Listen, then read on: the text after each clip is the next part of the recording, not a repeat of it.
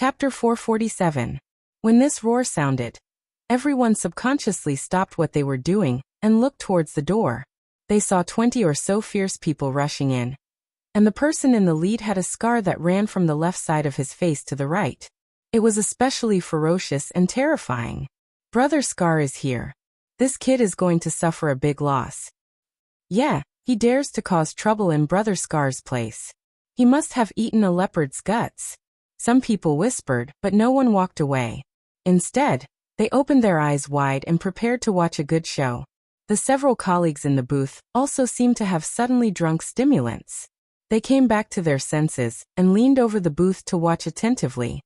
Brother Scar, you finally came. This kid came to cause trouble. Brother Meng pushed the almost scared out of her wits to the side. He climbed up and fiercely shouted. Scarface's eyes were small but very bright, like the eyes of an eagle.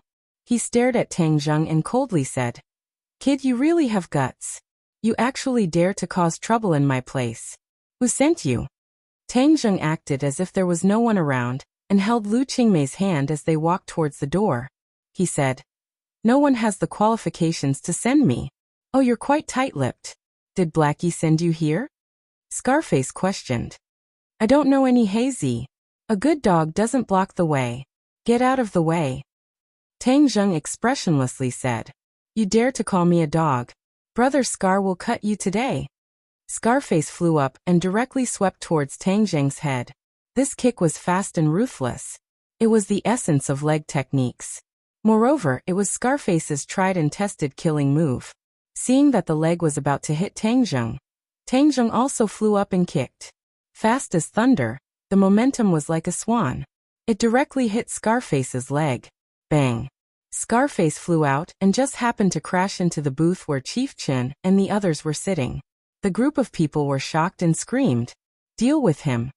When the other henchmen saw this, they clamored and pulled out the machetes they always carried with them, and started to attack Tang Zheng. Tang Zheng's eyes turned cold as he used one hand to cover Nanan's eyes while the other hand smoothly snatched a machete. Shwa shwa shwa. The machete's afterimages flew out as a cold light flashed. Pitiful cries rose and fell one after another. Not long after, more than 20 people fell into a pool of blood, groaning and screaming. The others retreated, looking at Tang Zheng as if they had seen a ghost. Seeing Tang Zheng's gaze sweep over, many people subconsciously lowered their heads, not daring to look at Tang Zheng. When Brother Meng saw Tang Zheng looking over, his throat went dry. He was so scared that his legs went soft and he lay on the ground again. He didn't dare to say another word. Let's go. Tang Zheng and the others swaggered out of the bar under the watchful eyes of the crowd. No one dared to stop them. Tang Zheng let go of his hand. Nana pouted and said, Brother, did you just beat up those bad guys? Of course. Tang Zheng grinned. Wow, that's great. Brother, I want to be as powerful as you when I grow up. Nana waved her small fist and said eagerly, Oh, then how about I teach you? Tang Zheng took the opportunity to say. Nana hurriedly nodded. Okay, Nana wants to be strong and become a superwoman. Haha, good, Nana will definitely become more powerful than a superwoman. Tang Zheng tenderly stroked Nana's head. They returned to Lu Qingmei's residence. How was your trip to Dianan? Why did it take so long? After comforting Nana to sleep, Lu Qingmei couldn't help but ask. There was a little accident. My identity as a cultivator was exposed. Tang Zheng said. Then what should we do? Lu Qingmei's face suddenly changed. She already understood what this meant. Tang Zheng put his arm around her shoulder and comforted her. Don't worry so much. There's nothing to be afraid of. Moreover, my strength has increased a lot. It's not so easy for the average person to kill me. Seeing that he was full of confidence, Lu Qingmei was a little relieved, but did not forget to remind him. You must pay attention to your safety in the future. Your new job doesn't seem to be going well. Tang Zheng changed the subject. Lu Qingmei sighed and said, In fact, it's not bad at work. It's just that it's so unpleasant tonight. If you're not happy, just change your job. Don't force yourself. Tang Zheng didn't want to dare her too much. She was an independent person. She should have her own life and circle. Tang Zheng didn't intend to tell her what to do. I know. Anyway, I'm very happy right now. I'll see later. Lu Qingmei said indifferently. Tang Zheng nodded. After tonight's incident, naturally no one would have any bad ideas about her or secretly make things difficult for her. After all, they had to weigh the pros and cons. I've been gone for so long. Did you miss me? Tang Zheng turned over and pressed her down. He sniffed the fragrance of her neck and softly asked. Lu Qingmei heard this and her heart moved. Her body began to soften as she whispered. I didn't miss you. I've been gone for so long without any news. Is it because there's a beauty in Dianan that you forgot about home? Tang Zheng's mind was filled with thoughts of martial arts. However, he didn't bat an eyelid and flatly denied it. There's no beauty as attractive as you, Teacher Lu. You're not allowed to call me teacher. Lu Qingmei's heartstrings trembled. When she heard the word teacher, there was a strange feeling that touched her heart. Teacher Lu is shy? Tang Zheng's finger lightly brushed across her body. He felt her body temperature gradually rise and slightly trembled. Don't. Lu Qingmei stopped him. Teacher Lu, let's have a health class. Tang Zheng strangely laughed and moved. The room suddenly became as warm as spring. The next day, Tang Zheng woke up early in the morning and made breakfast. The three people ate breakfast together. He brought Nana and Xiaobai to school. After many days of separation, the school was still brimming with a youthful atmosphere. Even the cold winter was unable to disperse this atmosphere.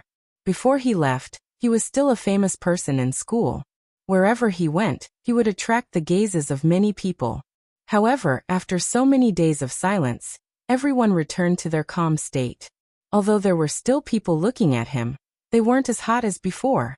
He was familiar with the way and avoided the dormitory manager's detection range. He brought Nana to the dormitory. However, he discovered that the three people were still hiding under the blankets. He couldn't help but mischievously yell, "The instructor is here." As soon as he said this, the three people sat up as if it was a conditioned reflex. Sinosaurus even directly stood up and hit the ceiling with a bang. Ouch! Sinosaurus rubbed his head and jumped around in pain on the bed. He angrily said, "Which bastard is randomly yelling so early in the morning? Are you trying to kill me without paying with your life?" Before he finished speaking, he stared straight at Tang Zheng and cried out in alarm. "Old 3 is back. Old 3 is back." With a pung sound, he jumped down from the bed. His movements were incomparably agile as he pounced towards Tang Zheng like a big black bear. Wang Shiji and Zhou Yan also got up and looked at Tang Zheng in disbelief. They quickly climbed down the stairs and rushed up to hug Tang Zheng. "Hey, stop right there." Nan Nan was a mischievous child, so she shouted at the top of her lungs. The three of them seemed to have activated the brakes and stopped dangerously in front of Tang Zheng. Sinosaurus smiled and said, "Little beauty Nana, why are you here?" When Tang Zheng brought Nana to school, he was already familiar with the brothers in the dormitory. Nana put her hands on her hips and said seriously, "Of course I'm here to study." "Humph, you are all lazy people. I got up early, but you are still in bed." The three of them were speechless and their faces flushed red. Wang Shiji mumbled and explained, "We don't have any classes in the morning." "Hey, let's not talk about this for now. Old 3 is back. We need to celebrate." Old 3 must have suffered a lot outside during this period of time. Look at how dark his face is. Second brother, your observation is really meticulous. Could it be that a day without seeing each other is like 3 autumns? You want to be gay with old 3, right? Zhou Yan teased. Sinosaurus's face hardened and said, "I am a straight man, moreover, I already have Lu Xian. How could I fall in love with someone else? I am a dedicated man." Tang Zheng's eyes lit up and teased, "Yo, second brother, your progress is quite fast. You took down Lu Xian so quickly?" Back then, during the dormitory friendship of 502 and Yi Dingdang, Sinosaurus had already taken a fancy to Lu Xian. Who would have thought that during the period of time when Tang Zheng was away, the two of them would actually achieve a positive result? Sinosaurus scratched his head and said, "Of course, don't you see who I am? Although I'm not as popular as third brother, I'm still the second most popular person in our dormitory. Fourth brother was chased by Li Fengfei, and Lu Xian was chased by you. As for third brother, you're even less of a match for him. Who knows how many beauties he has?" Wang Shiji mercilessly took over his bottom line. Sinosaurus was not angry, and said embarrassedly, "Boss, you don't have a goal yet. I'm someone who has already gained something. You don't have the qualifications to laugh at me. I plan to study hard in university, and then find a good job after graduation. I don't want to waste my time in a relationship," Wang Shiji said seriously. "Moreover, the cost of a relationship is so high, I can't afford it. TSK, you can spend less money in a relationship. Whenever you like a girl, our dormitory will mobilize everyone to help you take her down." Sinosaurus patted his chest and said. Tang Zheng laughed and looked at Zhou Yan. Zhou Yan's family background was not ordinary, and even until now, Tang Zheng still had not figured out his background, but Li Fangfei's eyes were fiery gold, and actually chased after him. However, it seemed that Li Fangfei did not succeed. "OL3, where have you been all this time? Professor Qi also came back, but you disappeared without a trace. We went to ask him, but he stammered. We thought something bad had happened." Zhou Yan asked with concern. "I'm fine. I was just delayed by some things. Is Professor Qi all right?" "Sai, let's not talk about it anymore." When Professor Qi came back, it was as if he had changed into a different person. Furthermore, his classes are being replaced by other teachers. I wonder what he's busy with right now. Right now, this teacher's lecture is not interesting at all. It's far worse than Professor Qi's. Sinosaurus muttered. Wang Shiji nodded in agreement with a serious expression. Chapter 448. Tang Zheng asked his roommates to take care of Nana. Then he went to look for Qi Shaowen. Fortunately, Qi Shaowen was still sane. Otherwise, Tang Zheng would feel guilty. However, Qi Shaowen looked at Tang Zheng strangely. At first it was joy. Then it was surprise. He looked around nervously as if he was afraid of something. "Professor Qi, why are you so careful?" Tang Zheng asked with a smile that was not a smile. Qi Shaowen patted his chest and said with lingering fear, "I thought you wouldn't come back. You don't know that after we came back, everyone was quarantined and interrogated. They were only released after a few days." Tang Zheng nodded and said, "What a big fuss. It seems that the 100,000 Hills incident is very important." "Of course it's important. This is the biggest discovery in the archaeological world. Of course it's beyond our abilities." Qi Shaowen looked gloomy. "All the so-called big discoveries in the archaeological world over the years are nothing compared to this one. This has overturned traditional knowledge." "Haha, it's because you've overturned tradition that the higher-ups put you under strict scrutiny and gave you a gag order, right?" Tang Zheng said calmly. "How did you know?" "I guessed." "That's an accurate guess. The higher-ups are afraid that I'll spill the beans, so they don't let me attend classes. Instead, they let me focus on my research. Actually, this is good. This is a big discovery. It's enough for me to study for many years," Qi Shaowen said. Tang Zheng frowned slightly. "So it's the higher-ups' order that you don't attend classes?" "Yes. In order to avoid contact with too many people. I even suspected that I was being watched for a while. But it seems that I'm too sensitive." Qi Shaowen smiled sheepishly. Tang Zheng could not bring himself to smile. Obviously, his suspicions were true. The officials took this matter so seriously that they would really keep an eye on the archaeological team. However, it was obvious that they strictly obeyed the order, and did not tell anyone about what happened in the 100,000 Hills. That was why the surveillance was lifted. "By the way, why did you come out? I thought you'd be in danger," Tang Zheng said. "Of course there was danger, but I was lucky enough to escape with my life." Qi Shaowen patted Tang Zheng's shoulder and lamented, "It's good that you're alive. At that time, I really thought that I was going to die in the 100,000 mountains. I don't care about my old bones, but it's a pity that you died at such a young age." Tang Zheng grinned. "I won't die so easily. You didn't meet anyone from the government when you left the 100,000 mountains? From the looks of it, they won't sit idly by and do nothing, right?" Tang Zheng gave him a thumbs up and praised, "Professor Qi's foresight is amazing. Of course I met them, but they can't do anything to me for the time being, so I guess I'm safe." Qi Shaowen sucked in a breath of cold air and sighed. "Oh, when I first met you, I really didn't expect you to be so extraordinary. You can actually reach a balance with the government. However, I still want to remind you that there are no eternal enemies, only eternal interests. To the government, you're still an unstable factor.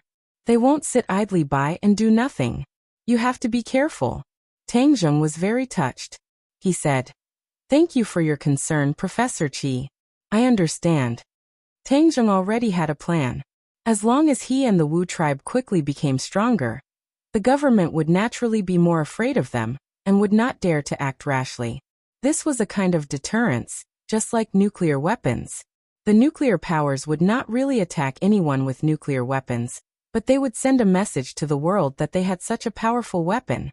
Therefore, they would be confident in their words and not dare to do anything to them. Otherwise, they would fight to the death and no one would have an easy time. Since Tang Zheng had achieved this level of deterrence, he could rest easy for the time being.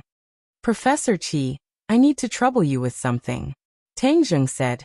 "I want to study the information related to the ancient Emperor Qi Yu and the Battle of Zhuolu." Qi Shaowen smiled proudly. His eyes narrowed into slits. He said, "I knew you would want to know these things, so I've already started to study them." Tang Zheng was overjoyed.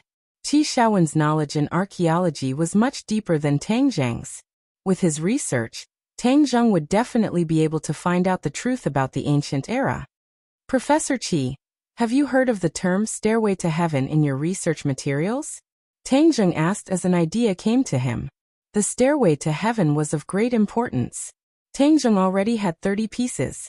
He was eager to know the whereabouts of the other dozens of pieces.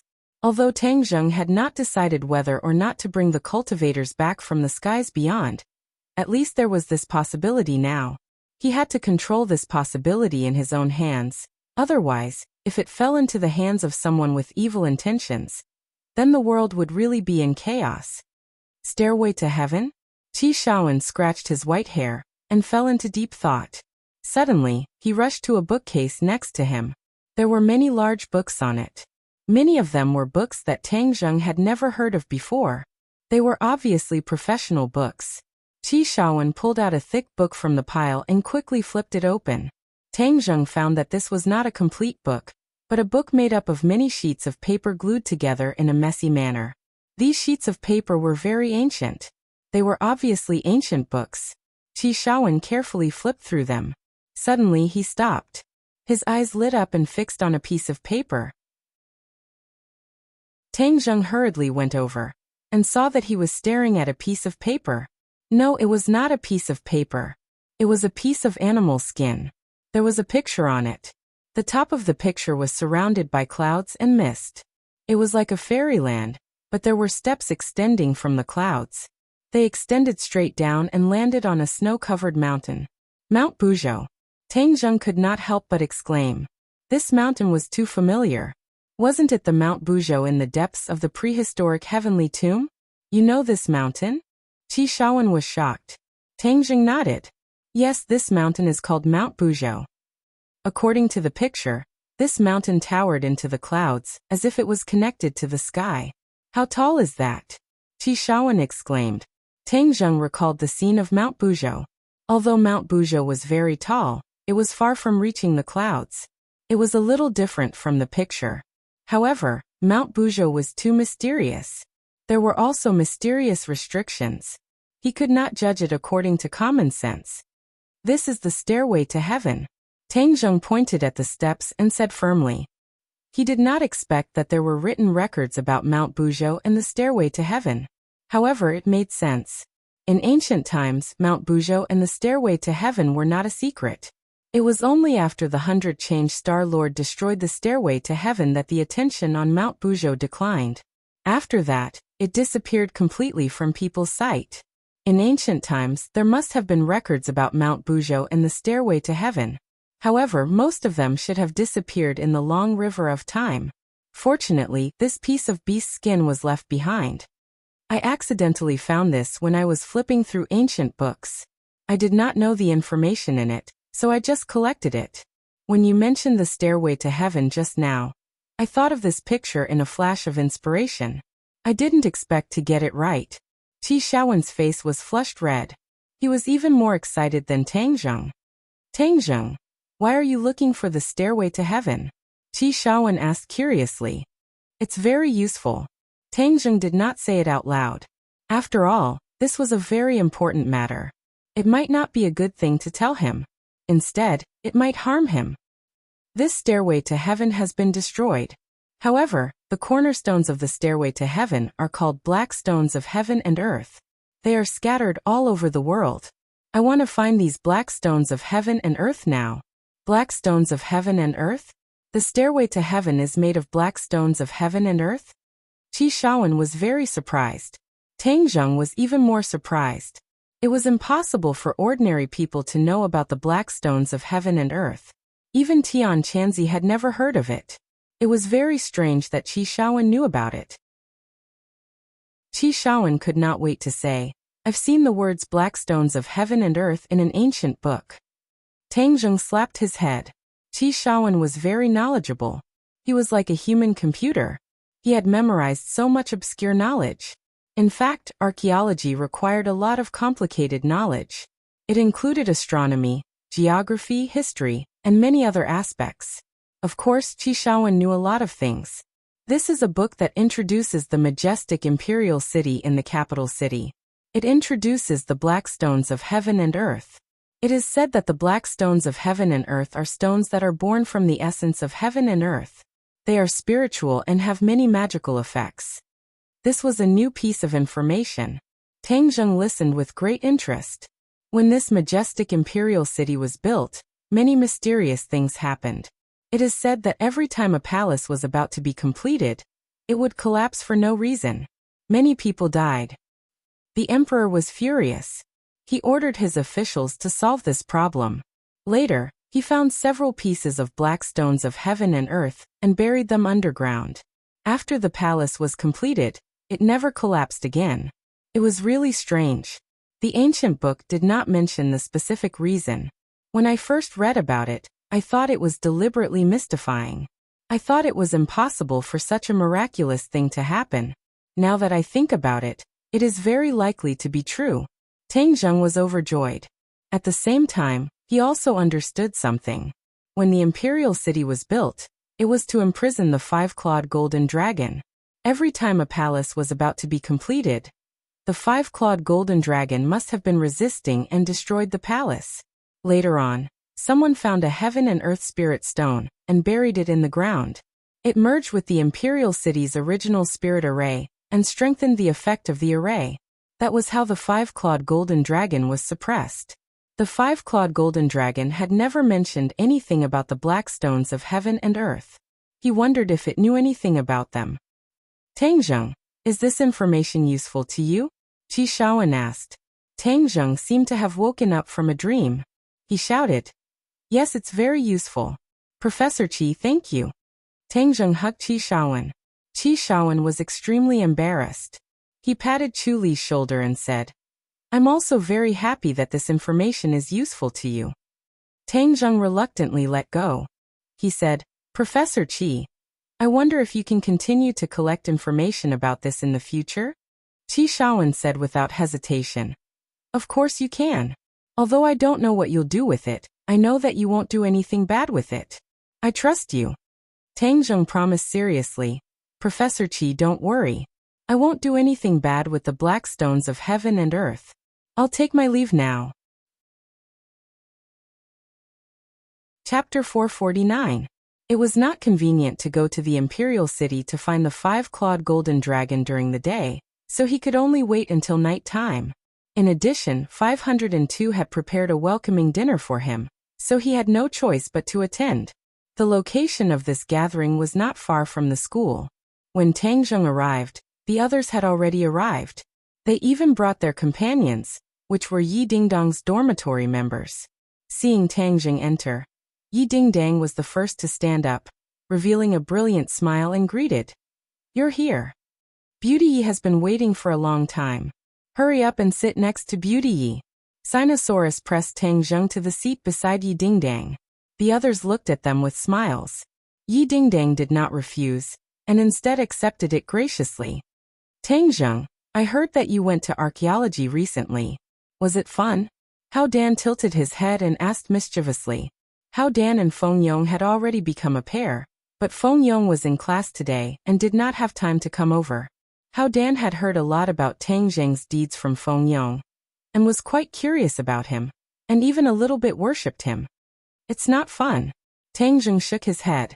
This time, it could be said to be a narrow escape, and it was not fun at all. How can it not be fun? Don't all archaeologists go to ancient tombs or famous mountains and rivers? At least it's more fun than staying in school. Hao Dan said in disbelief. Archaeology is not only fun, there are also unknown dangers. How could that be? Hao Dan rolled his eyes and had an idea. Could it be that it's like the legends? You guys went to an ancient tomb and then met a zombie? Tang Zheng was stunned for a moment, then couldn't help but laugh. Your imagination is really too rich. It's a waste not to write a novel. You actually found this advantage of mine. I've always wanted to be a literary and artistic young woman. Hao Dan boasted. The others were also amused by her cute appearance and laughed. Li Fangfei looked at Tang Zheng with a complicated gaze. In the past, he thought that the person with the deepest foundation in 502 was Zhou Yan, so he did not hesitate to dive into pursuing Zhou Yan's career. Later on, he discovered that Tang Zheng was actually a piece of unpolished jade. He looked ordinary and mediocre, but he contained a wealth of treasures. Even though Li Fangfei prided herself as an outstanding treasure hunter, she truly had no way of exploring Tang Zheng's treasure. Tang Zheng's style of disappearing for dozens of days was not her type. However, seeing Yi Dingdang diving headfirst into Tang Zheng's big net, Li Fangfei was really shocked. Li Fangfei could already confirm that Yi Dingdang came from a big family with a prominent background, but she was deeply in love with Tang Zheng, which made her extremely puzzled. However, Li Fangfei did not dare to underestimate Tang Zheng in the slightest. Just the limelight of the martial arts assembly alone had overshadowed most of the students. Furthermore, she could not see through Tang Zheng in the slightest. Lu Xian leaned on Sinosaurus's side like a little bird, looking at the few of them with a smile. She was originally a person of few words, but now that she was conquered by Sinosaurus, she seemed to have become even less talkative, and became a little woman. All right everyone, don't just talk about me. While I was gone, a lot of things happened between you guys. Hey, each and every one of you is a pair. Tang Zheng said with a smile. Could it be that only you are allowed to set the fire, and we are not allowed to light the lamp? This is called charm, do you know? Sinosaurus laughed and boasted. You still dare to talk about charm? If you didn't pester us, would you be able to chase after our Lu Xian? Li Fangfei teased. Lu Xian was moved by my sincerity. What do you mean by pester us? You don't know anything about romance. Sinosaurus retorted righteously. Lu Xian rolled her eyes and pouted. You're just pestering us and you don't allow others to talk about it. Sinosaurus chuckled and added, hee hee, if you say so, then so be it. I'll listen to you. Yo, you're already following your wife's tune so quickly. Second bro, I think you'll definitely be a henpecked husband in the future. Wang Shiji teased.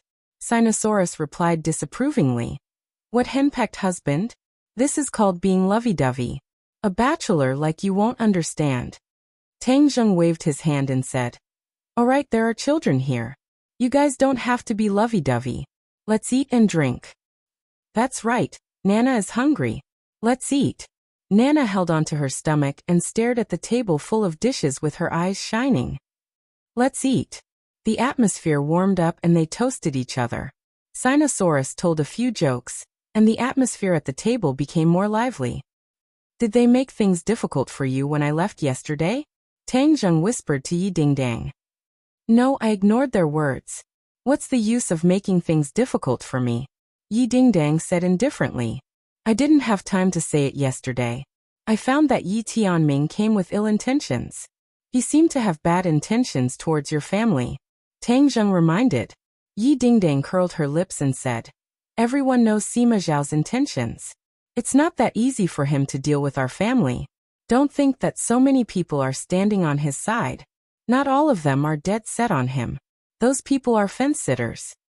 Oh, that is to say, as long as your father sits firmly on the throne of the Ye family, those people will naturally side with your father? Of course, but I'm not interested in those people. It doesn't matter if there's one more or one less. Tang Zheng pondered for a moment and said, "Remind your father to be careful. He is too honest, but Yi Tianming is not. Be careful of his dirty tricks and deepen Yi Xuanji's prejudice against your father. If that happens, the position of the patriarch may be taken away. Although I don't know why your father was expelled from the Ye family, I'm guessing that it has something to do with Yi Tianming."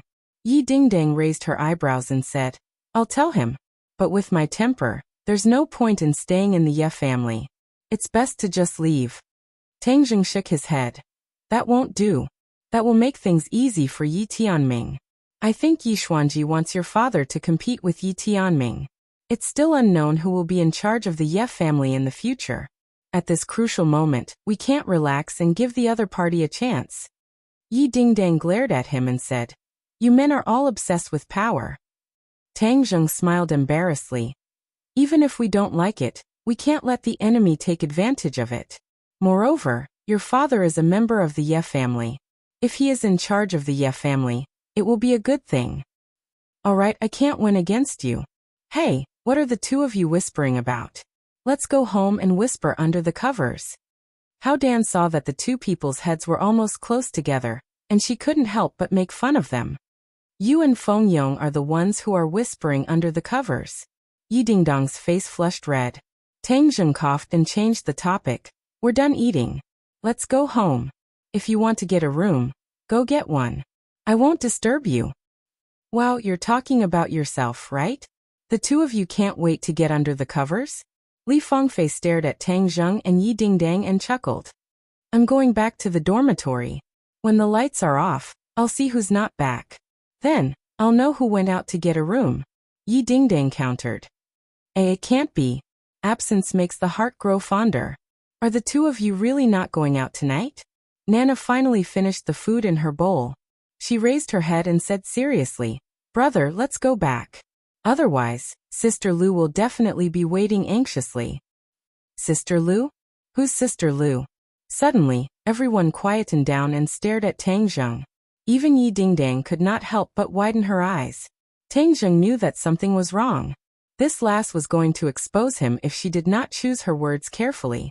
He hurriedly said, "The kids are just playing. Since everyone is done eating, let's go. Dingdang, Nana and I will make a move first." After he finished speaking, he pulled Nana and left the restaurant as if he was escaping. "Brother, why are you leaving? Where's all the delicious food?" Nana innocently stared at him and asked. Tang Zheng did not know whether to laugh or cry. This little girl almost got into big trouble. So he seriously said, "Nana, brother will make a promise with you, okay?" "Okay, come, let's make a pinky promise. We won't change our promise for 100 years. Nana excitedly clapped her hands. "In the future, don't mention Sister Lu's matters to outsiders," Tang Zheng seriously said. "Why?" "When you grow up, you'll understand adult matters." Tang Zheng patted her little head and said. Nana did not understand and asked, "Could it be that I can't tell Sister Dingdang?" "Of course, I know that Nana is the best at keeping secrets. This is our secret." Nana happily clapped her hands and said, "Okay, Nana promises brother that Nana will definitely keep it a secret." "Then let's go home." "That's him. Chop him to death." Suddenly, an angry roar rang out, and a large group of people surged over. At this moment, the few people in the restaurant also dispersed. No one went to get a room, but a few girls gathered together and started chattering. "Dingdang, who is that Sister Lu?" Li Fengfei asked. Yi Dingdang blankly shook her head. She really did not know who this person was. No matter how smart she was, she would not have thought that this person was her high school class teacher, Lu Qingmei. "There's a situation," Hao Dan said resolutely. Lu Xian also nodded her head seriously. Yi Dingdang panicked. Could it be that there was really a situation? She knew about Tang Zheng and Feng Shishir. Could it be that there was another person? Maybe it's just a kid playing around. Don't take it seriously. Yi Dingdang took a deep breath and suppressed the panic in her heart as she forced out a smile. "Dingdang, don't force yourself to smile. Your expression has already betrayed your heart. Moreover, It's better to believe in this kind of thing than not to believe in it. Making preparations early is the best strategy, Li Fangfei warned with the appearance of an expert. Yi Dingdong's panic grew stronger and stronger. If you secretly follow him one day, he will definitely reveal a flaw. As long as you follow the clues, everything will come to light. Li Fangfei clenched her fists and waved her hands in the air as she said, "Yes, a woman must fight for her own happiness." Hao Dan and Lu Xian agreed in unison. Tang Zheng did not expect that because of Nana's unintentional words, he would reveal a huge flaw. However, at this moment he did not have the mood to care about this matter. This was because he was facing a large group of people, and among them, there were even people holding guns and swaggering at him. Chapter 450. Brat, aren't you very arrogant? Try moving and your brother Scar will let you know the taste of a bullet today. Scarface flaunted his might as he coldly sneered. Tang Zheng looked at these dozens of people without batting an eyelid. Most of them had weapons in their hands, especially a few of them who were holding guns. The threat was not small. "Are you born in the year of the dog? You actually found me?" Tang Zheng asked with a teasing smile. "Fuck, you still dare to be arrogant? No one in the capital can escape from your brother Scar's eyes." Scarface proudly boasted. "Sigh, this is the first time I've seen someone who can't wait to die." Tang Zheng shook his head and sighed. "Courting death? I think you're the one who's at death's door and still boasting shamelessly. Open fire and get rid of him." Scarface had been running rampant in the capital for many years, but he had never met someone who dared to not put him in his eyes. He couldn't help being furious and didn't hesitate to use his gun to get rid of Tang Zheng as an example. "Nana, sleep for a while." Tang Zheng's finger pressed on Nana's neck. Nana's eyes slightly closed and she quickly fell asleep. "Now we can make our move." Tang Zheng's lips curled into a smile, but it was like a devil's smile that made people shudder. Scarface's heart trembled as he suddenly had an ominous premonition. He immediately shouted, "Move!" Bang! Bang! Bang! The sound of gunfire crackled like firecrackers, filling the air. And where did he go? Suddenly, everyone discovered that they had lost sight of their target. Tang Zheng had disappeared. Scarface's heart suddenly felt a sense of danger. Before he could react, he found that his neck was already grabbed. "Ah!" Scarface screamed in fright, but his scream came to an abrupt end. His throat had already fallen into Tang Zheng's grasp. "Didn't you want to kill me? Who's going to kill who now?" Tang Zheng sneered. "Don't kill me." A strong killing intent enveloped Scarface, and he turned pale with fright as he begged for mercy. Too late. Tang Zheng softly spat out these two words. With a crack, the scarred man's eyeballs almost popped out of their sockets. His neck was completely broken, and his head tilted to one side and drooped down. "He killed Brother Ba," someone exclaimed. The corners of Tang Zheng's mouth curled up as he said, "He's courting his own death. If I don't kill him, he'll be buzzing around my ears like a fly. It's so noisy that it's annoying." Tang Zheng did not have the energy to deal with these small fries. He might as well get rid of them in one go and save his energy to do other things. However, the others discovered his decisive side, especially his elusive skills, which made them tremble in fear. The henchmen next to him scattered in all directions. Tang Zheng swept his eyes over the crowd and murderously said, "Whoever dares to disturb me again will end up like him." He loosened his grip and Scarface's corpse fell to the ground with a loud bang, deeply shocking their hearts. Tang Zheng hugged Nana and left with large strides. The others looked at each other in dismay, but no one dared to stop him. The news of Scarface's death quickly spread. Brother Meng was so scared that he almost fell to the ground. After a brief moment of shock, his eyes lit up and he suddenly laughed wildly. "The heavens are helping me. I've been working under Brother Ba for so many years, and I've never been able to rise up. Now that Brother Ba is dead, the territory and influence he left behind will be mine. But if I want to smoothly take over his business, then I must accomplish one thing, and that is to take revenge for Brother Ba. That brat isn't even afraid of guns. He's not an ordinary person. If I rush up, I'll only be delivering myself to him. I'm not that brat's opponent, but the person behind Brother Ba can definitely eliminate him." Thinking about the person behind Brother Ba, The light in Brother Meng's eyes burned even more fiercely. As Scarface's henchman, he understood Scarface's background. Scarface was able to stand tall in the capital for so many years and contend against his other big brother Hazy. What he relied on the most was not his subordinates or the guns in his hands. His biggest reliance was the Chu family. Scarface was a dog of the Chu family. Whatever the Chu family said he would do. It didn't matter if he killed Scarface, but this was touching the interests of the Chu family and going against the Chu family. The Chu family needed an agent, so they wouldn't brazenly let their own family members do this dirty work. Since Scarface was dead, then he, Brother Meng, was naturally the best candidate. Right now, the most important thing was to find the people from the Chu family. Brother Meng thought hard and finally slapped his head. He thought of a clever idea. The big shots of the Chu family were not easy to find, but the Chu family's child phone was very high profile. Brother Meng knew his whereabouts. Right now, Child Chu must be playing at Heavenly Fragrance and National Beauty. I have to go see him immediately. Brother Meng spent a lot of effort and felt that it was more difficult than a fierce battle. Finally, he met the Chu family's young master Chu Xiaofeng at Heavenly Fragrance and National Beauty. Heavenly Fragrance and National Beauty was the name of a clubhouse.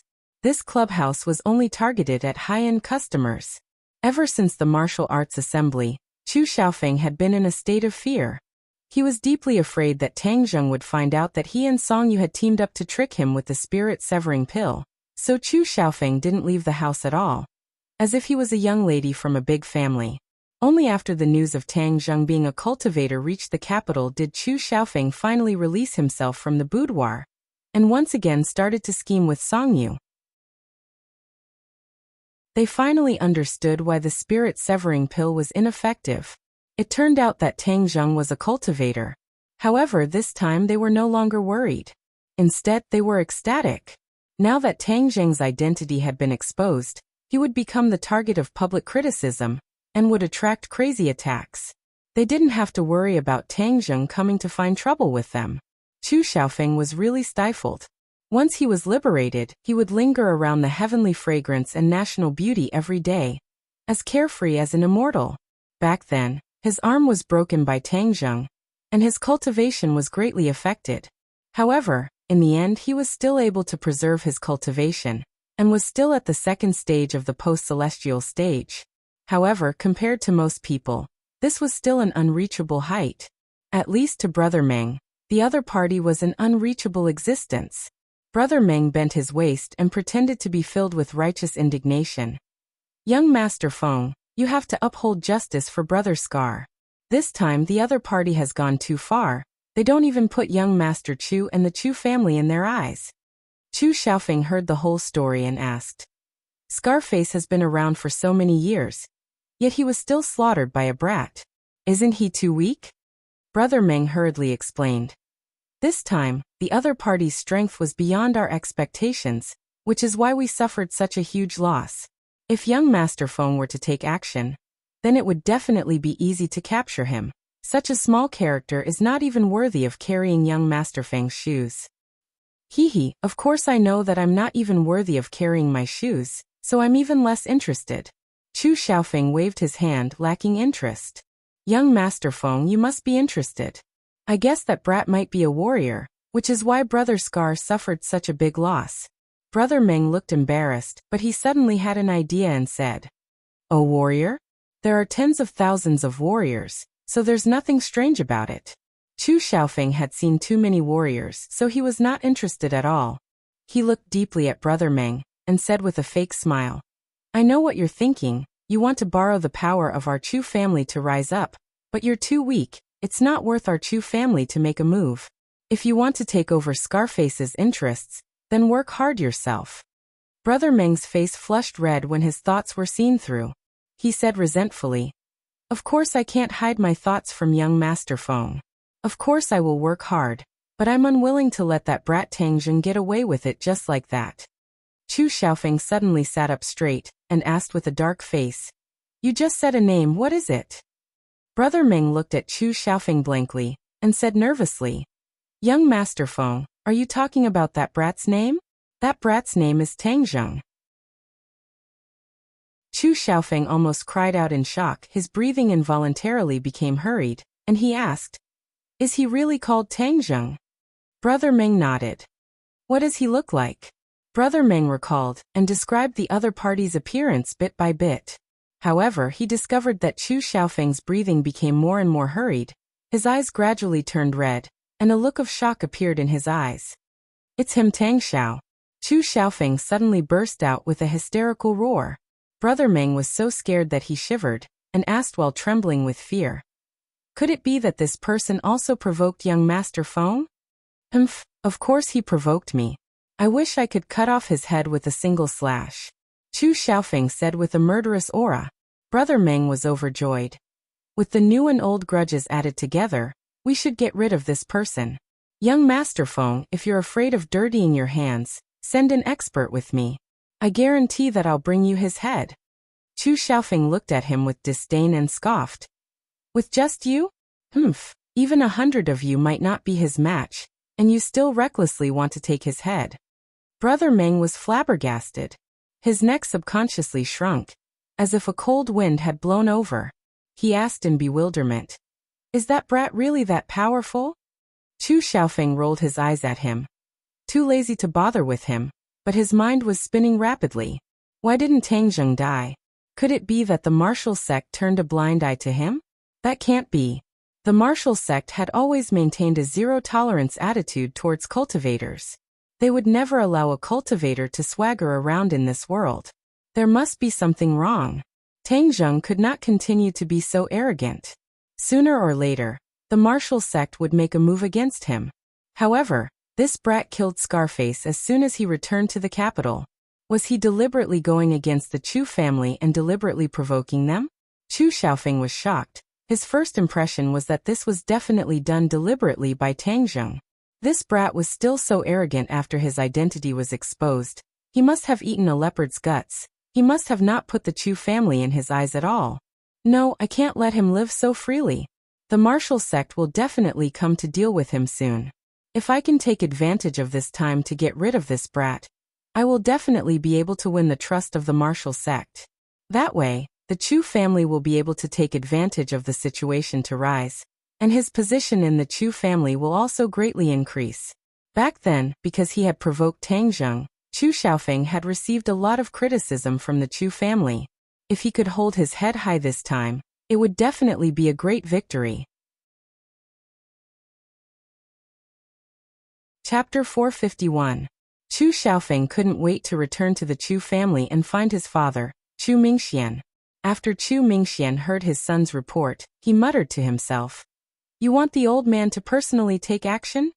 Yes, if the old man makes a move, he will definitely succeed. That brat Tang Zheng will definitely die. Chu Xiaofeng vowed. Chu Mingxian was silent, his expression serious, and only after a long while did he say in a deep voice, "Your plan is not impossible. If Tang Zheng dies, it would be to solve a huge problem for the martial sect. Taking advantage of this opportunity to form a relationship with the martial sect, it would be beneficial to the martial sect, but the key is the master behind Tang Zheng." Mentioning this person, both father and son fell into silence. Their impression of Tian Chanzi was simply too deep. Back then, on Yan Potion's 80th birthday, not only did the Chu family lose Chu Xiaohui, a young talent, they had also lost all face. It was the shame of their entire lives. Although that person is powerful, the martial sect will not let him go after all, so he shouldn't be able to jump around for more than a few days. Without that person's protection, what kind of waves can Tang Zheng jump around? Chu Xiaofeng said disapprovingly. Chu Mingxian looked deeply at his son and said with relief, "Xiaofeng, you have really grown up. You can see the problem more comprehensively and deeply, and you also know how to share the burden of this family. Your suggestion is not bad. Before the old man sleeps, we will immediately go find him." Chu Xiaofeng was overjoyed and hurriedly nodded. The father and son arrived in front of a small house and stopped in their tracks. They respectfully shouted, "Father, I brought Xiaofeng to see you." "What's the matter?" An old voice sounded. "We have something to report to you. Didn't I tell you before that you should try to make a decision about the Ye family, and not disturb my cultivation?" The old voice said. Chu Mingxian lowered his head and said, "Father, I am unable to make a decision on this matter. I must report it to you." The other party pondered for a moment, then said, "Come in." Creak. An iron door opened on its own without any wind, revealing a dark room. There was not a single ray of light in the room, so it was impossible to see what was going on inside. Chu Xiaofeng shivered. He had been very afraid of his grandfather since he was young, and when the old man got older, his temperament became very strange. He did not like the sun and locked himself in this small iron house all day long. It was said that he was cultivating, and it was very difficult for others to see him. If it wasn't for something important, the iron door would never be opened. Chu Mingxian and Chu Xiaofeng fell into the darkness. The iron door closed with a bang, scaring Chu Xiaofeng so much that his entire body trembled. It was pitch black, and he couldn't see anything. However, the old master's voice rang out. "Xiaofeng, you're a man of the Chu family. How can you be so useless? Just now, you were so scared that your whole body was trembling." Facing this question, Chu Xiaofeng's legs went soft, and he had the urge to kneel on the ground. He said with fear and trepidation, "Grandfather's lesson is very right. I will definitely try my best to correct it." "What is it? Just say it," the old man said. Chu Mingxian had already thought of an excuse long ago. He explained it concisely, and the small metal house instantly fell into silence. There was not the slightest sound. Even the breathing of the three people could not be heard. It was as if they were holding their breaths. "You want me to deal with Tang Zheng and rope in the martial sect?" After a long while the old man asked. "Yes, this is a once-in-a-lifetime opportunity for the Chu family. Now that the honeymoon period between the Chu family and the Yan family is over, we must find a new backer, and the martial sect is even stronger than the Yan family." Chu Mingxian analyzed with conviction. "The martial sect has always been arrogant. Will they care about what you do?" The old man asked. "Yes, the matter with Tang Zheng is not an exception. I heard that many strange things have happened in the 10,000 mountains of southern Yunnan, and there are even new cultivators that have appeared. Although the martial sect is strong, their strength in the secular world is not that strong, and we can make up for this weakness of the martial sect." Chu Mingxian said, "Could it be that the other families are all fools, giving such a good thing to our Chu family?" The old man asked. Chu Mingxian was confident, and said, "I have already confirmed it. The Ye family has already announced to the outside world that the Ye family and the Tang Zheng will no longer have anything to do with each other from now on, and will go their separate ways." Oh, that old man Yi Xuanji actually broke through his cultivation when he was about to die. And now he is so decisive in pushing Tang Zheng out of the Ye family. It's really strange, the old man said in surprise. Actually, there's nothing strange about this. Chu Xiaofeng had adapted to the darkness, and the pressure he felt had weakened a lot. He changed the topic and said, "The Ye family is a group of people who fish for fame. They did not openly go against the Tang Zheng because they were afraid of being poked at behind their backs, saying that they are as cowardly as mice." But didn't the Ye family also end up in a situation where they forget about righteousness for the sake of profit? That old man Yi Xuanji actually rejected his own grandson-in-law. What a decisive move. The old man sneered in ridicule. "I think they were afraid of being implicated by the martial sect, so they made plans early on," Chu Mingxian added.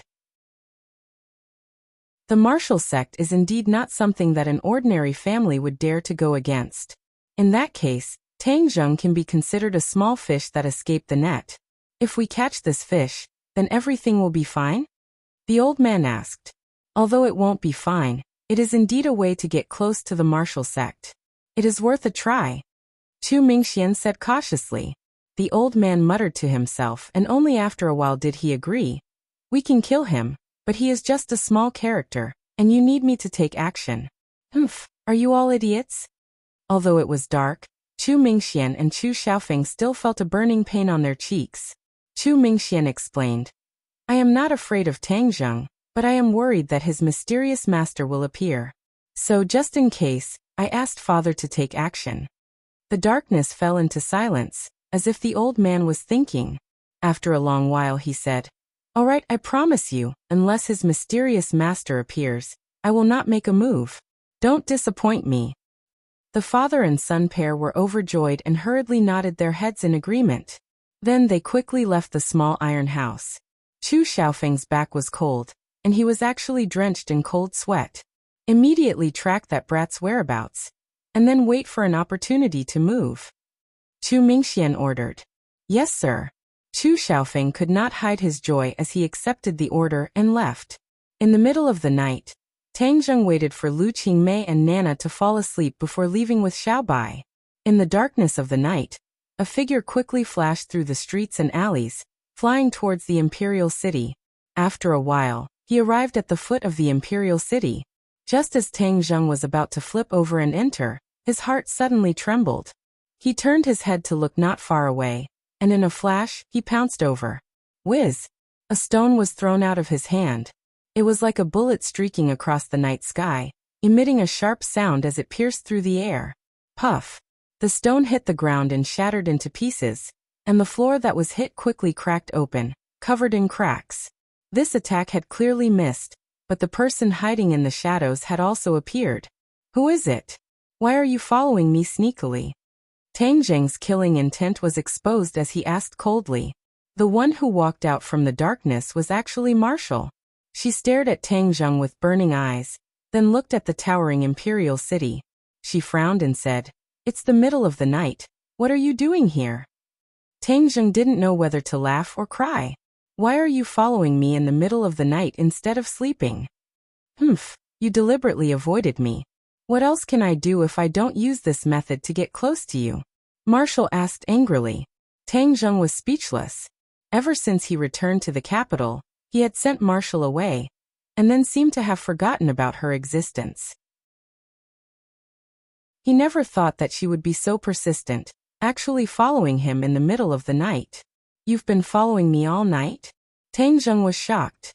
Since she was able to follow him to this place, then she must have discovered Lu Qingmei's residence. Lu Qingmei was a cultivator. Could it be that she was also exposed? Marshall's eyes revealed a trace of ridicule as he said, "You really like to play the trick of hiding a beauty in a golden house. That's your high school teacher, right?" Tang Zheng said without changing his expression, "This is none of your business." "Of course I don't care about these messy things," Marshall said. Tang Zheng heaved a sigh of relief. Although Lu Qingmei was a cultivator, to martial artists, cultivators were just like ordinary people. If they did not take the initiative to expose themselves, they would not be able to tell.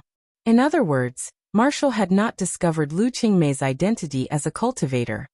What's the point of following me like this? Could it be that you really want to stay by my side? Tang Zheng asked curiously. I came here today to tell you two things. Oh, what is it? Didn't you tell me to ask Li Xiaotian about the movements of the Rockefeller family? They haven't made any movements recently. In addition, Louis's whereabouts have not appeared. I reckon he should have returned to his own country. This was not much different from what Tang Zheng had expected. As long as Louis did not do anything else, he would not have the time to pay attention to him. In addition, you have to accompany me to the martial sect. What? Tang Zheng was shocked. You want me to go to the martial sect? Then wouldn't I be walking right into a trap? I'm not that stupid. Marshall said disdainfully. If I really wanted to kill you, why would I save you? Oh. Tang Zheng was speechless. However, he still wouldn't go to the martial sect. Although Marshall had already pointed out that the martial sect's sect master might be his biological father, he didn't want to be entangled with the other party. Seeing that he was unmoved, Marshall continued. Sect master has already returned to the martial sect, but sect master is injured. However, sect master wants me to pass on a message to you. It is very likely that 100 Transformation Star Lord has also left the 10,000 huge mountains. 100 Transformation Star Lord's temperament is changeable, and his strength is so strong. Didn't your martial sect boast about hunting cultivators as your responsibility? Then go and get rid of the 100 Transformation Star Lord. Tang Zheng said in ridicule. Marshall's face was slightly embarrassed. He hesitated for a moment and said, No one in the martial sect is a match for the 100 Transformation Star Lord. Oh, so you guys are trying to bully the weak. You're not a match for the 100 Transformation Star Lord, so you came to bully me, right? Nonsense, who bullied you? Letting you go to the martial sect is for your own good. Don't bite the hand that feeds you, Marshall said angrily. The corner of Tang Zheng's mouth raised slightly, and said, For my own good? I don't think so. In short, I'm not interested in going to the martial sect. Don't waste your saliva trying to persuade me. I'll wait until you go. How long can you wait? Until you go. Tang Zheng shrugged his shoulders. Then go ahead, but there's no need to follow me. Please go back. Chapter 452. Tang Zheng's face was filled with resentment. Back then, he had tricked the third elder in the imperial city and allowed him to enter the five-clawed golden dragon's stomach. It really is you. Marshall instantly understood and revealed an unkind expression. I had long guessed that you were related to this matter. How did you do it? Since he had been seen through, Tang Zheng did not deny it and openly said, If I don't kill him, he will kill me. This is a situation of life and death. Although Marshall admitted that what Tang Zheng said was true, the person who died was the third elder of the martial sect after all, and his relationship with Marshall was even closer. If it weren't for your relationship with the sect master and the martial sect, I would have killed you right now. Marshall said hatefully, You're not my match. You can't kill me. Tang Zheng said bluntly. Marshall's face was slightly embarrassed and he was speechless. After pondering for a moment, he changed the topic and asked, Did you come to the imperial city in the middle of the night to do something bad again? No comment. Then I'll follow you and see what you're going to do. Although I can't kill you now, I have to be on guard against you doing bad things. Marshall said warily. Tang Zheng curled his lips. How could I do bad things? On the contrary, it's more likely that you will do bad things. Since you're willing to follow, then let's see if you can keep up. Tang Zheng tapped his foot and flipped over the walls of the imperial city. With a leap, he disappeared from the imperial city. Marshall's speed was not slow either, following him like a shadow. Tang Zheng did not head straight for the palace, but instead led Marshall around the imperial city. He was more familiar with the environment of the imperial city. After circling around for half a round, Marshall was already a little lost, and was left further and further behind by Tang Zheng. Whoosh! Tang Zheng looked back and finally did not find any traces of Marshall. He could not help but heave a sigh of relief. He suddenly changed the direction of his advance and shot towards a nearby palace. Finally, he arrived at his destination, activated the array, and entered the ground. However, Marshall was like a headless fly, searching for a long time, but he had no choice but to admit that Tang Zheng had indeed disappeared without a trace. She angrily stomped her feet and muttered unwillingly, This person is extremely hateful. Where did he go? Why did he disappear into thin air? Tang Zheng had a faint smile on his face as he arrived at the huge hall. Xiao Bai took the lead and jumped in front of the five-clawed golden dragon. The five-clawed golden dragon's eyes were also filled with joy. He spoke in human language, You're finally here. This time, you must let him accompany me for a few more days. The five-clawed golden dragon seemed to be used to the days when Xiao Bai was around. This time, after Xiao Bai left, it actually felt a strong sense of loneliness. Xiao Bai rubbed itself against the five-clawed golden dragon's body and squeaked a few times. It was full of joy. The little guy seemed to have fallen in love with the five-clawed golden dragon. No problem. Tang Zheng agreed. I came here this time to ask you a few questions. The five-clawed golden dragon stared at him with its big eyes and said meaningfully, This trip to Dianan, your harvest is not small. You actually increased your cultivation again. Hey, your body actually gives me a feeling of being reborn. Could it be that this is my illusion? Tang Zheng's heart moved as he remembered the mysterious heart. Could it be that all of this was due to it? Thus, he hurriedly voiced his conjecture. Immediately, the five-clawed golden dragon exclaimed in disbelief. What, you actually absorbed Qi Yu's heart? I'm not sure if that's Qi Yu's heart, Tang Zheng said. You're not sure, but I'm 100% sure that it's Qi Yu's heart. Qi Yu died, but I didn't expect his heart to be left behind and let you get such a big advantage. The Qi Yu's heart contains powerful energy, the five-clawed golden dragon said. Why does it sound so sour to me? Could it be that you also want this heart? Tang Zheng teased. The five-clawed golden dragon said without hiding anything. I can't even if I want it. Qiyu's heart is in my body, so it can kill me directly. Tang Zheng felt incredulous. Isn't the physique of your dragon race very strong? How can you die because of this heart?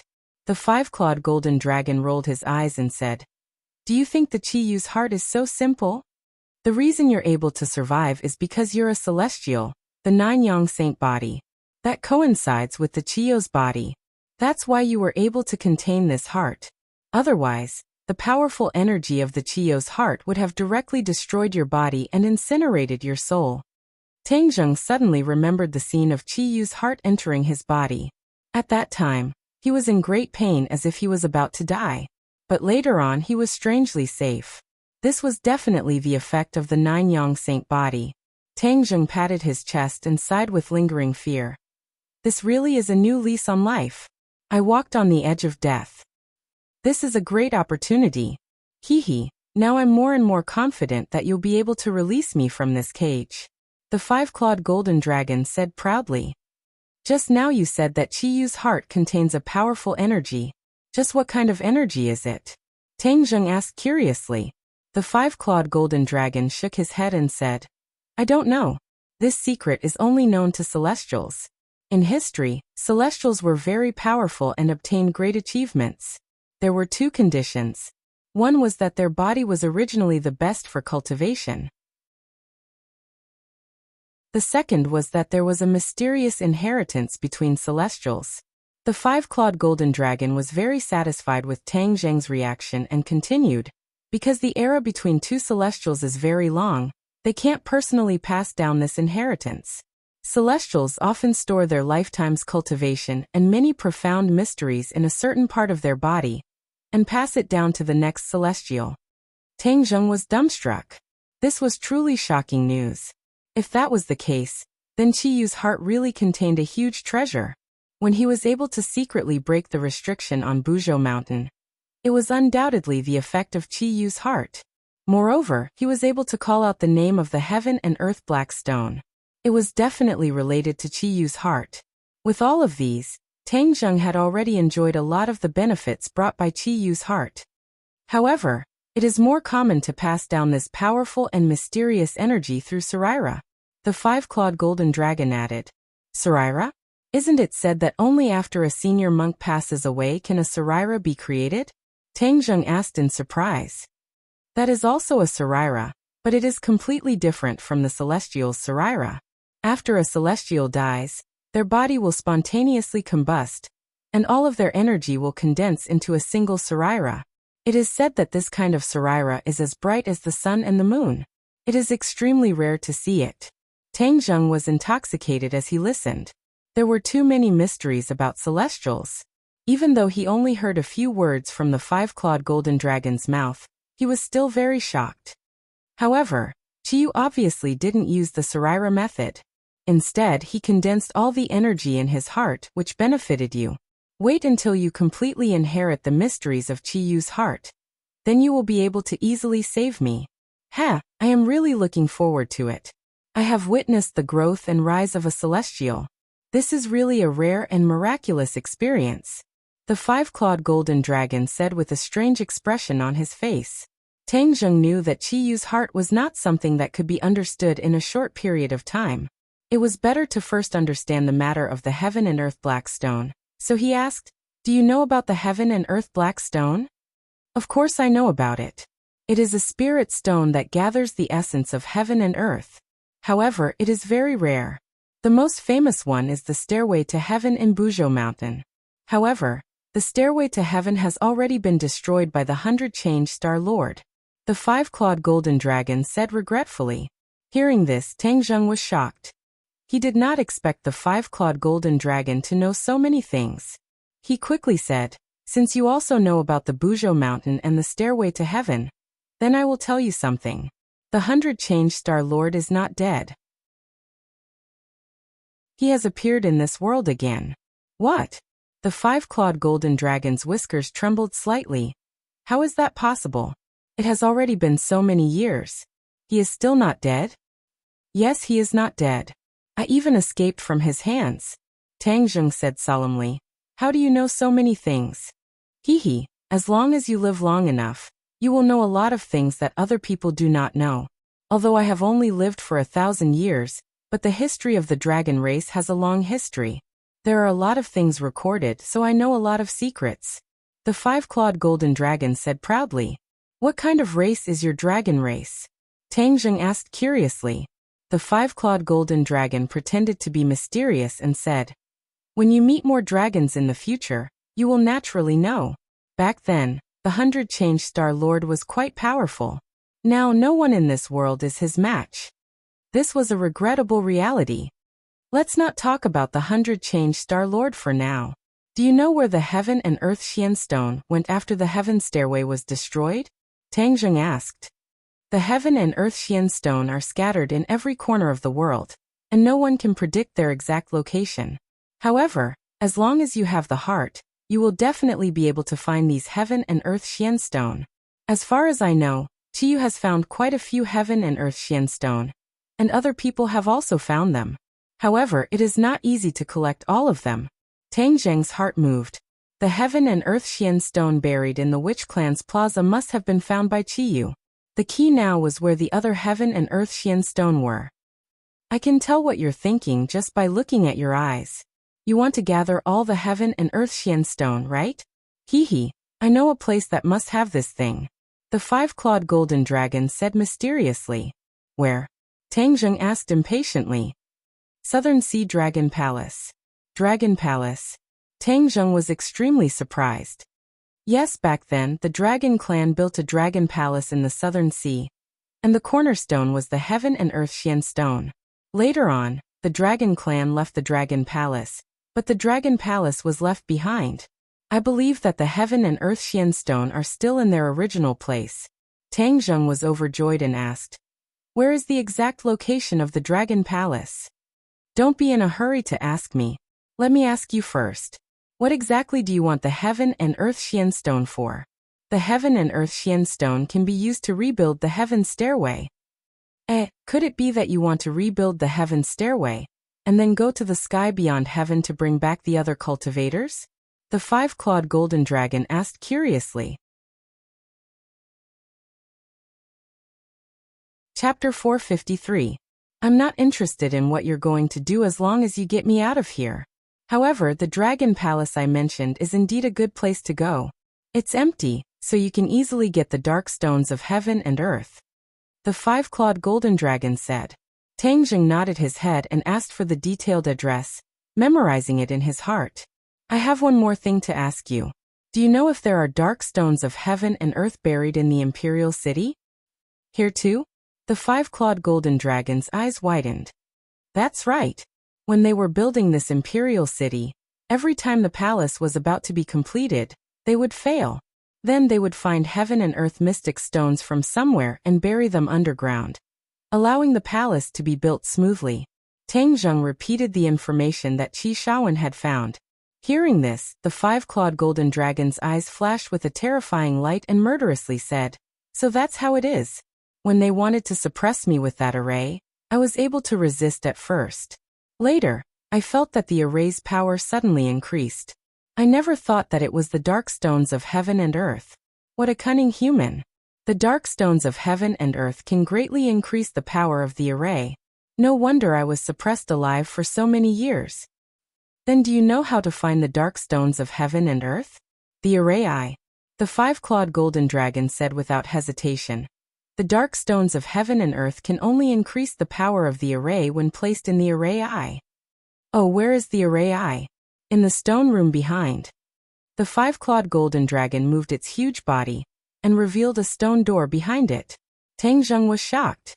He did not expect that there was a stone room behind it. He could not help but stare at the closed stone door. Enter this door, and you can see if the dark stones of heaven and earth you're looking for are inside. The five-clawed golden dragon said. Tang Zheng could not wait to rush over. He stared at the stone door and asked, since you know the array eye, why didn't you open it before? There is a restriction on this stone door. Only humans can open it. If I touch it, I will definitely trigger the restriction. The five-clawed golden dragon said helplessly. Tang Zheng suddenly realized that the eccentric person who built the imperial city must have added a restriction on the door to prevent the five-clawed golden dragon from breaking the formation by itself. However, even with the huge body of the five-clawed golden dragon, it was unable to squeeze into this small stone room. That person was worrying too much. Of course you have to push a door. Do you need me to teach you that? Tang Zheng was greatly embarrassed. He quickly placed both of his hands on the stone door. Ripples appeared on the stone door. This stone door was incomparably heavy. He took a deep breath and circulated his true qi.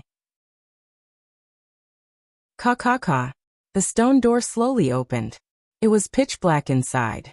Tang Zheng looked around and said, "Why is there nothing here? Why don't you go in and take a look?" The five-clawed golden dragon said. Tang Zheng hesitated for a moment, then lifted his foot and walked in. Bang!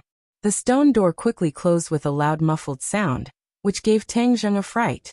He quickly calmed himself down, and was on full alert. Boom! A green lamp lit up. The faint light finally allowed Tang Zheng to see the scene in the stone room. Immediately he could not help but exclaim, "Ah!"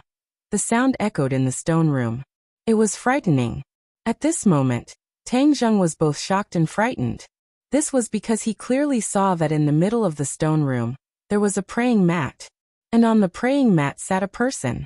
Yes, there was another person in this stone room. That was why Tang Zheng had such a big reaction when he stepped on it.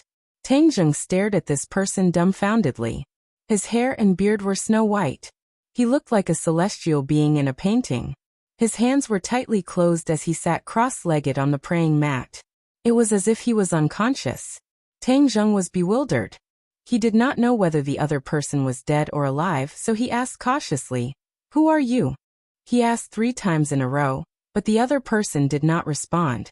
Tang Zheng was puzzled. Could it be that this person was already dead, but his body had not decomposed? Tang Zheng could not be completely baffled by a guy who could not move. So he took a deep breath and walked straight over. He leaned in front of the other person and reached out to check his breathing. Suddenly, the closed eyes suddenly opened.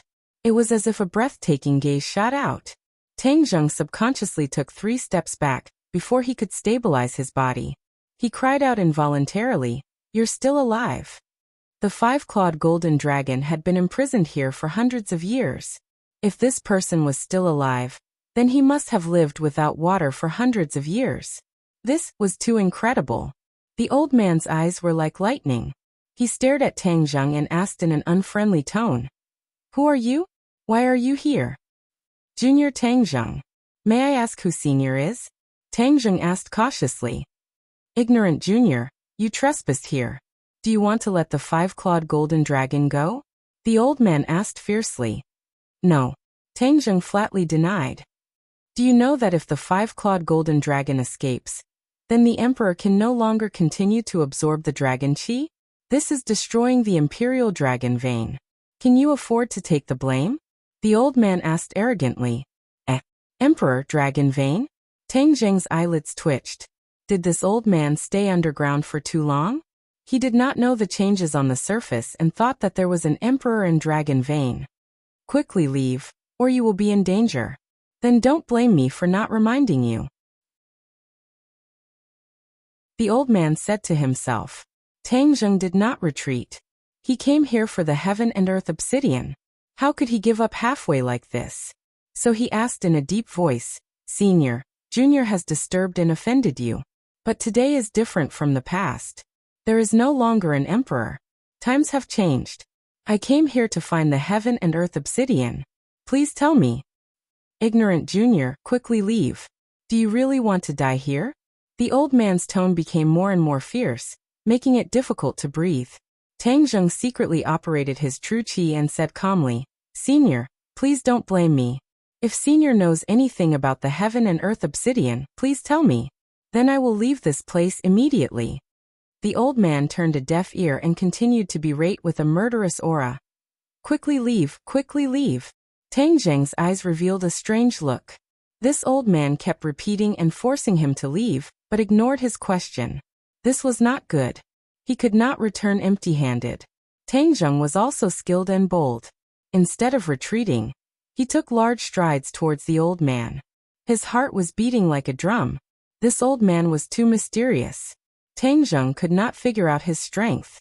The old man remained as still as a pine tree, but his voice was powerful and resonant as he said, "Quickly retreat. Senior, don't you feel tired talking like this? You're like a repeater." Tang Zheng joked, but the old man still repeated the same words.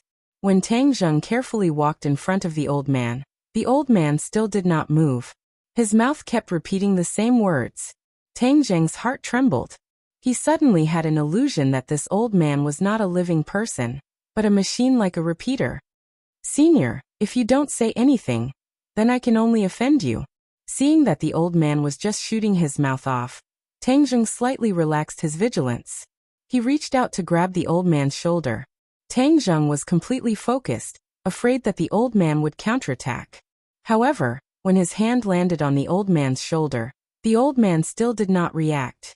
However, Tang Zheng's reaction was very big. Because he grabbed empty air, the shoulder turned into specks of light. They scattered in his hand and quickly disappeared. Ah! Tang Zheng suddenly realized and cried out involuntarily. "Illusion! This is an illusion. It's just that it's too realistic. I actually fell for it." No wonder he kept repeating those words like a repeater. It's not a real person at all. His voice came to an abrupt end. The old man's entire body turned into specks of light and dissipated in the air. It was like thousands of fireflies flying out of the stone room. It was incomparably gorgeous. Tang Zheng did not know whether to laugh or cry. The old man had really put in a lot of effort to use such an illusion to trick him. If he had not persevered, he would have really been scared away. However, from this illusion, it could be seen how powerful this old man was. An illusion could last for hundreds of years like a real person. This kind of skill was too rare. No wonder a divine creature like the five-clawed golden dragon was imprisoned here. This old man's cultivation was ridiculously high. Tang Zheng could not help but sigh. The specks of light completely dissipated, and the lamp also went out with a whoosh. However, the stone room did not turn pitch black. Instead, a bit of gentle white light spread out from the bottom of his feet. Not long later, the stone room was enveloped in white light. This white light was not dazzling at all. It was extremely gentle and seemed familiar. Tang Zheng blurted out, "Heaven and Earth Xian Stone." Yes, this was the light emitted by the Heaven and Earth Xian Stone. It was exactly the same as what he had seen in the Witch Clan's plaza. Tang Zheng immediately followed the source of the light, and found that it came from underground. The ground was made of stone slabs, and the light came from the gaps between the stone slabs, illuminating this small space. The Heaven and Earth Xian Stone is underground. Tang Zheng was overjoyed. Judging from the light, there should be a lot of Heaven and Earth Xian Stone. Haha, my luck is really good this time. It's all thanks to Professor Qi's reminder. Tang Zheng was overjoyed. He had an idea and thought that since the Heaven and Earth Xian Stone was the core of the formation, it must be related to the survival of the formation. If he took out these Heaven and Earth Xian Stones, the power of the formation would decrease sharply. Then wouldn't the five-clawed golden dragon be able to break out of the prison? He had promised to save the five-clawed golden dragon, but according to the five-clawed golden dragon, he needed to reach the semi-god realm to do so. But now, a miracle seemed to have happened. Without the cultivation of the semi-god realm, he could help the five-clawed golden dragon break through the shackles. The key was to take out these Heaven and Earth Xian Stones. Tang Zheng was extremely excited. After a long while, he calmed down and circulated his genuine qi. His power was instantly raised to the peak, and he struck out with his palms. Boom! Boom! The two palms hit the floor with a dull sound. In an instant, the earth shook and the mountains shook. Tang Zheng's body hit the wall with a whoosh. The stone room also shook violently, as if there was an earthquake. Chapter 454. Tens of thousands of lights were lit up, and the sound of alarms resounded through the sky. Many people rushed to the streets. Many of them were still naked, only wrapped in blankets. They looked at each other in horror and asked, "Earthquake? It must be an earthquake." The great earthquake in the West a few years ago had caused the people of this country to fall into a state of panic over earthquakes. Where did it shake this time? Everyone shook their heads blankly. Fortunately, the ground had stopped shaking, and the anger of the earth seemed to have stopped. However, no one dared to go home. They all stood on the streets, accepting the baptism of the cold wind. At this moment, the Earthquake Bureau was in a mess. There was a huge earthquake in the capital, but they did not know about it at all. They did not even have the slightest warning. The test shows that the vibration started from the Imperial City, and the vibration waves also spread from the Imperial City. The staff wiped the cold sweat off his forehead and reported loudly. Imperial City? How could that be? The capital is not in the earthquake zone, and the Imperial City is the center of the capital, so it is even more impossible for an earthquake to happen. Some experts questioned. But now it was useless to just doubt. They had to figure out the ins and outs of the matter. The phone was already ringing nonstop. These were all people who wanted to ask about the situation, but the Earthquake Bureau did not know anything. Send someone to the scene immediately. In the Imperial City, Wu was waiting for the rabbit, but she was shocked by the shaking of the earth. However, the shaking quickly stopped. Her heart was in a mess. How could there be an earthquake? Suddenly, she had an idea. Could it be that this had something to do with Tang Zheng? She was shocked by this thought. What ability did Tang Zheng have to cause such a huge earthquake? But if it wasn't him, who else could cause such a huge commotion? Moreover, as someone who was at the scene, she could clearly feel that the earthquake had started from the Imperial City. She looked towards the well-arranged group of palaces, and her gaze narrowed as she locked onto a direction. The vibration is coming from there. I have to go take a look. Whiz! With a leap, Marshall flew out like a lark, rapidly advancing between the palaces. At this moment, Tang Zheng finally stood firm on his feet. He looked up and saw that the floor was not damaged at all. The soft white light still seeped through the cracks of the stone. Let's try again. I don't believe that I can't get the heaven and earth black stone out. Tang Zheng clenched his teeth. This time he did not use his hands, but took out the heaven-shocking bow and the shooting sun arrows. Skywalker, what are you doing? The five-clawed golden dragon's voice came from outside the stone door. It was very weak. Obviously, the soundproofing effect of the stone door was good. What happened? You made the entire capital quake, do you know that? The five-clawed golden dragon said. What? Earthquake? Tang Zheng thought that it was just the stone room shaking a little. He didn't expect that it would cause an earthquake in the entire capital. This movement was too big. I found the heaven and earth black stone, but it's buried underground. I just wanted to get it out, but I didn't succeed.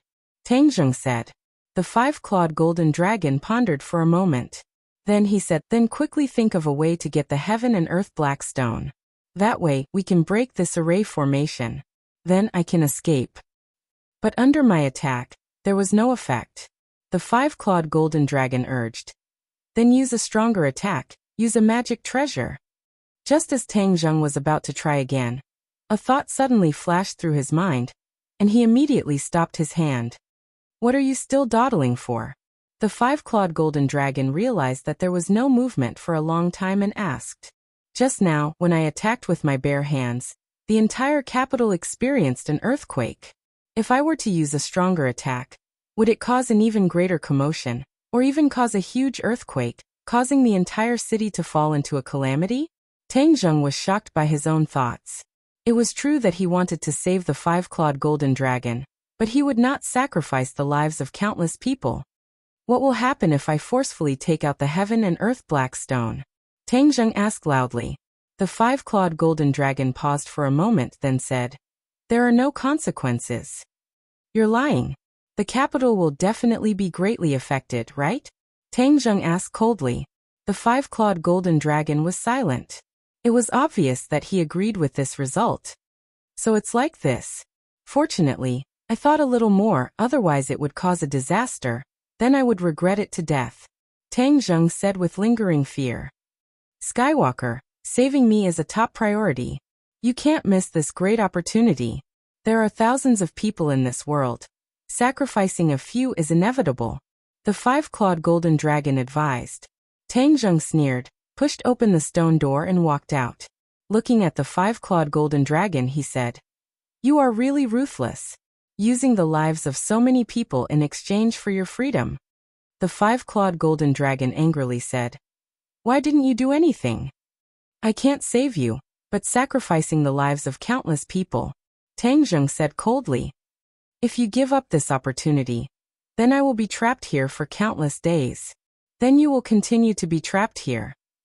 Tang Zheng was not afraid. "You!" the five-clawed golden dragon roared. A gust of wind blew as it rushed towards Tang Zheng. Its huge dragon mouth seemed like it wanted to swallow Tang Zheng. Tang Zheng, however, did not move an inch as he stared straight at it. Squeak! Xiaobai jumped in front of Tang Zheng and bared its teeth at the five-clawed golden dragon, stopping it from moving. The huge dragon had stopped in front of Tang Zheng. Staring at each other, the five-clawed golden dragon asked, "Are you really not afraid of me?" "Because I am afraid of you, I have to sacrifice the lives of countless people? Although I am not a saint, I can't be so cold-blooded and merciless." Tang Zheng was not moved. The five-clawed golden dragon breathed out. It was obvious that it was extremely angry. "I am very suspicious as to why that person imprisoned you here. I think it is not as simple as just letting the emperor absorb your dragon qi to strengthen the dragon vein." Tang Zheng asked. A trace of panic flashed through the five-clawed golden dragon's huge eyes. It said, "What other reason could there be other than that? This is the shamelessness of humans, so it doesn't matter how many people die. I am very happy." Tang Zheng sneered. "I am also a human." "You are a Skywalker, you are no longer a human," the five-clawed golden dragon retorted. Tang Zheng shook his head. "You know that I am not a human.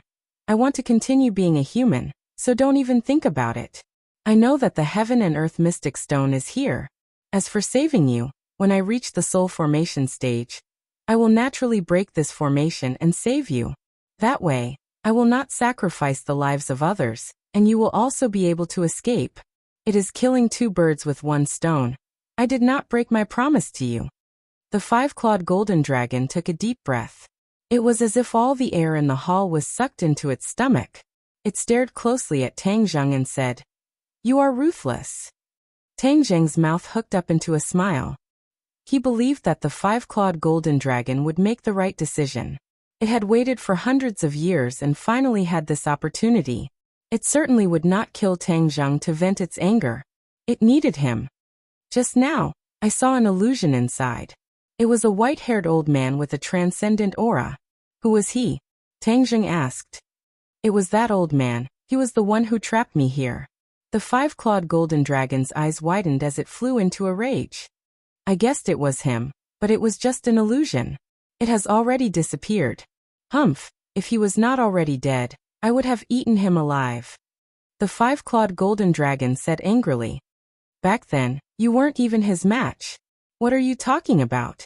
Tang Zheng curled his lips and said disdainfully. Ignoring the five-clawed golden dragon's anger, he said, "I caused such a big commotion. The capital will definitely be in an uproar. Someone will come here. I'll leave first." "Xiaobai, are you leaving?" Xiaobai shook his head. Tang Zheng returned to the main hall. Just as he walked out of the palace, he saw a figure shooting towards him. His pupils constricted and his entire body trembled. However, when he saw the other party's appearance, he heaved a sigh of relief. "Why haven't you left yet?" Tang Zheng asked in surprise. Marshall stared at him with a complicated expression and asked, "Were you the one who caused the earthquake just now?" Tang Zheng declined to comment and said, "There will definitely be countless people rushing over here soon. Let's leave this place first." Seeing that he did not admit it, Marshall coldly snorted and said, "What's so strange about this place? Also, where did you go just now?" As she spoke, she raised her head to look at the palace behind him. However, at the beginning, she had also investigated the palace, but she did not find anything. Marshall was full of suspicion. But Tang Zheng had already rushed out of the imperial city. She had no choice but to follow. Not long after, the alarm came from afar and the police arrived. However, there were a few black shadows that were even faster than the authorities. So. The sound of something tearing through the air was like arrows piercing through the night sky. In an instant, they crossed the tall city walls and stood on top of the tall palace. Not long after, 3 people gathered on top of the palace. They were Yixuanji, Yan Qishan, and another white-haired old man. This white-haired old man was not an ordinary person. He was the head of the Song family, Song Jianan, who was also Song Yu's grandfather, a martial artist of the Great Master Realm. Yan Qishan looked deeply at Yixuanji and asked, "Ya family head, do you know what caused this earthquake?" Yixuanji's eyes were as serious as the night, and he said in a deep voice, "I sensed that the tremors were caused by this place, but now I don't feel anything at all." This is definitely not an earthquake. Someone caused it, and it's in the Imperial City. What a big deal. Song Jianan laughed strangely. "Brother Jianan, in your opinion, who in the capital can have such great ability?" Yixuanji asked.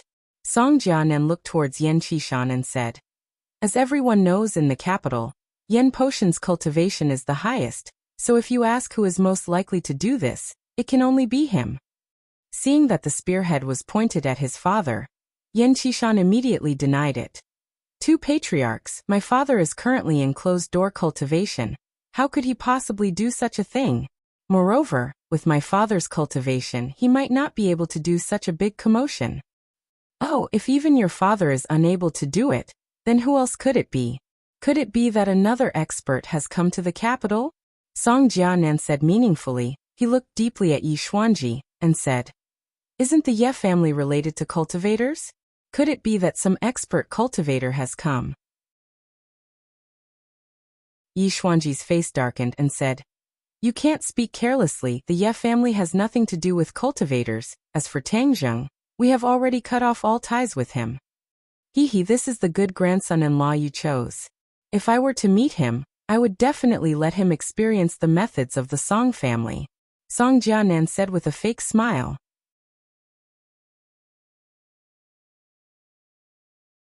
Chapter 455. Yixuanji used to have a good relationship with Song Jianan, but ever since the engagement, the relationship between the 2 families had fallen apart, and they gradually drifted apart.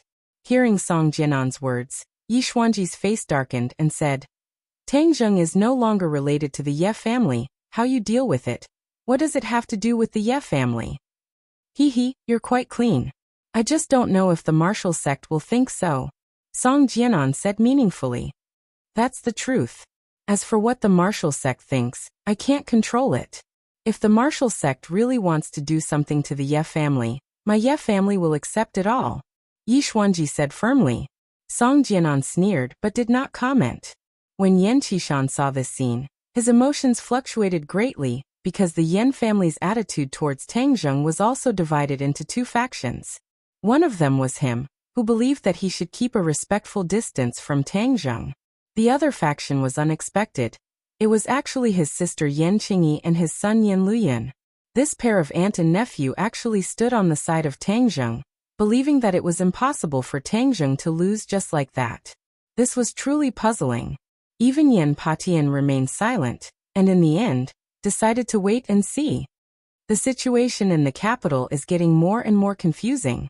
There's actually an aura of a great change. I really can't see through it. Yan Qishan thought to himself. Patriarchs, our top priority is to find out what's going on with this earthquake. This is the capital's land, and with such a big thing happening, the officials will not ignore it. They will definitely ask for the opinions of our families, Yan Qishan said in a deep voice. What Qishan said is extremely true. This is the most important thing right now. As for discussing other unimportant people, it would be putting the cart before the horse, Yixuanji said with a cold smile. Of course, Song Jianan knew that Yixuanji was talking about him, and said indifferently, I don't think there's any difference between these 2 matters. With such a huge commotion, only cultivators are the biggest suspects, and the well-known cultivator in the capital is Tangzheng. If we don't look for him, who else can we look for? If you don't go, my Song family will naturally appear, As soon as he finished speaking, Song Jianan was like a whirlwind, breaking through the air from the palace and disappearing into the night in the blink of an eye. Yixuanji retracted his gaze and asked, Qian, your father is in seclusion. Is he about to break through again? Yan Qishan smiled faintly and said, nothing can be hidden from patriarchy.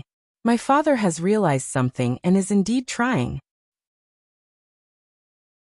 He to the Yan to the clan, to the head of the few great clans, and the leader, the Yan family to be even to the head to, the position to the head to the head, the status as the head, the position as the head of the few great families' clans. He couldn't help but feel a little annoyed. It wasn't easy for him to break through to the first level of the supreme power realm. But he hadn't made any progress in the past 6 months, which made him quite annoyed. Tang Zheng, that brat's cultivation speed is like 1,000 miles a day, why don't I have it? He could not help but envy Tang Zheng. At this time, the police and the people from the Earthquake Bureau also arrived at the Imperial City. Yi Xuanji and Yan Qishan did not stay any longer and broke through the air, leaving behind the officials to carry out a large number of tests. However, in the end, it was to no avail as they did not find a single clue. Although they could confirm that the source of the earthquake was here, the instruments could not detect anything at all. How could they report this to the higher-ups? As for the person involved, Tang Zheng did not care about how others reported this. He was already stunned by the scene along the way. The streets were filled with people with disheveled clothes, all of them panicking and looking as if they were ready to run for their lives at any time. Tang Zheng felt a little guilty. These people were originally sleeping in their beds, but they were tossed awake in the middle of the night in this cold weather. This made him even more determined not to touch the heaven and earth magnetite. After all, it was not like it could run away. As for the heaven and earth magnetite in the Southern Sea Dragon Palace, he was not in a hurry to find it. The final exam was just around the corner. He could not possibly skip the exam in the first semester, or else his grandfather would definitely be sad. He must give his grandfather a satisfactory result. Moreover, Mu Hongyan's business plan was about to take off, and required a large amount of money. He should be thinking about money now. And this problem could only fall on the life-continuing pill. What he needed was not a few million, but hundreds of millions of funds. It was impossible to achieve without taking out some treasures. The life-continuing pill was undoubtedly a treasure. For those rich people, if it could increase their lifespan by 10 years, they would definitely agree to give up half of their family fortune. Since Tang Zheng had already exposed his identity as a cultivator, he did not mind taking out such a heaven-defying thing. Of course, the quantity could not be too much. After all, it was a rare commodity. He had to make those people fight over the life-continuing pill. Furthermore, they were willing to give the money to Tang Zheng as if they were begging their grandparents. This was the true meaning of standing and earning money. When they arrived outside of Lu Qingmei's neighborhood, Marshall could not help but ask, "Are you planning to keep silent? What exactly did you do to cause such a huge commotion?" Tang Zheng stopped in his tracks, stared at her and said, "Everyone has their own secrets. Why should I tell you?" This was already a disguised admission that he was the one who did it. Of course, even if he did not admit it, Marshall had already determined that he was the one who did it. "Do you know that you are playing with fire? With such a big commotion, do you think you can hide it from others?" Marshall asked angrily. "As long as you don't say it, no one else will know." Tang Zheng said without thinking much of it. Even if I don't say it, others can guess that it's you. It's very difficult for a martial artist to cause such a big commotion. Only you mysterious cultivators can do it," Marshall said snappily. Tang Zheng shrugged his shoulders. "What's the use of guessing that it's me? In any case, I won't admit it. What you're doing is a huge threat to the government and the country. They won't sit idly by," Marshall warned. Tang Zheng smiled bitterly. He had just saved countless lives. According to the five-clawed golden dragon's nature, he would have directly broken through the formation. That would have been a huge loss of life. However, of course he would not explain this. He said indifferently, "If the government wants to find me, then go ahead.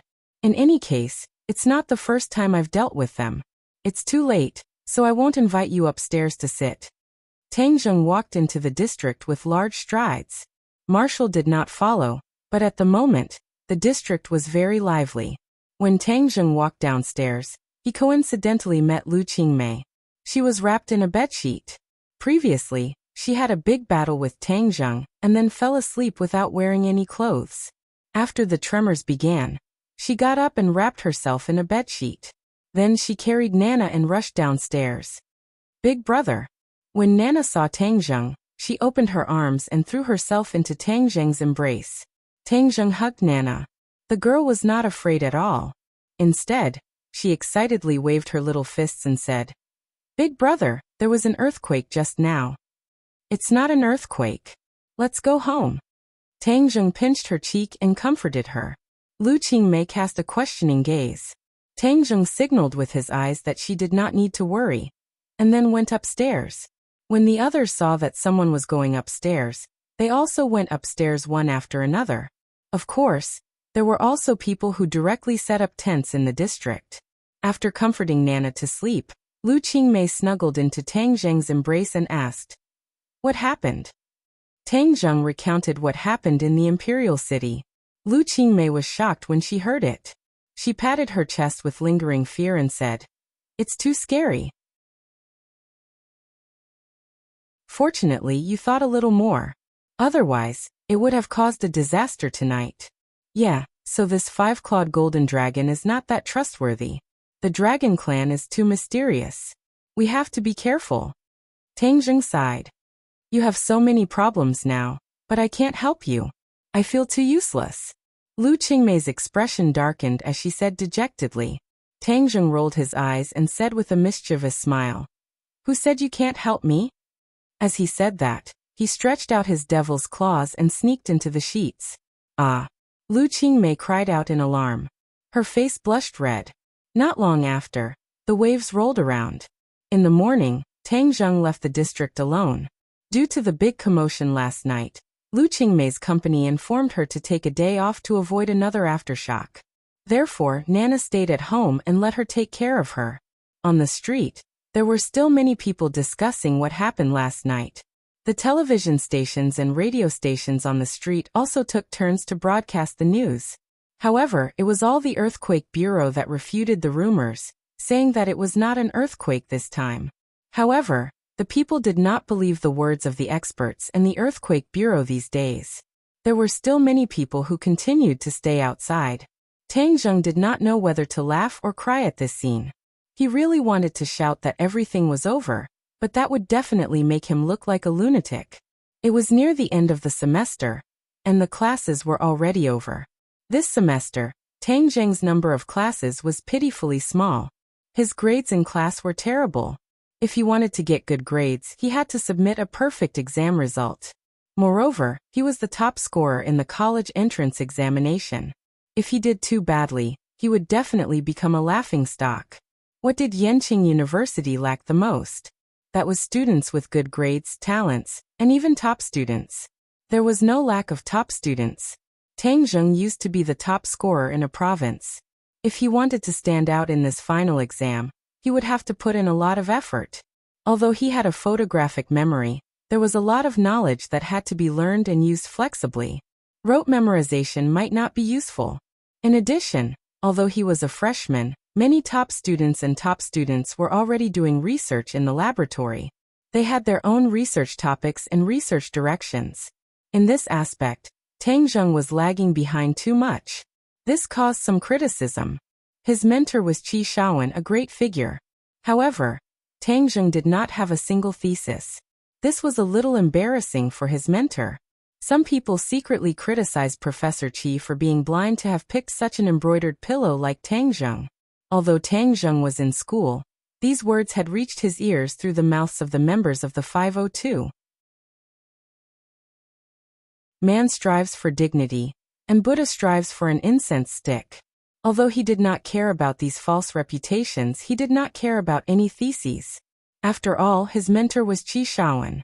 Moreover, Qi Shaowen treated him very well. He did not want to tarnish his mentor's reputation. Therefore, Tang Zheng had to work hard. He did not want to be a top student. Instead, he wanted to be a top student. He carried a bag of professional course books to the library. He took a seat and reviewed the textbooks one by one. He read very quickly.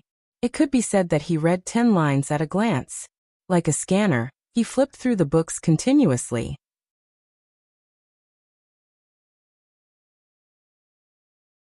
Chapter 456. Many pairs of eyes looked at Tang Zheng in suspicion or surprise, then looked at each other. Was this brother here to perform? There was no need to use such a clumsy method to attract beauties, because one could tell with a single glance that it was fake. Who could read so fast? Tang Zheng was immersed in the sea of knowledge, completely unaware of it. In the end, when he finished reviewing the textbooks he brought, he was still unsatisfied, and there were still some knowledge points that he could not understand. So he went to the bookshelf at the side to look for relevant books to continue learning.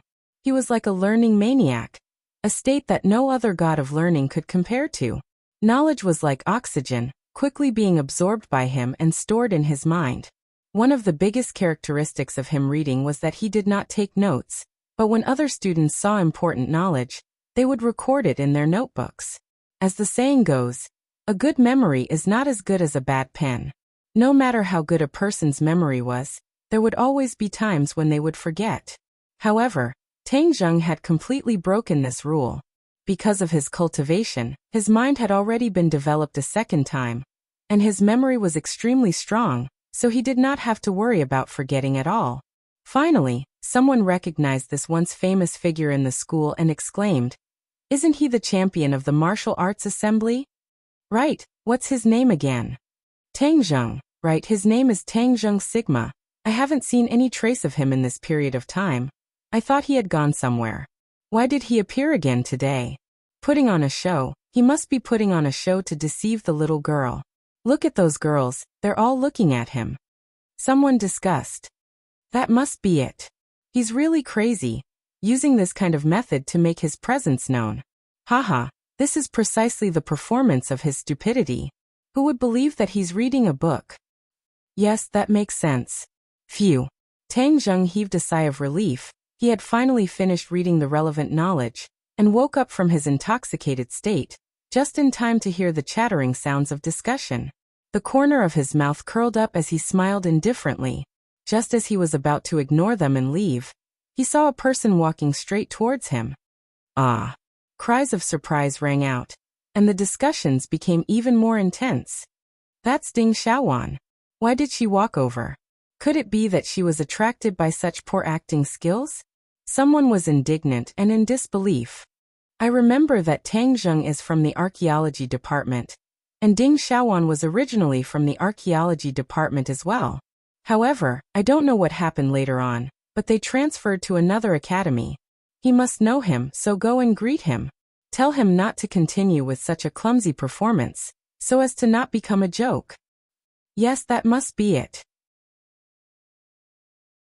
Hearing that, Tang Zheng raised his eyebrows. He was not angry but surprised. It had indeed been a while since he last saw Ding Xiaowan. Ding Xiaowan had met him on the train, and the process was not pleasant. Tang Zheng had once judged her as a brainless fan of Takashi.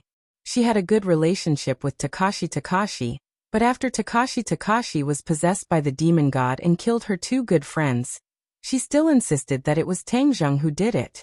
Later on, she almost died in the hands of the demon god. Fortunately, Tang Zheng saved her and she was sent to the hospital. After that, the two never met again. It seemed that her injuries had already healed, and she had even transferred to another department. Tang Zheng did not have much of a good or bad impression of her. Although the other party was beautiful, Tang Zheng had seen too many beauties, and his eyes had long since been raised to the point that he could directly ignore her. He pretended not to see it, and started to pack up his books. Just as he was about to leave, he saw Ding Xiaowan sitting down beside him, staring at him with a burning gaze, and said, "Tang Zheng, I have something to say to you." As Tang Zheng packed up, he said, "Speak." "Thank you for saving me last time. It's just along the way," Tang Zheng said indifferently. Ding Xiaowan squeezed out a lonely smile and said, "That person is no longer Takashi, right?" Tang Zheng raised his head and looked at her, only to discover that her eyes were filled with pain. But thinking about it, she definitely had a good impression of Gao Daji, but the other party wanted to kill her. This kind of huge reversal was hard to accept. "Yes." Tang Zheng nodded. "He's no longer in this world?" "Yes." Ding Xiaowan's entire body seemed to have been sucked out of him as he sat paralyzed on the chair. After a long while, he finally came back to his senses and said, I still have to apologize to you. I misunderstood you in the past. I'm not that petty. Tang Zheng shrugged. If there's nothing else, I'll be leaving. The way you were reading just now was a little strange. Everyone else was discussing it. Ding Xiaowan kindly reminded him. Tang Zheng said indifferently, I know, but I don't care what others say. Ding Xiaowan had no choice but to admit that Tang Zheng was such a unique person. Recalling the bits and pieces that they knew, Ding Xiaowan had no choice but to admit that she had misjudged him. The other party was very powerful, and it was against common sense, causing people to be extremely shocked. She had to admit that Tang Zheng was much stronger than her. Let's go together, Ding Xiaowan said. Let's go. Tang Zheng ignored the murderous gazes of the others. He could even hear the sound of many people's hearts breaking. Perhaps in the eyes of many people, Ding Xiaowan was both a top student and a goddess, but in Tang Zheng's eyes, she was still too stupid. In the end, he was not interested in women who were too stupid. Under the watchful eyes of the crowd, the two of them walked out of the library together, but the library was in an uproar. Many people were discussing. This kind of method of picking up girls was also effective. Could it be that all the girls nowadays were so easy to pick up? A few days later, a strange scene appeared in the library. Some boys quickly flipped through the books like a scanner. Unfortunately, all they received were supercilious looks, and not a single girl favored them. Tang Zheng and Ding Xiaowan parted ways after leaving the library. With regards to Ding Xiaowan's invitation to have a meal together, he rejected it without hesitation. It was already late, so he put the books back in his room and walked towards Lu Qingmei's house. Just as he walked out of the school gate, an off-road vehicle stopped in front of him. The door opened and a black-faced man walked down. He said with a face full of smiles, You are Tang Zheng? Tang Zheng nodded. Yes, who are you? My name is Blackie. Blackie? Tang Zheng thought for a while, then suddenly realized, Scarface mentioned you before. Back then, when they were at the bar, Scarface had suspected that Tang Zheng was one of Blackie's men, deliberately causing trouble. This meant that Blackie was also someone from the underworld of the capital. Hearing that, Blackie was flattered and said excitedly, You know me? What an honor. What business do you have with me? I'm here to thank you for helping me get rid of Scarface. He's my sworn enemy, and I've tried to get rid of him many times, but to no avail. I didn't expect you to help me so easily. Blackie said with a smile.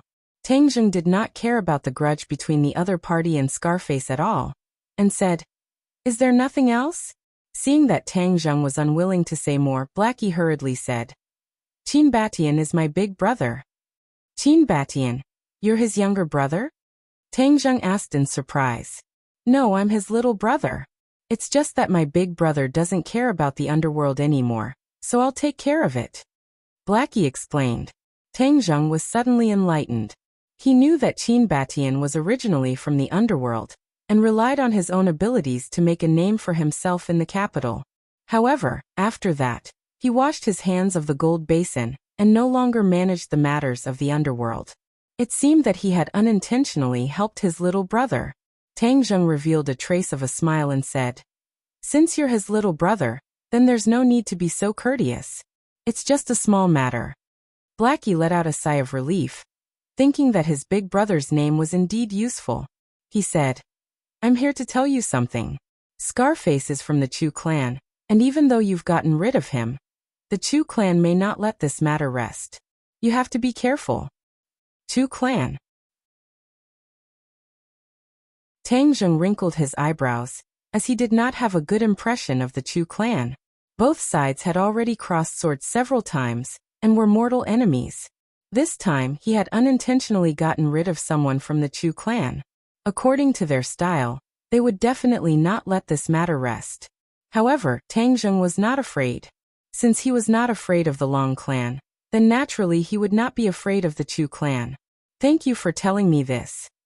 Tang Zheng nodded his head. I just told Big Brother about this matter, and Big Brother said that he will personally go to the Chu clan to make peace, hoping to appease the Chu clan's anger. Blackie said, He went to the Chu clan? Why did he have to mobilize so many people? Big brother said that you saved sister-in-law's life, so he definitely can't let the Chu clan vent their anger on you. Blackie said. Tang Zheng sighed. With Qin Baishan's ability, he definitely already knew his identity as a cultivator. However, at this crucial time, he still dared to go to the Chu clan to plead on his behalf. Qin Batian is truly a loyal man, worth befriending. Tang Zheng sighed. His mind moved, and he said, bring me to the Chu clan. He was not afraid of the Chu clan, so there was no need for him to plead with them. If you go to the Chu clan, I'm afraid that it will ignite the Chu clan's anger. It will be like a sheep entering a tiger's den, and it will be very disadvantageous for you, Blackie advised. It won't be that easy to harm me. Just bring me there directly, Tang Zheng said unconcernedly. Seeing that he was so insistent, Blackie could only helplessly say, then get in the car. The off-road vehicle sped towards the Chu family. The Chu clan's residence was not in the city, but in the beautiful suburbs. Tang Zheng and He Zi were casually chatting when suddenly, his ears slightly trembled as he called out, be careful. So, the sound of something breaking through the air came from afar, and a ray of light flew over from the horizon. It was incomparably bright and resplendent like the sun. Blackie's speed was very fast, and he immediately turned the steering wheel. The car suddenly moved horizontally and stopped in the middle of the road. Pooh! A ripping sound rang out, and a wave of air rolled out. The car was pushed by a huge force, and it crashed into the side of the road. A gust of wind blew in from behind, and the two of them turned their heads to look. They saw that the back half of the car had already disappeared, and it flew far away. The car seemed to have been split in two by some kind of sharp weapon. And if it was not for the fact that they had hurriedly moved horizontally, this kind of power would have cut them in half. Even a golden immortal would not be able to save them. Blackie was still in shock, and he loudly cried out, what happened? This kind of attack was too terrifying. It did not seem like a bomb or rocket attack, but more like a sword that cut through the car.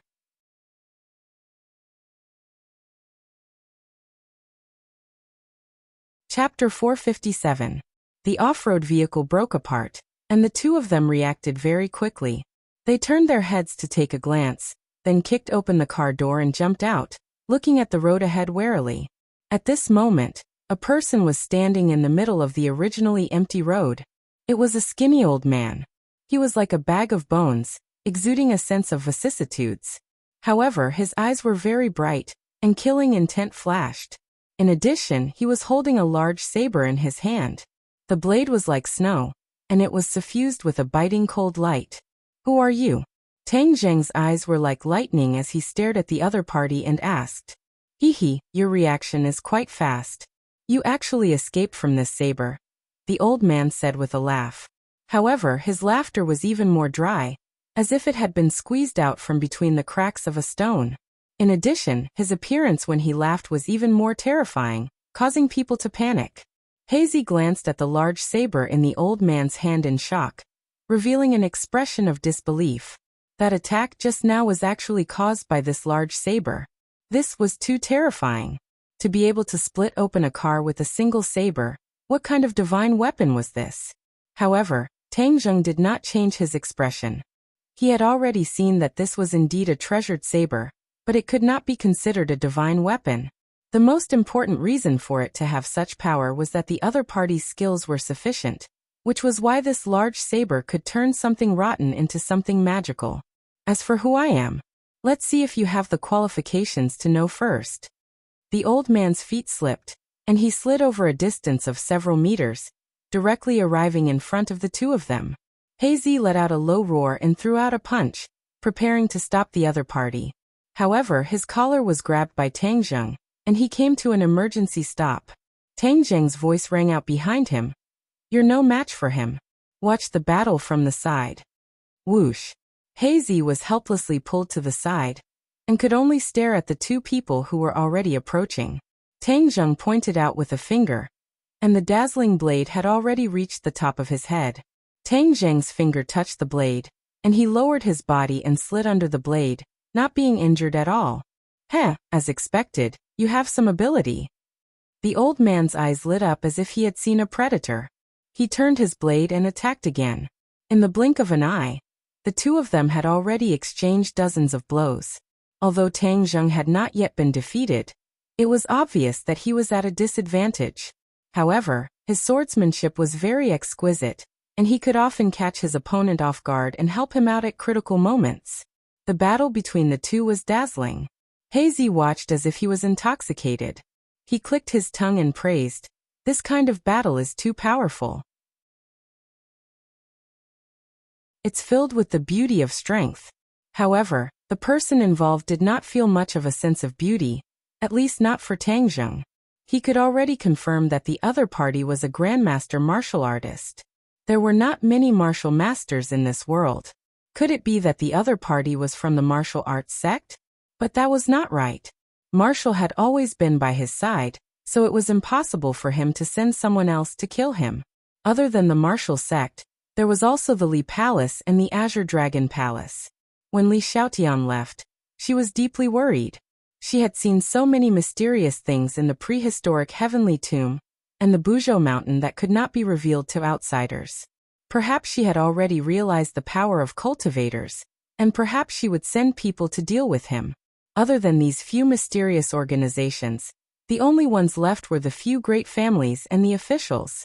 Tang Zheng had seriously analyzed that for this country to be able to stabilize and flourish, it was impossible for it to be realized without a foundation.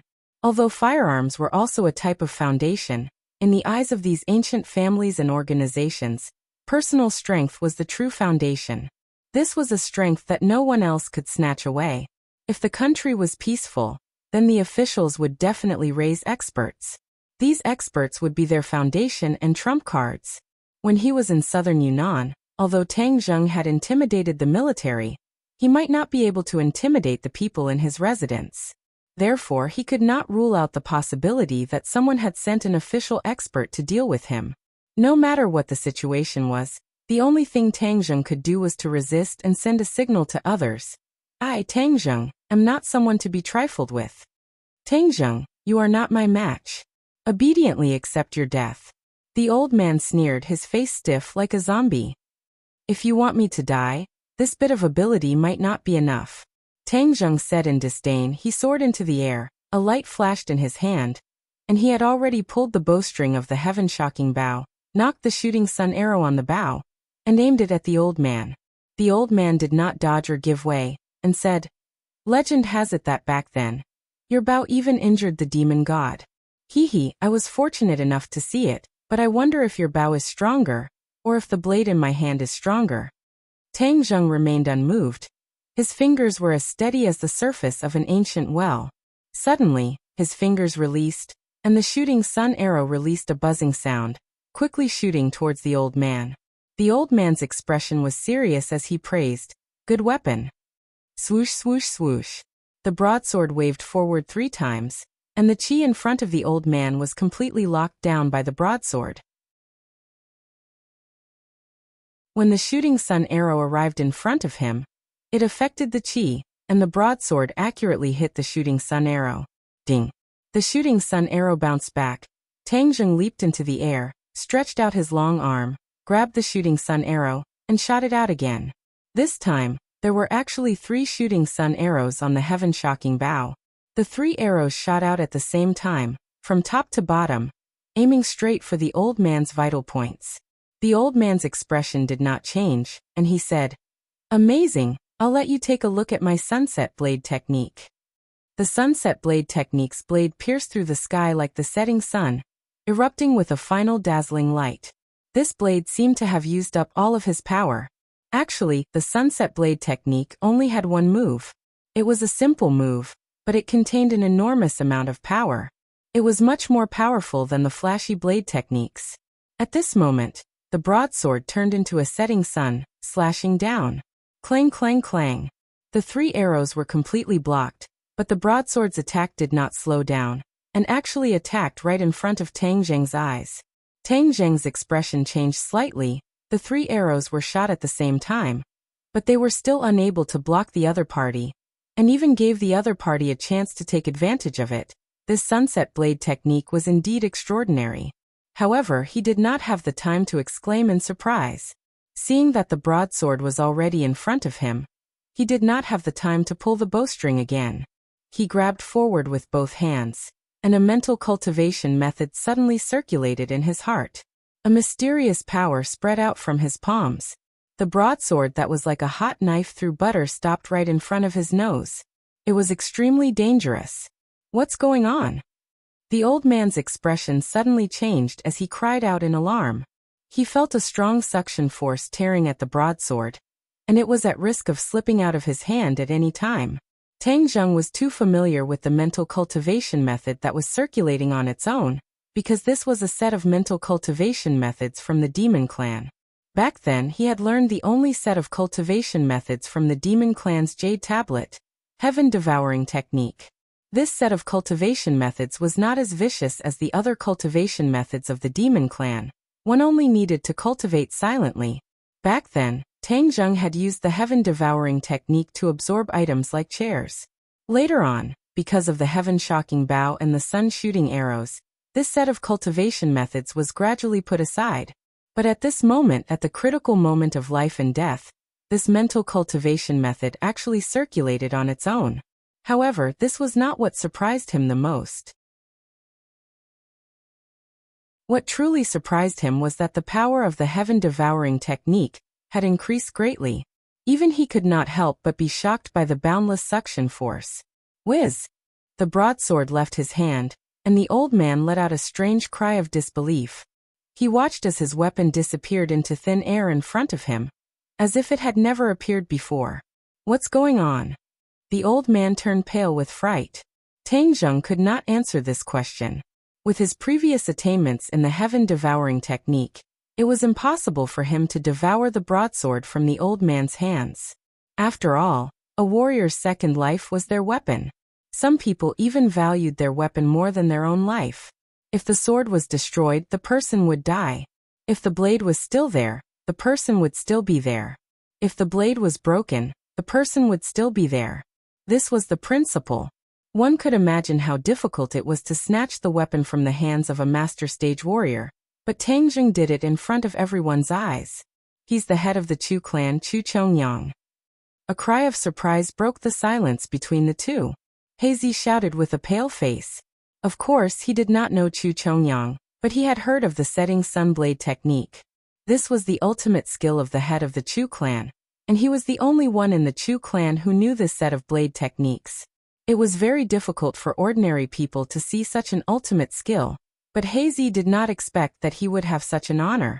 However, he really did not want to have such an honor.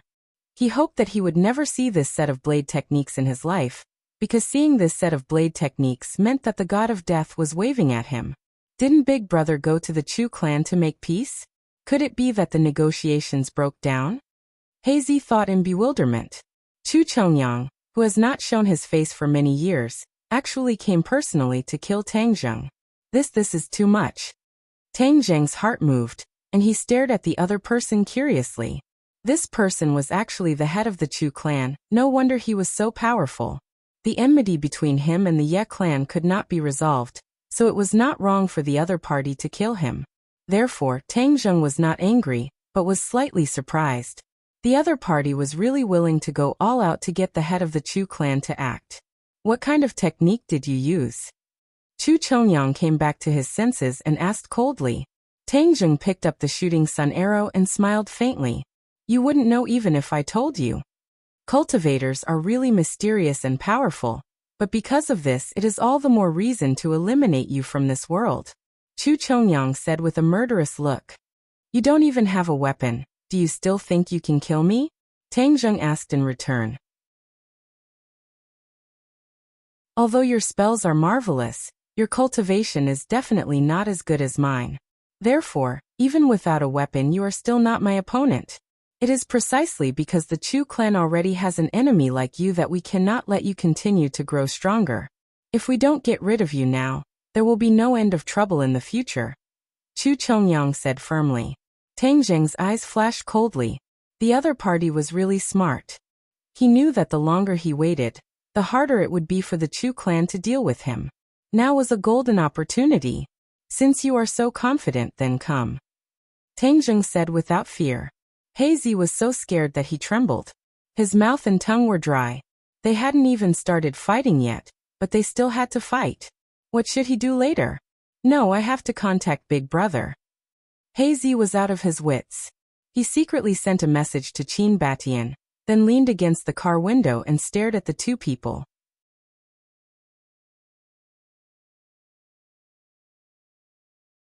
Chapter 458. Tang Zheng's pupils constricted. He stared fixedly at Chu Chongyang, who was waiting for an opportunity to make a move. Seeing that the other party did not make a move, Tang Zheng sneered. If you don't move, I'll move. He grabbed at the air, and a strong suction force appeared in his palm. The power of the heaven-devouring technique was extraordinary. Just now, he had a flash of inspiration and finally understood why the heaven-devouring technique's power had increased explosively. Obviously, all of this had something to do with Chiyu's heart. Chiyu was the ancestor of the demon clan, so he definitely knew how to use the heaven-devouring technique. Coincidentally, Tang Zheng had also cultivated the heaven-devouring technique, which was why the power of this technique had increased so much. Seeing that Tang Zheng was attacking, Chu Chongyang had no choice but to counterattack. He pointed his finger, and a burst of qi shot out like a sharp arrow. Tang Zheng suddenly remembered that Tian Chanzi had once revealed a consummate skill. The sword qi had condensed into a materialized sword, shocking everyone at Yen Potion's birthday banquet. Chu Chongyang's attack only caused a violent fluctuation in the air, forming an invisible force in the air. However, Tang Zheng could clearly feel that this was not some sword technique, because there was not the slightest bit of sword intent within it. This is a finger technique. Tang Zheng cried out involuntarily. Your eyes are not bad. This is the 6-yang divine finger, extremely masculine and masculine. Chu Chongyang raised his eyebrows and said proudly, this was the Chu family's ultimate skill. Unlike the setting sun saber technique that Chu Chongyang had created himself, this 6-yang divine finger was the blood and sweat of many generations of the Chu family. Only the head of the family could cultivate it. Even Chu Mingxian had not cultivated it yet. This set of finger techniques had very strict requirements for the cultivator's body, and had to have sufficient yang qi. Chu Xiaofeng had once coveted this set of finger techniques, and had failed to succeed even after coaxing and pestering. Furthermore, his body had been hollowed out by wine and women, so cultivating this set of finger techniques was half the result with twice the effort. The force of the attack was the unique inner strength of the martial warriors. It was activated using a special method and circulation path, thus achieving the goal of lasting and great lethality. The most masculine and masculine, I don't think so. Tang Zheng gave up on using the heaven-gulfing technique. He waved his hand and a 4 symbols venerable appeared on the road out of thin air. Fortunately, this section of the road only led to the Chu clan's mansion, and no other vehicles passed by. Otherwise, the appearance of such a huge monster out of nowhere would definitely cause a huge panic. The 4 divine symbols was no longer a secret, so Tang Zheng had no qualms about using it. With a leap, he disappeared into the 4 divine symbols' body. The Reverend of 4 symbols raised his foot and stomped down on Chu Chongyang's head. Chu Chongyang pointed out with his finger. With a poof, the force landed on the Reverend of 4 symbols, but he was unharmed. However, the 4 symbols' venerable's foot landed on his head. Chu Chongyang's face turned pale with fright, and he rolled to the side. He was battered and exhausted. Ever since he became famous, he had never been in such a sorry state. Hazy, who was watching from the side, was already stunned. Just now he was still worried about his gains and losses, and was prepared to run away if things went wrong. However, at this moment, the tables had turned, and Tang Zheng had actually turned into a giant. Is this an illusion? Hazy rubbed his eyes to make sure that this was not an illusion. He smacked his lips. Is this an immortal technique? This was indeed beyond the limits of an ordinary person's imagination. This was also beyond Chu Chongyang's expectations. He attacked a few more times, but he could not do anything to the 4 divine symbols. Not to mention bare-handed attacks, it was difficult for a normal weapon to leave a mark on the 4 divine symbols' body. The reason why Tang Zheng was so confident was because he had the 4 divine symbols as his guardian. In the past, the 4 divine symbols Venerable protected the shaman tribe. Now the 4 divine symbols Venerable was protecting him. Since the other party was weak, then Tang Zheng would not be polite. With a loud roar, the roar came out from the 4 symbols Venerable's chest. It was like the sound of thunder rumbling, causing one's heart to pound like a bell. Bang! With a kick, sand and pebbles flew, and a huge pit appeared on the cement road. Chu Chongyang brushed past the pit by a hair's breadth. Dust covered his face, and he was covered in grime. When the first attack did not hit, another attack came, and it was endless. Although the 4 divine symbols Venerable was a colossus, his agility was not low. He relied on his indestructible body to launch thunderous attacks. In the beginning, Chu Chongyang could still handle it with ease, but later on he could not make ends meet. Danger surrounded him, and he became more and more miserable. He was so angry that his beard blew and his eyes widened. He shouted angrily, "Tang Zheng, what kind of sorcery is this?" "Humph, didn't you want to kill cultivators? This is a cultivator's method. How about it? Can you still confidently kill me now?" Tang Zheng asked disdainfully. Chu Chongyang's face flushed red, and he could not say anything. Tang Zheng was delighted. These great clans really thought that he was #1 in the world. They ordered him around arrogantly as if they were high and mighty. The Ye clan was like that, and so was the Chu clan. However, because of Yi Dingdang, he could choose to ignore the Ye clan, but the Chu clan was not so lucky. Moreover, they were sworn enemies, and the other party took the initiative to attack and wanted to kill him. Therefore, he would not show mercy at all. However, Chu Chongyang was a second-level Supreme Power Master after all. It was impossible to kill him easily. Chu Chongyang tried to attack a few more times, but he still failed. "No, it's not good for me to go on like this. This guy is invincible with this colossus. I have to leave first and think of a way." This thought instantly made him make preparations to retreat. Although it was very difficult to make this decision, he was decisive and didn't hesitate. He turned around and rushed in the direction of his home. "You want to escape?" Tang Zheng shouted angrily and chased after him. Hazy was stunned. A Supreme Power Master wanted to escape when facing Tang Zheng. This was too crazy. Chu Chongyang's speed was very fast. Although the 4 symbols Venerable was not slow, he could not catch up with him. However, how could Tang Zheng watch him escape? If he missed this great opportunity, who knew where Chu Chongyang would hide in the future? Therefore, Tang Zheng moved his mind, and a cloud of black smoke jumped out from the chest of the Venerable Thought, and chased after Chu Chongyang lightly. Chu Chongyang turned his head, and found a cloud of black smoke chasing after him. He was shocked and said, "What kind of sorcery is this?" This cloud of black smoke was obviously faster than him. In the blink of an eye, it caught up with him and enveloped him. Oh no! He instinctively sensed the danger, and used the 6 Yang divine fingers. Puff, puff, puff. Waves of qi surged and blew away the black smoke. However, the black smoke seemed to have a consciousness. It gathered in an instant and attacked him head-on, wanting to envelop him. Chu Chongyang had no choice but to use the 6 Yang divine fingers continuously. Fortunately, this set of martial arts was really powerful. He was able to disperse the black smoke by the skin of his teeth several times, saving his life. However, he still could not figure out what this black smoke was. Humans had an instinctive fear of unknown threats, so he became more and more flustered. After such a delay, he had no way to escape. The 4 symbols Venerable Thought caught up with him. "What the hell is this?" Chu Chongyang roared in exasperation. "Dragon trapping rope. It's something that can restrain you. However, it's really overkill. You're at most a worm, not a dragon." Tang Zheng moved his mind, and the black smoke suddenly went straight down, turning into a thin line. It quickly wrapped around Chu Chongyang's ankle, and then went straight up, wrapping around his entire body. Chu Chongyang heard this and flew into a rage. He was the head of a family, but he was jokingly called a worm. It was really humiliating. However, there was nothing he could do. Of course, he would not sit still and wait for death. Seeing the dragon trapping rope go straight up, wanting to bind his entire body, He gritted his teeth and flicked his fingers quickly. Swoosh, swoosh, swoosh, gusts of wind shot toward the dragon trapping rope around his ankle. The dragon trapping rope trembled violently when it was hit. Although the dragon trapping rope was a magic weapon, it was not as indestructible as the four symbols' venerable thought.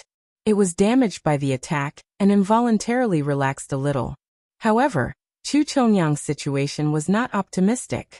The 6 young divine fingers did not all hit the dragon trapping rope. Some of them hit his ankle directly. He grimaced and sucked in a breath of cold air. Blood oozed from his ankle and dyed his trouser leg red. I haven't hurt you for many years. I didn't expect to be defeated by you today.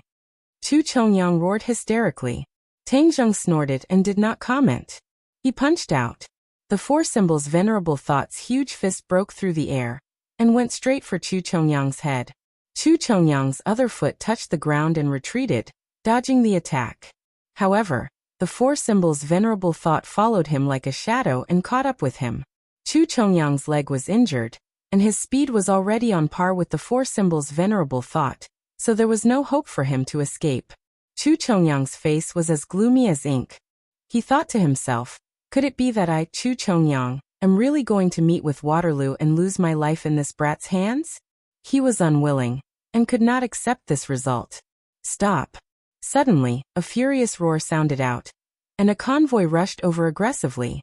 On the convertible at the front, there was a person standing high up, roaring at the four symbols' venerable thought. This person was Chu Mingxian. Back then at Yen Potion's birthday banquet, Chu Mingxuan's bones were crushed by Tian Chanzi, and then he was cured by the king of medicine. Although a few months had passed, his cultivation had not completely recovered.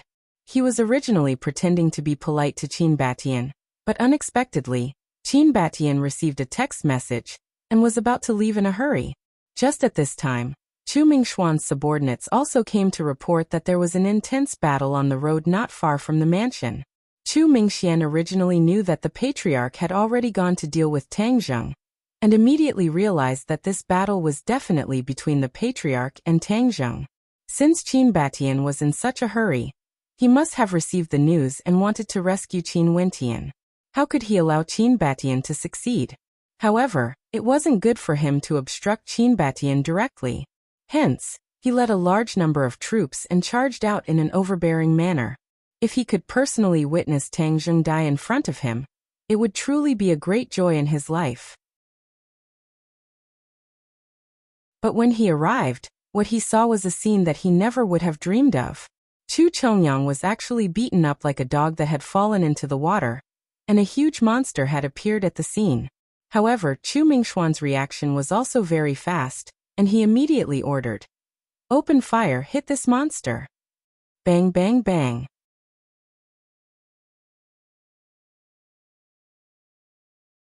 Chapter 459.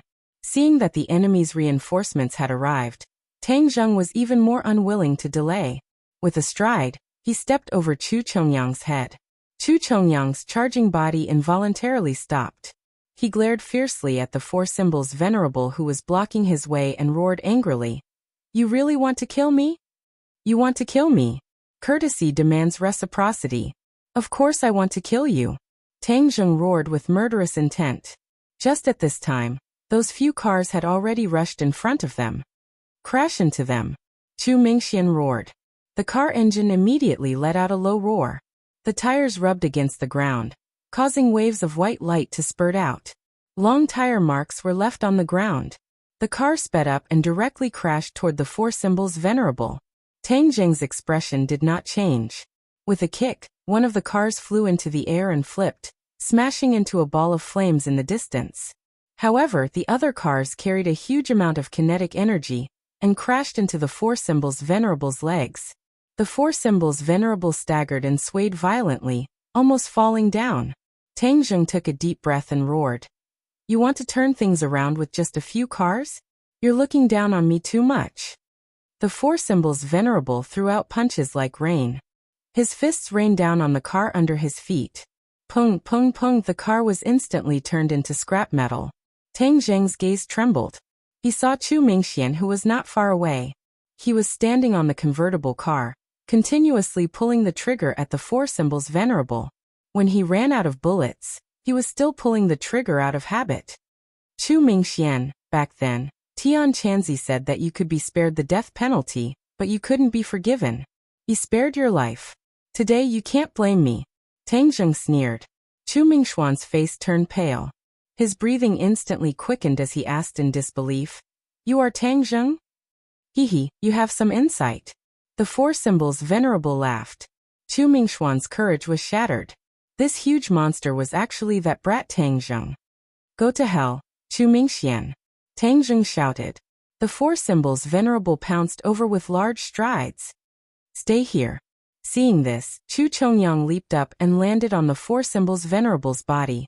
Kicking off the ground with the tips of his feet, he soared up and reached the four symbols venerable's chest in an instant. "Kill!" Chu Chongyang roared furiously, and used 3 moves of 6 young divine fingers in succession. Pung, pung, pung. The force of qi crashed into the chest of the four symbols honored warrior. Tang Zheng wasn't worried at first, but after taking this attack, his heart started beating violently, and his blood seemed to be boiling. "What's going on?" Tang Zheng was aghast. In the past, the 4 divine symbols had suffered so many attacks, but he had never felt this way. Why was it so uncomfortable this time? The heart. Yes, Chu Chongyang is attacking the heart. It turns out that the four symbols warrior also has a gate of life, which is the heart. This is the most vulnerable part. If the enemy breaks through here, then the four symbols warrior will be completely destroyed. Tang Zheng was shocked by this discovery. He had thought that the four symbols warrior was invincible, but it turned out that he also had a weakness. He forcefully endured his roiling qi and blood. Stretching out a large hand, he grabbed at Chu Chongyang. Chu Chongyang somersaulted in the air, dodging this attack, and landed on the ground. Tang Zheng exhaled deeply, but didn't dare let his guard down. If he let the other party attack a few more times, then he would be in big trouble. However, because of Chu Chongyang's strong attack, Chu Mingxian escaped from the tiger's den, and retreated far away. The other car didn't retreat, because Qin Batian was sitting on it. He had already gotten out of the car, and was looking at the four symbols warrior dumbfoundedly. He wondered why Tang Zheng's voice would come out from this giant car. Could it be that he was controlling this big guy from inside? The methods of cultivators are really mysterious. Qin Batian sighed. Seeing the sorry state of the Chu family's father and son, he felt greatly relieved. The Chu family was showing off. Just now he had taken the initiative to make peace, but the other party put on airs, obviously not agreeing. But now, they were beaten into a sorry state by Tang Zheng. It was really refreshing. But it was obvious that Tang Zheng had used a killing move, which meant that he wanted to kill the Chu family's father and son. Even Qin Batian didn't have this kind of determination. Although he had been doing well these past few years, he still didn't dare to directly become enemies with the few great families. But Tang Zheng had the guts to directly kill Chu Chongyang and Chu Mingxian. How much courage did this require? Qin Batian sighed at his own inferiority, but didn't have time to interfere. He only saw the four symbols warrior rush in front of Chu Chongyang again. One big and one small, quickly began to fight. Chu Chongyang relied on his agility, and although he wasn't a match for the four symbols warrior, he was able to escape death a few times. Tang Zheng knew that he had to end the battle quickly. This place was not far from the Chu family, and if he delayed for too long, the Chu family's reinforcements would arrive, and it would be even more difficult to kill Chu Chongyang. But he didn't expect that the Chu family's reinforcements would come much faster than Tang Zheng had expected. The two of them had only fought for a while when a roar came from the horizon, and a helicopter quickly flew over. Whiz! A missile flew over and hit the four symbols venerable, causing sparks to fly like dazzling fireworks.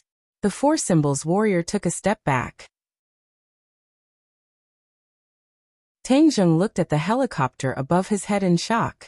This missile was obviously more powerful than the one that attacked the witch tribe. The Chu family actually has a missile. These great families really have a lot of resources. Tang Zheng clenched his teeth and muttered to himself hatefully. Back then, Yi Tianlei also had a helicopter in the ordinary balance, but that was only a normal civilian helicopter. and this one was a military helicopter. But with the strength of these great families, it was not impossible for them to have such a powerful weapon.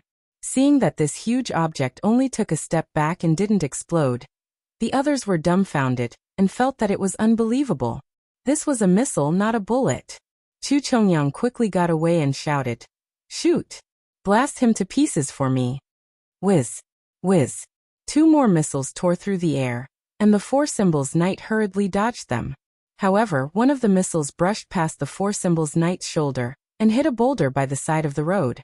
With a boom, the boulder shattered into pieces and rained down like a drizzle. However, the other one struck the 4 symbols venerable in the chest.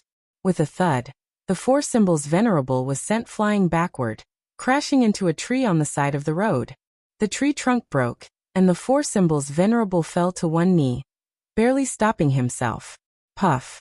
Tang Zheng spat out a mouthful of blood. His innate qi rolled like a surging river, causing him to feel dizzy.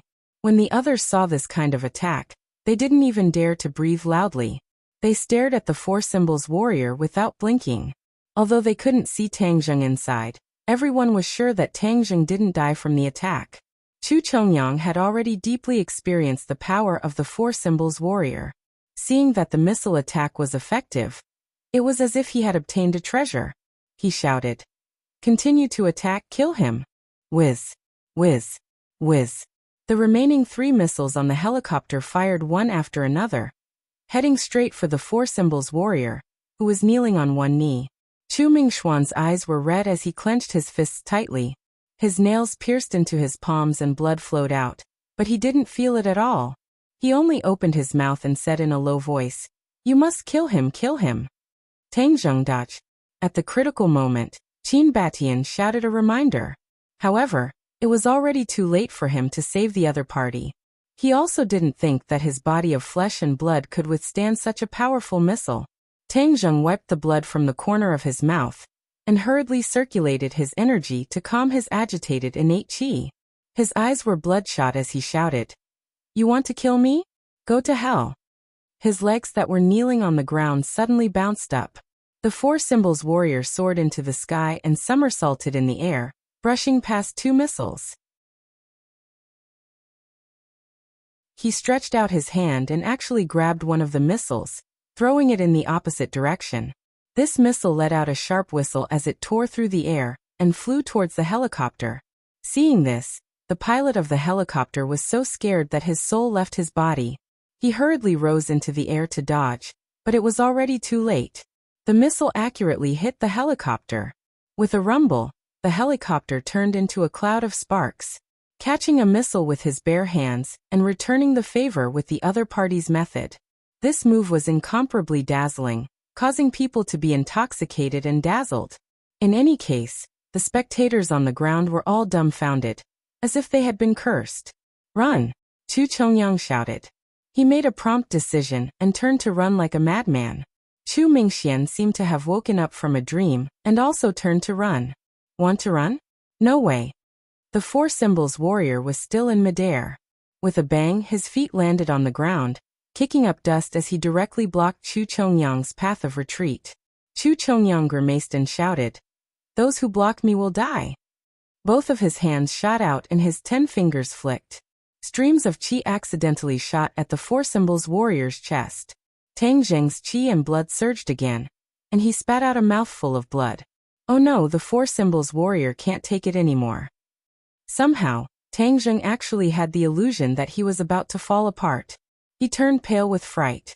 If the 4 symbols warrior was really destroyed, it would be an unimaginable loss for Tang Zheng.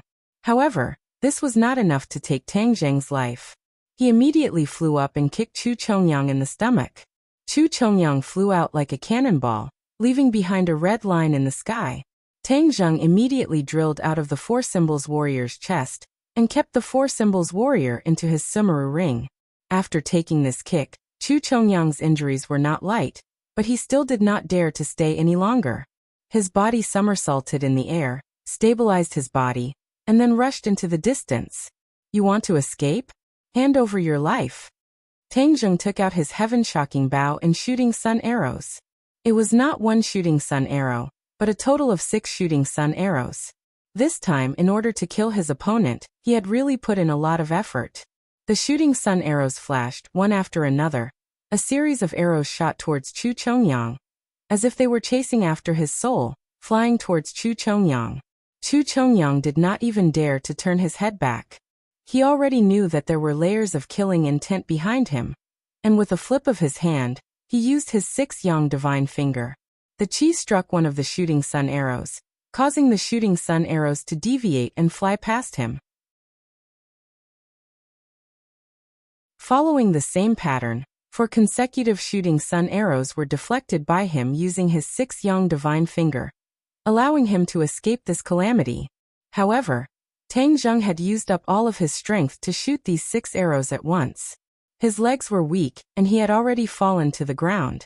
He could only stretch his neck to look around. As for whether this attack would succeed or not, he could only leave it to fate. Puff!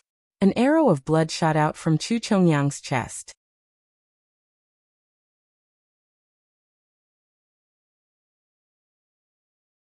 Chapter 460.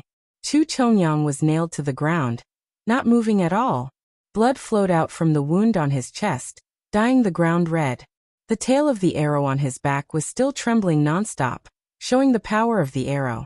Tang Zheng laid on the ground, watching this scene from afar, and finally heaved a sigh of relief. Chu Chongyang was finally hit by the shooting sun arrow, but no one knew if he was dead or alive. Tang Zheng rejoiced a little, but also felt that it was unreal. In the past, he had never thought that he could actually kill a great master martial artist. This kind of expert was the pillar of a large family, and could even support a large family. Back then, Yi Xuanji had spent a lot of effort to break through to the great master realm. It could be seen how important a warrior of this level was. But today, a great master martial artist had fallen at the hands of Tang Zheng. Of course, Tang Zheng was also extremely glad. If he had not used the 4 symbols venerable to injure his opponent first, and then completely destroyed his opponent's confidence and will to fight, he would not have had the chance to use this chain of arrows. 6 consecutive arrows. This was already Tang Zheng's limit, which was why he fell down from exhaustion. At this moment, any enemy could take his life. However, everyone's attention was still firmly attracted by Chu Chongyang, who was lying on the ground. Their minds were filled with an earth-shattering shock. It was as if everything was happening in a dream, so unreal. Especially the people of the Chu family. Their eyes had almost lost their spirit. Chu Chongyang was like a god in their hearts, unreachable and undefeatable. But at this moment, he had actually lost at the hands of a young man. Father! Chu Mingxian seemed to have awoken from a dream as he rushed towards Chu Chongyang in fear. With a plop, he knelt in front of him and turned him around. Chu Chongyang's eyes were tightly shut, the corner of his mouth and chest were dyed red with blood, and the arrow that pierced through his chest flickered with a cold light, overflowing with killing intent. Ah, father, how can you die? Chu Mingxian roared towards the sky, filled with anger, disbelief, and unwillingness. Chu Chongyang's life force was already gone. His life was completely ended by this soul-severing arrow, and the patriarch of a generation had fallen. Tang Zheng, I will kill you. Chu Mingxian knew very well what Chu Chongyang's death meant to the Chu family and him. He abruptly turned his head to stare at Tang Zheng and roared hysterically. Chu Mingxian put down Chu Chongyang, stood up, and walked towards Tang Zheng step by step. His eyes were red with killing intent. Tang Zheng wanted to fight back, but he couldn't even move his fingers, let alone cast a spell. Killing Chu Chongyang was the best he could do. He did not regret it. If Chu Chongyang did not die today, he would definitely become a big problem for Tang Zheng in the future. He would be a serious threat to him. Moreover, Chu Chongyang had already made up his mind to kill him, leaving him alive in this world. Tang Zheng was tired of living. Seeing Chu Mingxian closing in on Tang Zheng step by step, it was as if the god of death was slowly approaching him. An oppressive feeling of death instantly enveloped him. Stop! Suddenly, an explosive shout rang out, and a tall figure blocked in front of Tang Zheng, blocking Chu Mingxian without yielding an inch. This person was Qin Batian. Shock still remained on his face, but the determination between his brows did not decrease in the slightest as he stared at Chu Mingxian fearlessly. Chu Mingxian was forced to stop in his tracks and growled. Qin Batian scram. Qin Beixian's expression did not change as he said, "You can't kill him. He killed my father. I want to take revenge for him," Chu Mingxian said as he clenched his teeth. Qin Batian had already figured out the ins and outs of the matter. Chu Chongyang did not hesitate to use his identity as the patriarch to personally kill Tang Zheng. However, his luck was bad and he was killed instead. Killing someone, if you don't kill me, then I kill you. This was an extremely normal thing. When you kill others, you have to be prepared to be killed by others. This was the most basic awareness. Although I also feel regretful for your father's death, I am indebted to Tang Zheng. I will not watch as he is killed, Qin Batian said resolutely. You want to become enemies with my Chu family? Chu Mingxuan's eyes turned cold as he asked. The corner of Qin Beixian's mouth curled up as he said, I do not want to become enemies with the Chu family. However, if anyone wants to kill Tang Zheng, they can only do so by stepping over my body. The curve of Qin Beixian's mouth was an unspoken message. Once Chu Chongyang died, the Chu family would lose their pillar of support. The Chu family would immediately enter a period of decline, and might even be directly wiped off from this world. This was the competition between large families. The law of the jungle was cruel and realistic. Without Chu Chongyang, the Chu family was already like a tiger without its teeth. Qin Batian did not need to be afraid, so he had the courage and confidence to fight against Chu Mingxian. Chu Mingxian was a smart person and immediately understood the deep meaning behind this. His face turned ashen, but he was not willing to retreat and said, Whoever dares to stop me will die with that brat. Qin Batian did not move at all. The meaning of this was self-evident. Qin Batian had completely stood on the opposite side of the Chu family, and the expressions of everyone present changed at the same time. The people of the Chu family were furious. There was actually someone who dared to provoke the Chu family, while He Zi clenched his fists in excitement. Now that the Chu family was no longer powerful, he could snatch even more territory from the other party's hands, and obtain even greater benefits. Kill! Chu Mingxian roared, and pounced towards Qin Batian. Qin Batian punched out, and there was a faint sound of wind and thunder. In the blink of an eye, the two sides had exchanged more than 100 moves. Qin Batian focused on defense, while Chu Mingxian only focused on attacking crazily. However, Chu Mingxian was still unable to break through Qin Beixian's defense, and his actions were useless. Chu Mingxian, you and I are both 6th-stage pre-celestial stage warriors, and you were heavily injured a few months ago and have yet to recover. Therefore, you are not my opponent, so there is no need to do useless things, Qin Batian advised. He did not take advantage of the situation to kill the other party. He was different from Tang Zheng. He had too many fetters and was bound by too many formless rules, so he could not act recklessly. Chu Mingxian naturally understood that his skills were inferior, but the blow this time was too big, so he only focused on attacking, attempting to break through Qin Beixian's defense.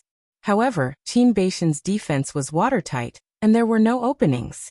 Everything Chu Mingxian did was futile. Chu Mingxian, if you continue to force me, then I will not be polite anymore. Seeing the other party pestering him, even the clay figurine was a little angry. His anger was aroused, and he said with a gloomy face. His attacks suddenly changed, becoming incomparably powerful. Chu Mingxian retreated step by step, and finally fell on his butt, looking battered and exhausted. Qin Beixian's fist stopped a millimeter away from Chu Mingxuan's forehead, and the wind from the fist made him unable to open his eyes. Give up, I don't want to kill you, Qin Batian persuaded earnestly. Chu Mingxuan's eyes looked like he wanted to eat someone, staring fixedly at Qin Batian, but he calmly accepted it, and did not look askance. Qin Batian, from now on, you are the enemy of the Chu clan. We will definitely kill you. Chu Mingxian clenched his teeth and said fiercely. Come, I'll take whatever moves you have. Qin Batian shrugged and said indifferently. Chu Mingxian crawled up, pulled out the shooting sun arrow, and hugged Chu Chongyang's corpse. He led his subordinates in the direction of the Chu clan, and the atmosphere was incomparably bleak. Qin Batian crouched down and asked, Tang Zheng, how are you? I'm fine, but I need time to recover, Tang Zheng said weakly. He was indeed not heavily injured, and only suffered some light injuries. There was no danger to his life, but he still needed to rest for a few days. Qin Batian heard this and nodded, unable to conceal his shock. He praised. You killed Chu Chongyang, yet you are not heavily injured. Truly admirable. Tang Zheng squeezed out a smile and said, this was all based on luck. Moreover, if you were not here, even if I killed him, it would still be difficult for me to escape death. You saved Hongqing's life, so this is what I should do. Qin Batian smiled. Help me put away the bow and arrows. Hazy quickly put it away. Qin Batian instructed.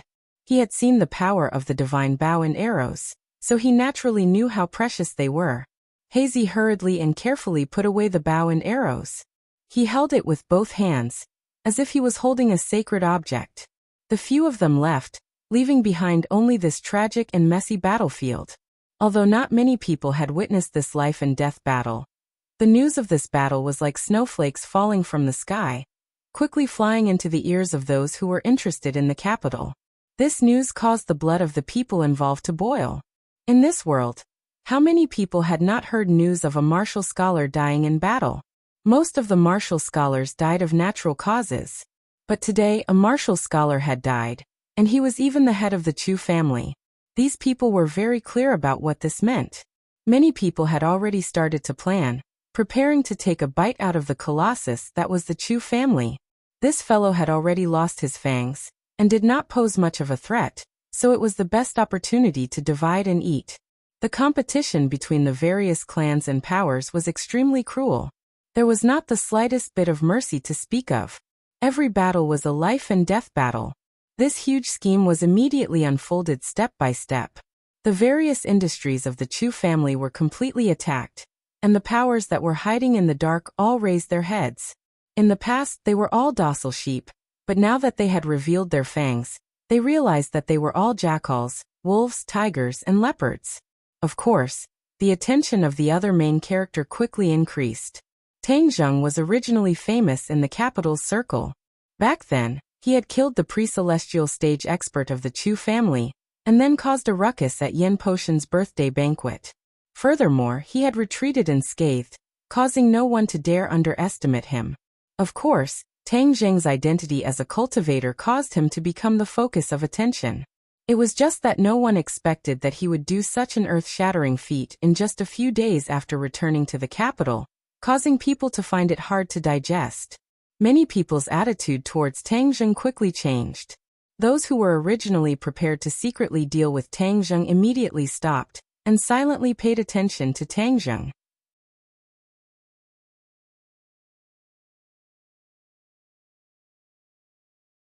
Chapter 461. Tang Zheng was brought back to Qin Baishan's residence. Li Hongqing was anxiously looking at Tang Zheng, who was lying on the bed, unable to move. She asked with concern. Tang Zheng, how did you become like this? Li Hongqing had been poisoned by the evil qi of the 1,000-year blood jade, and it was Tang Zheng who saved her life. Thus she was extremely grateful to Tang Zheng. Tang Zheng squeezed out a smile and said, I'm fine. I'll be able to move again after a day of rest. He could already feel the true qi slowly being produced in his meridians.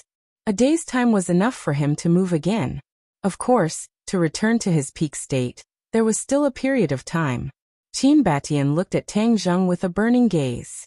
He still had some lingering fear in his heart, but he was also very excited. He sighed. Tang Zheng, this time you really did something big. The sky of the capital has been completely pierced by you. The balance has also been completely broken. I think it's going to set off a big storm. He wanted to kill me. If I had let him go, there would have been no end to it. I had no choice but to kill him. Tang Zheng said. Who knows how many people in the capital want to kill Chu Chongyang? At least the people from the other 3 families all wanted to kill him, but no one was able to do it. Yet you were able to do it. Your name will definitely resound like thunder in the future. However, this is definitely a big problem. Who knows how many people will come to find trouble with me in the future? Tang Zheng helplessly smiled bitterly. Your identity as a cultivator means that you are destined to become the target of public criticism. Even if this matter did not happen, many people would still target you. However, Chu Chongyang's death is not entirely a bad thing. At least, many people who are not strong enough will not dare to have any ideas about you. In the capital, only the other large families will be a threat to you. Qin Batian was very clear about the depth of the water in the capital. Among the Yen family, the Song family, and the Ye family, who do you think will make a move on me first? Tang Zheng asked. Qin Batian pondered for a moment before replying. The Ye family has a close relationship with you, and Yi Tianlei is an upright person. She and Feng Xinyang will definitely do their best to prevent the Ye family from becoming enemies with you. Tang Zheng secretly nodded. This analysis was very reasonable. The Ye family would not fall out with him for the time being. Among the other two families, the Yen family is more powerful than the Song family. Therefore, if the Yen family makes a move, they will be the biggest threat to you. Tang Zheng thought back to Yen Patian and Yen Qishan, this pair of father and son in the Great Master Realm, and his heart shivered. If they were to make a move, then no one in the capital would be able to resist them. The Song family has a grudge with me. Do you think the chances of them making a move are higher? Tang Zheng asked curiously. The Song family has been recuperating for the past few years, and has a good relationship with the other families. Recently, they have gradually revealed their fangs, and the Song family has already grown to become a big family second only to the Yen family. Furthermore, you have a grudge with them, so the chances of them making a move are not small. Furthermore, you killed Chu Chongyang and challenged the dignity of a few big families. If the Song family were to put you in a formation on the spot, then their prestige in the few big families would be even greater, and it would be enough to raise the level of the Song family. Tang Zheng raised his eyebrows, and said with a smile that was not a smile. Oh, in that case, I am the stepping stone for the Song family to advance? Qin Batian nodded. Yes. But the Song family will also have some misgivings. After all, the strength you displayed this time was too dazzling, so they have to weigh whether or not they can get rid of you. Then it will depend on the courage of the Song family, Tang Zheng said with a light smile. Tang Zheng, don't worry. You will stay with me for the next few days, and I will definitely do my best to protect you, Qin Batian said heroically. This will only implicate you. Saying this is too distant. If it weren't for you, Hongqing's life would not have been saved, so this is what I should do. Moreover, your temper is very similar to mine. Just like when I was young, I wasn't afraid of anything. Just based on this, I will support you to the end. Qin Batian waved his hand and said resolutely. That's right, Tang Zheng. This is our sincerity, so don't reject it. Li Hongqing said with a light smile. Tang Zheng was moved. As the saying goes, a friend in need is a friend indeed. Actually, his relationship with this couple was not that deep, but they were supporting him like this. This was equivalent to gambling their lives. He secretly made up his mind that once this matter was over, he would definitely find a way to repay them, so that they would not regret this decision. Ring ring ring. Suddenly his cell phone rang. Your cell phone is ringing. Yi ding dang, do you want to pick it up? Li Hongqing took out the cell phone for him and asked. Pick it up. Tang Zheng guessed that the news of Chu Chongyang's death must have spread, so Yi ding dang called. Tang Zheng, how are you?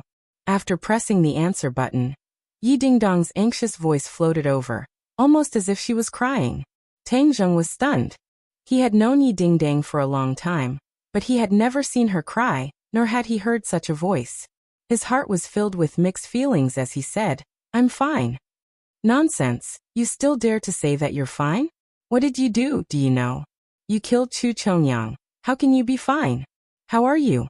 Are you seriously injured? Yi Dingdang was on the verge of tears as she asked in a choked voice. Tang Zheng did not know whether to laugh or cry. I'm really fine. Liar, you're lying to me. I don't care, no matter how injured you are, I have to go to see you. I have to see you immediately. Where are you? Yi Dingdang roared.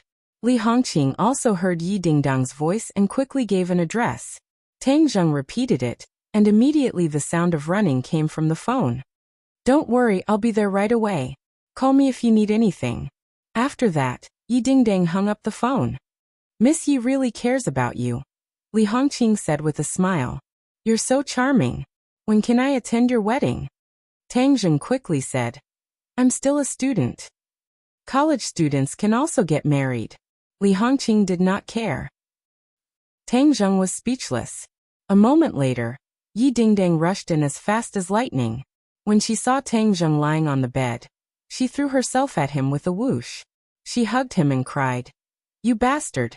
Why did you do such a dangerous thing? You made me worried to death. Where are you hurt? As she spoke, her slender hand touched Tang Zheng's hand, as if checking if the parts were still intact. It was too embarrassing to be touched by a beauty in front of so many people. Even if Tang Zheng's skin was thick enough, he gradually blushed. He coughed and said, Don't touch me, I'm really fine. Nonsense, if you're fine, how can you not touch me? I know your temper. Yi Dingdang firmly did not believe him. Her small hand went all the way down, and Tang Zheng's body tensed up. He felt that his most important part had been grabbed. Yi Dingdang also immediately realized what was in her hand, and let go of her hand as if she had been electrocuted. Her cheeks were red. Li Hongqing saw this and laughed.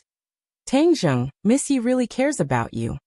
Yi Dingdang shyly lowered her head and fiercely glared at Tang Zheng, as if to say that it was all because of him that she made a fool of herself. Tang Zheng felt wronged. I didn't do anything. It was clearly you who came and touched me. I was the one who suffered. Yi Dingdang confirmed that his body parts were still intact and let out a sigh of relief. If you didn't lose an arm or a leg, then why can't you move? Did you suffer an internal injury? It can be considered an internal injury. I'll go and find the senior king of medicine. He must have a way. Yi Dingdang had an idea and said, I don't remember. My medical skills are not bad. I can recuperate on my own. After a period of time, I will recover. Tang Zheng refused. No, you're too careless. I must find the senior king of medicine to check on you before I can rest assured. Yi Dingdang insisted. Tang Zheng rolled his eyes and was helpless. Tang Zheng, this time you did such an earth-shattering thing. Do you know what's the situation outside? Yi Dingdang asked with lingering fear. Look at me. How can I know? The Ye family has been quarreling because of you. Yi Tianming thinks that they should deal with you immediately. He said that if you dare to kill Chu Chongyang today, you will dare to deal with the Ye family tomorrow. You are a cultivator. You are a bomb that can explode at any time. It's a cliché. Didn't he say the same thing last time? Tang Zheng did not take it seriously. You didn't do what you did last time. Of course, it's not the same thing. However, my parents argued for it, so the old man has not made a decision. Humph, if the Ye family really becomes your enemy, then I will withdraw from the Ye family. From then on, I will have nothing to do with them. Yi Dingdang gritted her teeth and said resolutely. Li Hongqing immediately gave her a thumbs up and praised. Miss Yi, you dare to love and hate. You are so bold. You are simply a role model among women. Yi Dingdang was embarrassed. She secretly glanced at Tang Zheng and said, I just can't stand them for getting justice for the sake of profit. After a pause, she continued. Not only the Ye family, I heard that the Yen and Song families are also quarreling. Chu Chongyang's death is equivalent to an atomic bomb explosion. The power is too great. Oh, so it seems that these two families will soon make a move against me? Humph, if one of them comes, I'll kill one. If two comes, I'll kill two. As long as I'm here, don't even think about harming you. Yi Dingdang said fiercely like a hen protecting its young. At this moment, the other two families were indeed very lively. The 3 generations of the Yen family were all gathered together, and even Yan Qingyi, who did not care about the affairs of the world, was present. Yan Qingyi was a monk, and had always been cultivating in the Taoist temple. Ever since Yan Potion's birthday banquet, she had stayed behind and built a Taoist temple in the Dragon Elephant Mountain. She usually cultivated here, and could also accompany Yan Patian. Yan Qingyi was dressed in a simple and elegant Taoist robe, and did not have the slightest bit of aura. She sat in the middle of the group with her eyes closed, and listened calmly to their endless discussions. Father, this Tang Zheng relied on his identity as a cultivator to actually kill Chu Chongyang. Such a person definitely cannot be left alive. I guess the martial sect will definitely make a move against him. We should make a move first, and right now is also the time when Tang Zheng is at his weakest. It is a heaven-sent opportunity for us, and it will be too late to regret it if others beat us to it. Last time in the Imperial City, I saw that Song Jianan wanted to kill Tang Zheng. I think that this time, he will definitely be impatient to make a move. Yin Qishan said.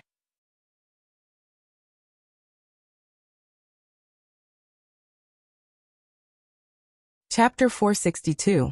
Can't die why? The others all looked at Yin Qingyi at the same time. Yin Qishan asked in surprise. Yin Qingyi's expression did not change, and said calmly, because there are more important things waiting for him in the future. The expressions of the few of them became strange, but only Yen Potion's expression became serious, and asked, Qingyi, did you sense something? When Yen Qishan and Yen Luyan heard this, their eyes instantly widened. Regarding Yen Qingyi, this was a huge secret of the Yen family, and outsiders had no way of knowing about it. Outsiders only thought that Yen Qingyi was a monk, and many of them were still regretting that such a beautiful woman who was born in a famous family was actually a monk.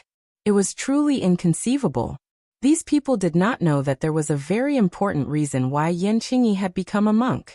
Yen Qingyi had been incomparably intelligent since she was young. She seemed to know many things that ordinary people thought were incomparably profound, and had great wisdom and comprehension ability. Yen Qingyi had refused to learn martial arts since she was young. Even if others ordered her to practice martial arts, she would never obey. Later on, it was left unsettled. Therefore, she did not have any martial arts at all. This was an anomaly in the Yen family. Yen Qingyi had an innate closeness to Taoist scriptures, unlike other girls who loved to dress up in fashion. Instead, she was immersed in Taoist scriptures all day long. In the end, unknowingly, she actually had a kind of epiphany. She had a kind of foresight ability. Of course, not everything could be foreseen, but on many important matters, she would have a trace of foresight. However, this kind of ability could be said to be heaven-defying and difficult to deal with. It was one of the biggest secrets of the Yen family. So Yen Patian would only agree if Yen Qingyi chose to become a monk. Before Yen Potion's birthday banquet, Yen Qingyi returned to the capital and told him that there would be a change in the birthday banquet, and that a person would appear out of nowhere. Later on, this matter was confirmed. The person who had appeared out of nowhere was Tang Zheng. Moreover, he had soared to the heavens at the speed of a rocket. At this point, Yen Patian was even more convinced of Yen Qingyi's ability to predict the future. It was a blessing for the Yen family to have such a person, but it could also be said to be a very dangerous thing. This kind of mysterious and miraculous thing could easily make people associate it with the miraculous abilities of Xiuzha. If a cultivator appeared in the Yen family, it would definitely not be a good thing for the Yen family. Perhaps they would meet with a calamity. Of course, if a family had someone who could predict the future, then many things could be arranged in advance. The early bird catches the worm, and this was a once-in-a-lifetime opportunity. Yen Qingyi said indifferently, there will be a great disaster for humanity in the future. Tang Zheng might be the one to turn the tide. Catastrophe? The three of them sucked in a breath of cold air at the same time. This was an important piece of news. Yen Patian asked in a deep voice, what disaster? Yen Qingyi shook his head. This is just a very vague feeling. I am not sure about the specifics for now, but this disaster concerns the life and death of millions of people. You're saying that Tang Zheng will be the savior of this disaster? Yen Qishan was bewildered. No matter how he listened to it, he felt that it was like a fairy tale. Yen Qingyi nodded solemnly. Yen Luyan had a complicated expression on his face. They were both young people, but why was the difference so great? He asked. What other calamities will there be in this world? Could it be World War III? If there is a world war, what's the use of him alone? Yen Qishan scoffed, obviously not believing him. I don't know either. In short, this is a disaster that concerns the survival of humanity. This is what I sensed, so it definitely won't be wrong. Yen Qingyi was extremely confident. Yen Qishan and Yen Luyan looked at Yen Patian at the same time. His two white eyebrows knitted together, and only after a long while did he say, Could it be that the survival of humanity is ultimately decided by a cultivator? Yeah, this is too unbelievable. Yan Qishan also felt that it was inconceivable. Moreover, it's impossible for the martial sect to let him go, right? Can he live until then? Yan Qingyi stopped talking and closed her eyes again. Perhaps she was too lazy to explain. Yan Patian did not force him, but his eyes kept changing and said, Qingyi, in the future, will this world no longer be dominated by martial artists?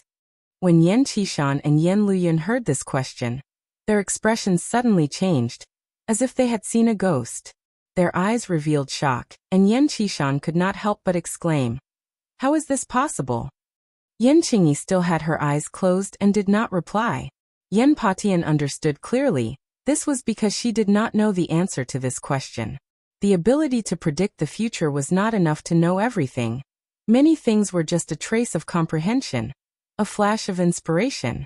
Yan Qishan shook his head. Impossible, although a few cultivator experts have appeared, they can't mess up the overall situation. How can they make the martial artists lose their position as the ruler?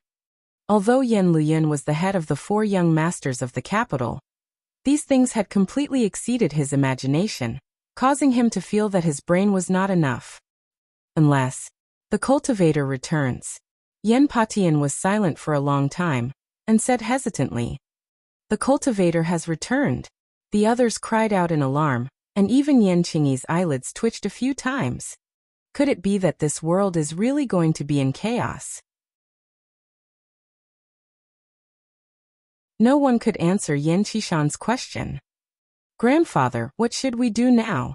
Yan Luyan asked. Yan Patian stared deeply at his descendant, and said, regardless of whether or not the cultivator has returned, since Tang Zheng is going to play such a big role in the future, then the status of cultivators will definitely increase in the future. And with regards to Tang Zheng, the future savior, we have to rope him in even more. This will be of great benefit to us and the Yan family. The few of them nodded. If the future was really as Yan Qingyi had foreseen, this was indeed a good way to seize the initiative. If the Ye family and Tang Zheng cut off their relationship, wouldn't that be letting the cooked duck fly away? Yan Luyan said with some amusement. Yan Patian curled his lips and said disdainfully, don't think that just because Yi Xuanji broke through to the Grandmaster stage, he became so powerful. Back then, why was he unable to break through? This was related to his breadth of mind and vision, and his vision was only that big. He only focused on the present and could not see the future. Then this time, our Yan family has taken the initiative. Wouldn't that be a huge advantage? Yan Luyan said happily. Yan Qishan shook his head. Luyan, don't just look at the opportunity. This is opportunity and danger coexisting. At this moment, everyone is treating Tang Zheng as the target of public criticism, but the Yan family is on good terms with him. Do you know what this means? Yan Luyan's expression changed slightly. Of course he knew what it meant. It meant that the Yan family would also become the target of public criticism and attract cannon fire. The few of them understood this logic and looked at Yan Patian. This question obviously required him, the head of the family, to make a decision.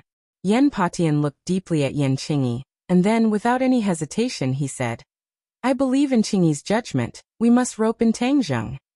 Yan Patian set the tone, and the others no longer sang the opposite tune. Even if Yan Qishan still had reservations about Tang Zheng, he did not refute him. Yan Luyan asked, Grandfather, this time Tang Zheng killed Chu Chongyang, and will definitely cause a crazy counterattack. What should we do? It's better to send charcoal in the snow than icing on the cake. Right now, it's Tang Zheng's most dangerous moment, so of course we have to be the ones to send charcoal in the snow. Qishan, go and inform Chu Mingxian not to seek revenge on Tang Zheng. Yan Patian arranged.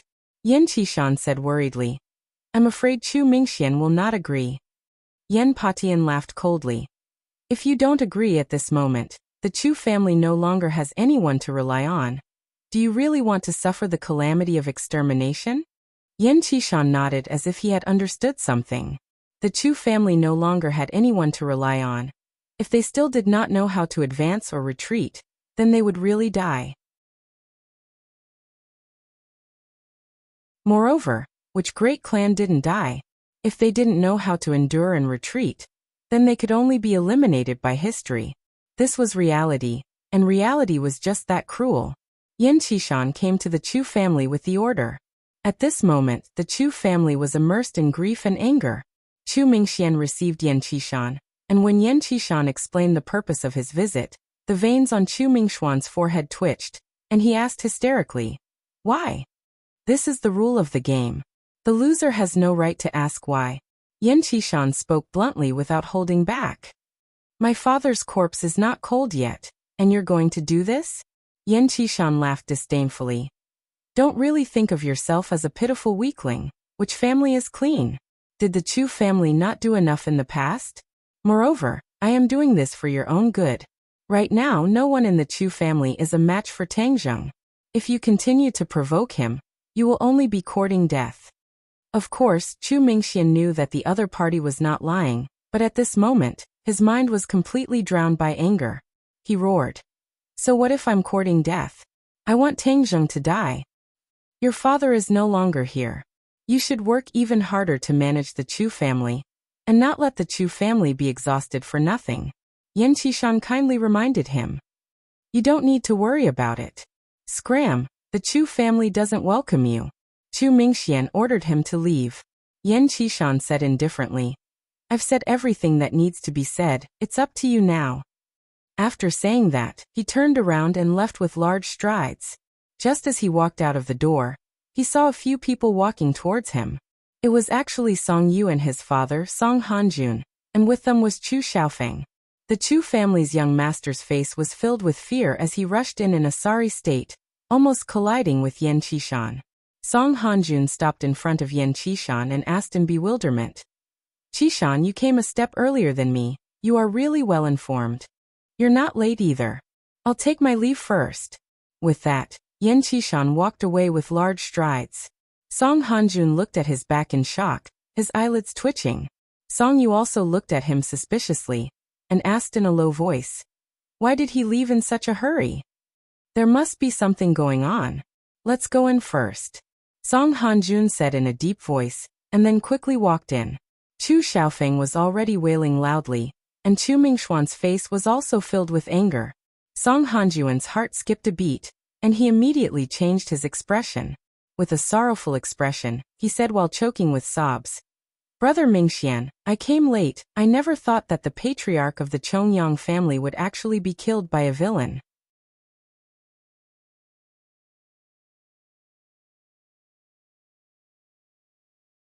Chapter 463. Hearing that, Chu Mingxian cupped his hands and said, "Thank you, Hanjun, for taking the time to come here. Unlike some people who saw that my father was in trouble, they came here to bully others." Song Hanjuan's eyebrows twitched, as if he had understood something. Could it be that Mingxian is talking about the Yan Qishan who just left? Chu Mingxian snorted angrily. Other than him, who else can it be? Yan family really thinks that they are the number one in the capital, and do not put anyone else in their eyes at all. In the past, the Yan family was powerful, and the Chu family relied on the Yan family. Later on, because of what happened at the birthday banquet, the two families developed a grudge, and the estrangement grew larger and larger. This time, the Yan family's decision had finally caused the two families to fall out, and Chu Mingxian finally had nothing to worry about. Hearing that, Song Hanjuan's heart trembled. He did not understand why the Yan family would make such a decision.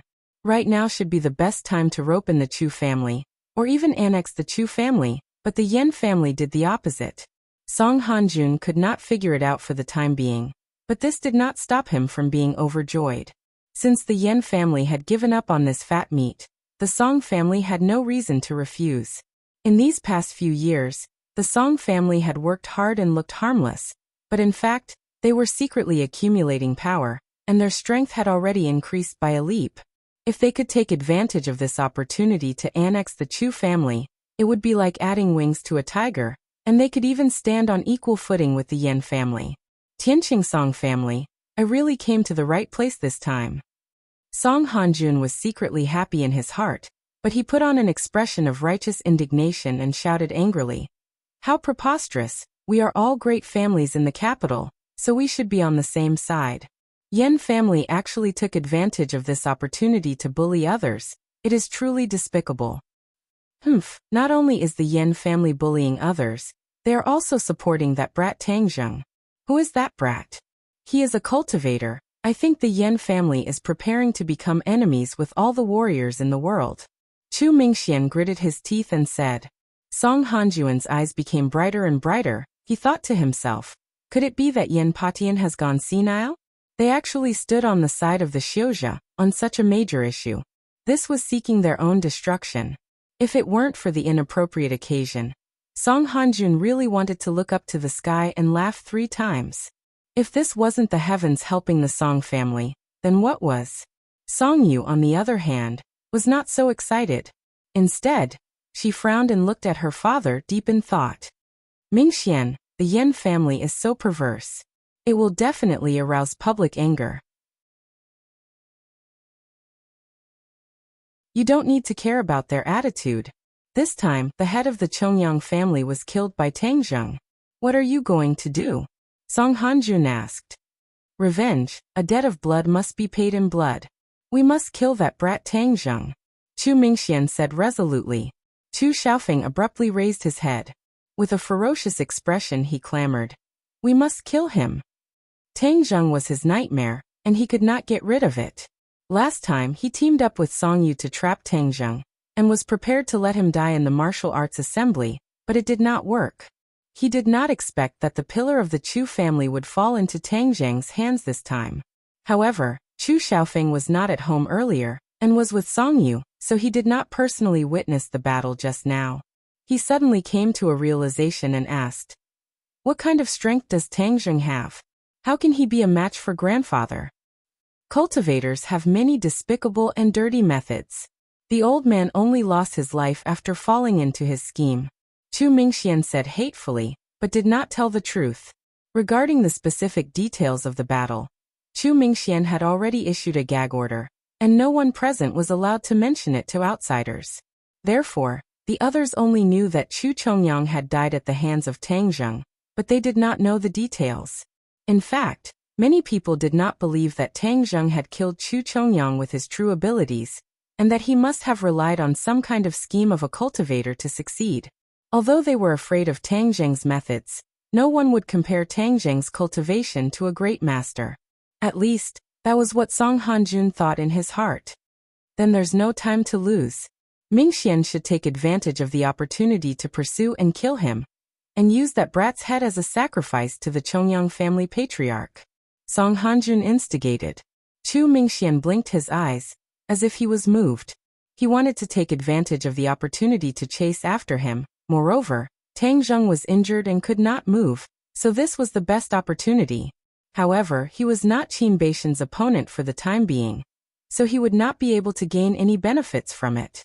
Song Hanjun saw through the clues and asked, Mingxian, could it be that there is something that is hard to say? Chu Mingxian already understood that without the help of the Yen family, he should get closer to the big tree that was the Song family. He might as well not hide it anymore, and said with righteous indignation, to be honest, ever since I was injured at Yen Potion's birthday banquet, I have yet to recover, and right now, Tang Zheng is under Qin Baishan's protection, so I can't kill him. Qin Batian. Song Hanjun frowned. He actually got involved. He really doesn't know what's good for him. For Qin Batian to be able to gain a foothold in the capital, he naturally had his own abilities. However, his strength was still lacking compared to the few great clans, and when any clan wanted to completely destroy him, they would still have to pay a certain price. Therefore, he had survived between the cracks of the few great clans. Although it was difficult, it could still be considered a type of ability. Of course, Song Hanjun knew Qin Baishan's abilities, but he did not really care. With regards to the big plan of annexing the Chu family, if Qin Batian did not know what was good for him, and became the tiger that stood in the way, Song Hanjun did not mind getting rid of Qin Batian earlier. Therefore, Song Hanjun said without hesitation, Mingxian, a single Qin Batian is not worth mentioning. Now that you are injured and have such a big family to work hard for, you can leave this matter to me. It can be considered as me doing something for the Chongyang family head. Chu Mingxian was so grateful that he cupped his fists and said, "Hardships reveal one's heart. Hanjun, you are the great benefactor of our Chu family." Song Hanjun smiled modestly, but a trace of complacency flashed past his eyes. He thought to himself, "I am your benefactor now, and in the future, I will be your master, haha." Song Hanjun was swift and decisive, and immediately expressed that he wanted to leave and kill Tang Zheng. Chu Xiaofeng volunteered and shouted, "I'll go too. I want to kill that brat with my own hands. Back then, I didn't kill him, and I regret it. This time, I definitely can't let that brat live." After he finished speaking, his eyes flickered with flames of hatred, and his expression was sinister and terrifying. "All right, Xiaofeng, you go together. When the time comes, I'll let you personally end that brat." Song Hanjun patted Chu Xiaofeng's shoulder and said cordially. Chu Mingxian did not object, and the three of them left the Chu family together. Song Hanjun and his son sat in their own car, and seeing that there were no outsiders, Song Yu finally could not hold it in and asked the question that had been stuck in her heart for a long time. "Dad, the Yen family is not an idiot. Why are they so abnormal this time? To actually help Tang Zheng unexpectedly?" Song Hanjun laughed unconcernedly. "Yen Patian is muddle-headed. He really thinks that no one in the capital can control him, so he is becoming more and more unbridled." "I don't think so. Yen Patian has been cautious for so many years, otherwise he wouldn't have the strength of the Yen family today. The Yen family has always had a close relationship with the Li Palace. Could it be that they received the instructions of the Li Palace?" Song Yu guessed. Song Hanjun was shocked. Coincidentally, the car bumped and almost hit the back of the chair in front of him, scaring the driver so much that his heart jumped. "You're saying that the Li Palace instructed the Yen family to rope in Tang Zheng?" Song Hanjun asked in bewilderment. "That's also my guess." Song Yu said uncertainly. Song Hanjuan's expression became even more serious. He could not make up his mind, and said, "I'll ask the old man first." He immediately dialed Song Jianan's number. After hearing his analysis, the other party said disdainfully, "Do you think that the Li Palace will protect a cultivator? Ridiculous." Although the Li Palace was not like the martial sect who chased after cultivators with no regard for their lives, they were not friends with cultivators either. The martial sect viewed cultivators as a thorn in their side, and the Li Palace would definitely not go against the martial sect on this point. Moreover, I can guess that the Azure Dragon Hall will definitely stand on the side of the martial sect when it comes to cultivators. Hearing the other party's confident words, Song Hanjun and Song Yu's expressions changed slightly.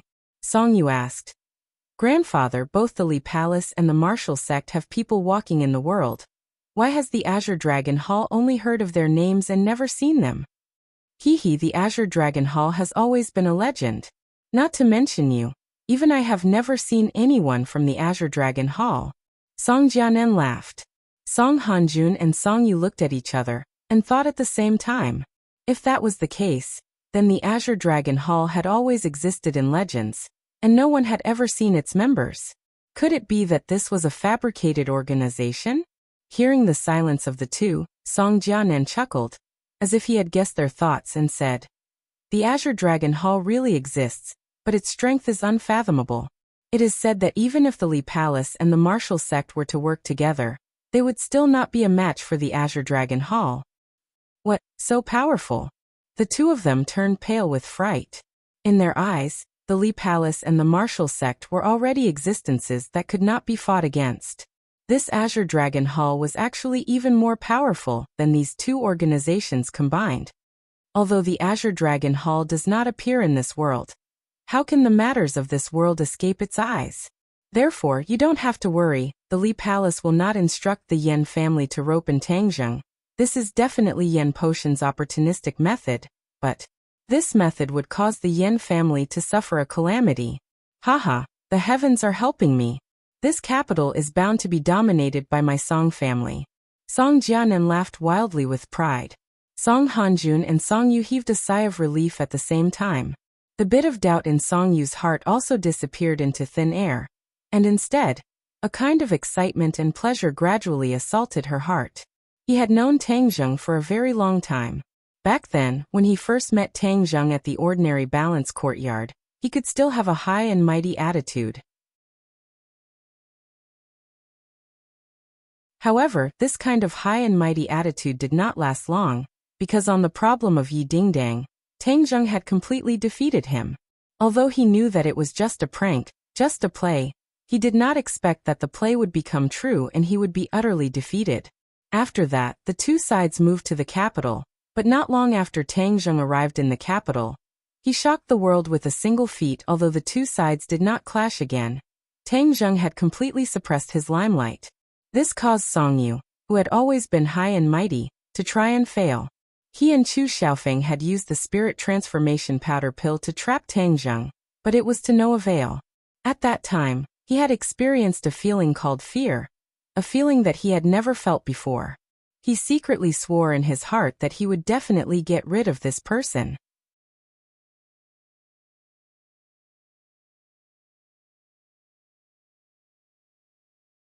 Chapter 464. As night fell, Tang Zheng lay alone on his bed, looking out the window at the sky. The sky was very dark and the haze was very thick.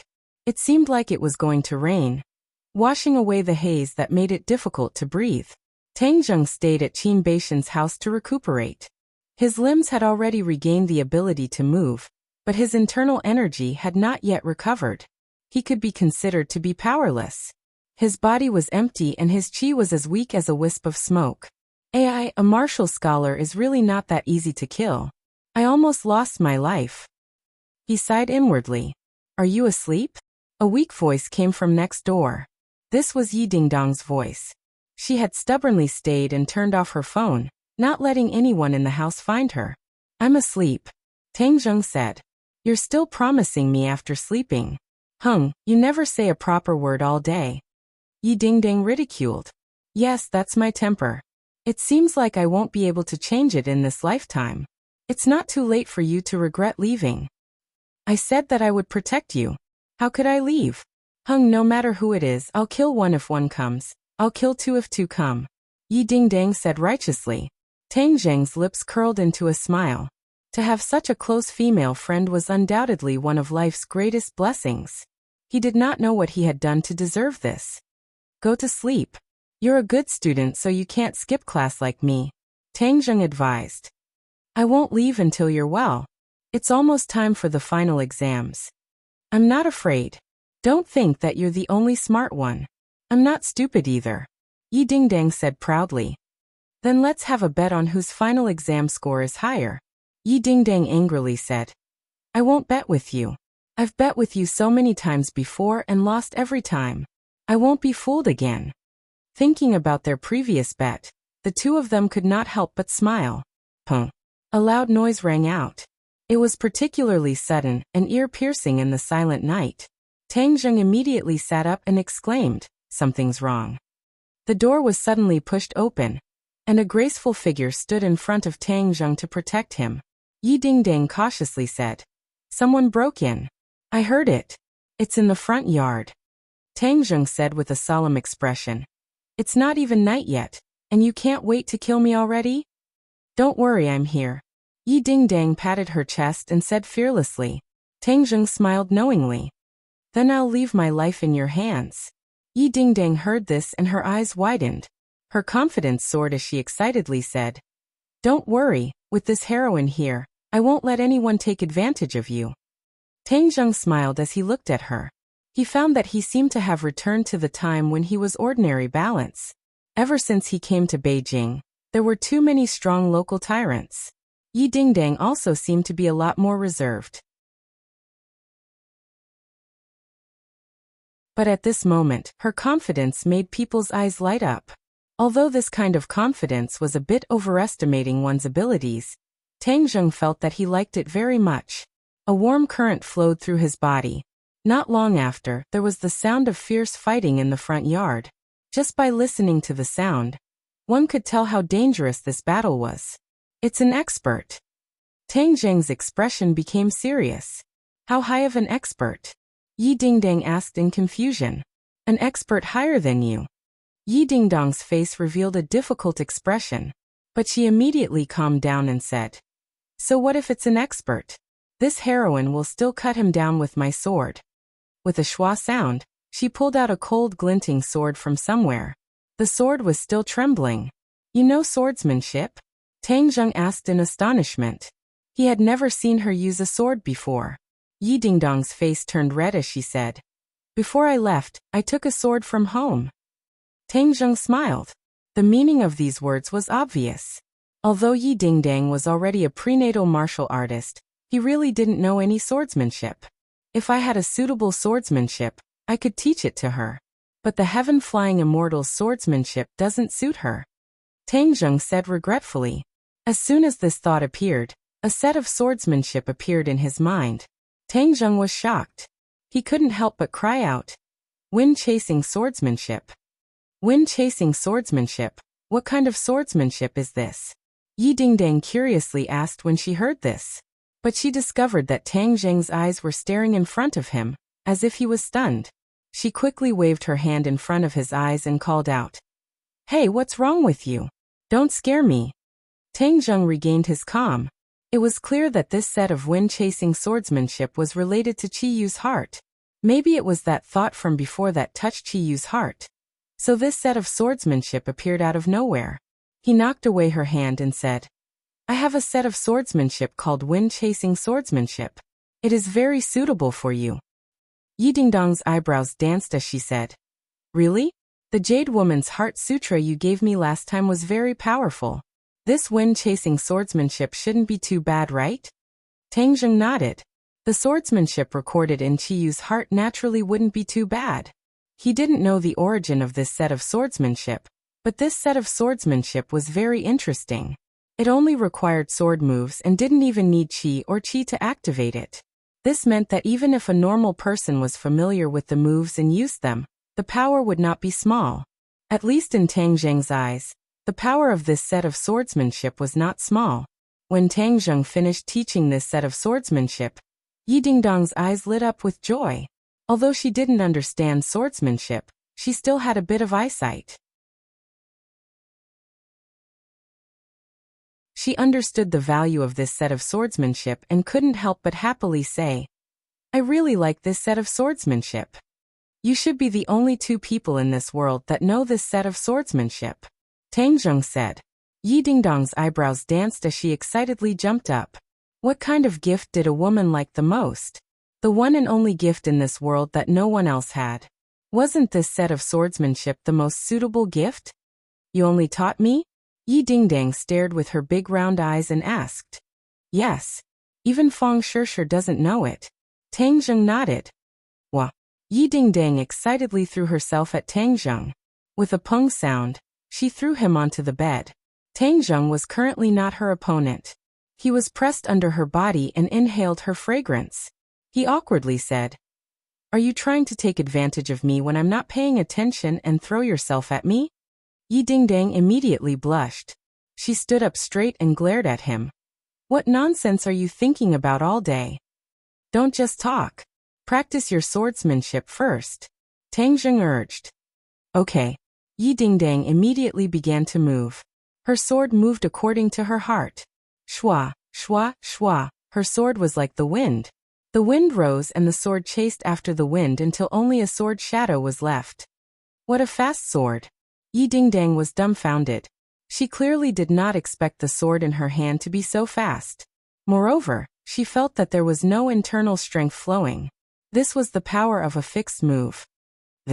Why is the swordsmanship so strange? Yi Dingdang asked in astonishment. Tang Zheng was speechless. He had only explained it once, and she was able to practice the swordsmanship to such a degree. It was truly shocking. If she was not a martial arts genius, then it could only be because of the mysteriousness of the swordsmanship.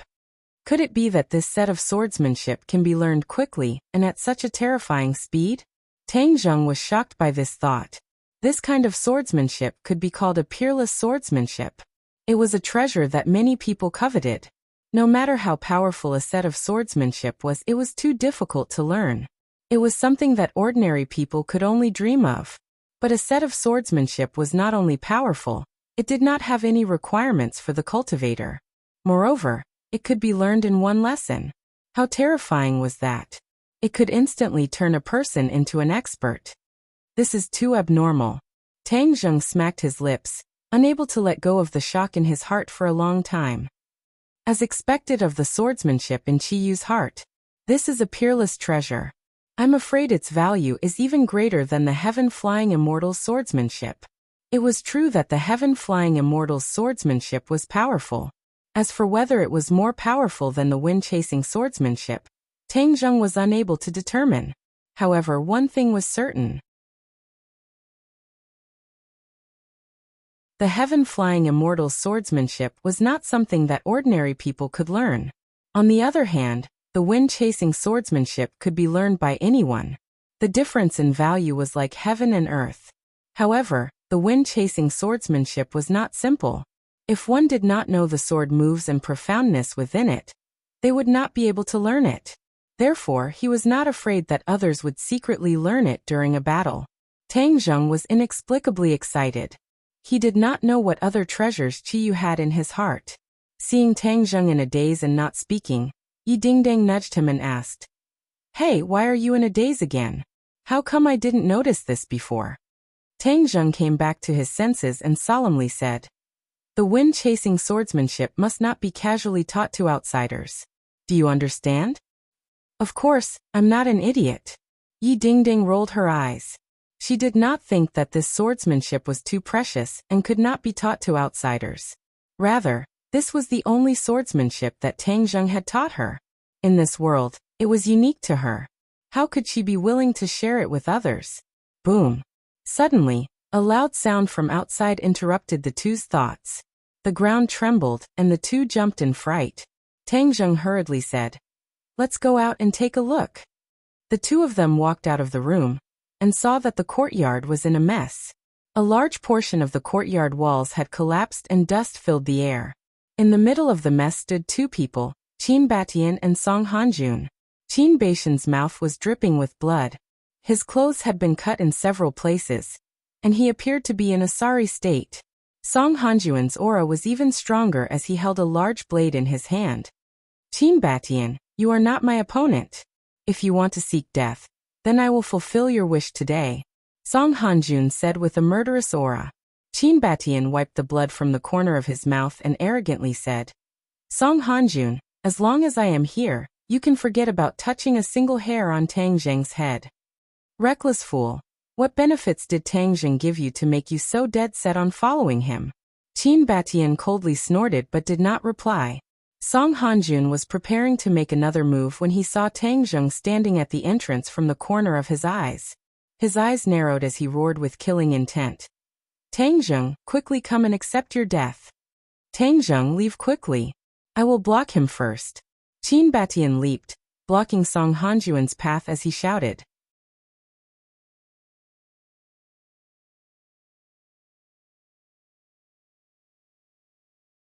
Chapter 465. Song Hanjun made a feint and dodged Qin Baishan's attack as the cold glint of the blade in his hand shot towards Tang Zheng. Qin Batian turned pale with fright as he hurriedly shouted for him to stop. But it was already too late. Song Hanjuan's move was a killing move, and if it hit Tang Zheng, even if he didn't die, he would be heavily injured. Song Hanjun was determined to win. With Tang Zheng's current physique, there was no way for him to dodge, and he could only watch as the large blade slashed towards him. Shwa! A ray of sword light rose from his side, and met the blade of the saber. It was fast and accurate and tapped on the body of the saber. A burst of skillful power suddenly erupted, and the saber was deflected to the side, missing the target. Song Hanjun was shocked as he didn't expect that this sure-kill attack would actually miss because of Yi Dingdong's obstruction. Qin Batian rejoiced as he leapt in front of Tang Zheng to protect him, glaring at Song Hanjun like a tiger eyeing its prey. Song Hanjun ignored him as he stared at Yi Dingdang and said, "Yi Dingdang, could it be that you also want to be my enemy and the Song family's enemy?" Yi Dingdang proudly said, "You want to kill Tang Zheng, so that means you are my enemy and I am your enemy. Don't think that just because you are Yi Tianlei's daughter that I won't dare to touch you. Yi Tianlei is only a first-grade Xiantian realm cultivator, and is weak by himself. Even if I hurt you, he can't do anything to me." Song Hanjun said confidently as he obviously didn't put Yi Tianlei in his eyes. Although Yi Tianlei was one of the top 2 in the Ye family, compared to the other second-generation disciples, his strength was the weakest, so Song Hanjun didn't think much of him. Then let's give it a try. Let's see if the sword in my hand is weak. Yi Dingdang bit her lip and refused to back down. At this time, Song Yu and Chu Xiaofeng also rushed in from the outside. When they saw Yi Dingdang, Song Yu's face flashed with displeasure, and then looked at Tang Zheng hiding behind Yi Dingdang, and resentment appeared in her eyes. Dad, don't hurt Dingdang. Our target is Tang Zheng, Song Yu advised. Song Hanjun looked at his son meaningfully and said, I cannot hurt her, but she must immediately scram away from me. Otherwise the blade in my hand will not recognize her. Song Yu hurriedly advised, Dingdang, come over here quickly. Tang Zheng is a cultivator, not a kind person. He's not like us. Don't be fooled by him. Yi Dingdang didn't appreciate it at all and coldly said, Kind people? Humph, I think you're not kind people. If you want to stand up for the Song family, then you must first defeat the sword in my hand. You don't know the immensity of heaven and earth. Song Hanjun said disdainfully. Seeing that he was about to attack, Song Yu advised again. Dingdang, you've been deceived by Tang Zheng. He's our public enemy. There's no benefit in being with him.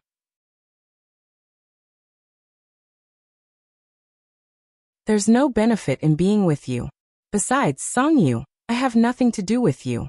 I don't need you to persuade me. Yi Dingdang didn't appreciate it at all. She was already annoyed with the other party, so at this moment, she naturally didn't have a good expression. Chu Xiaofeng coldly watched from the sidelines. His face was filled with resentment. He coldly snorted and said, Young Master Song really has tender feelings for the fairer sex. What's the use of having this kind of blind and stupid woman? It's better to kill them both.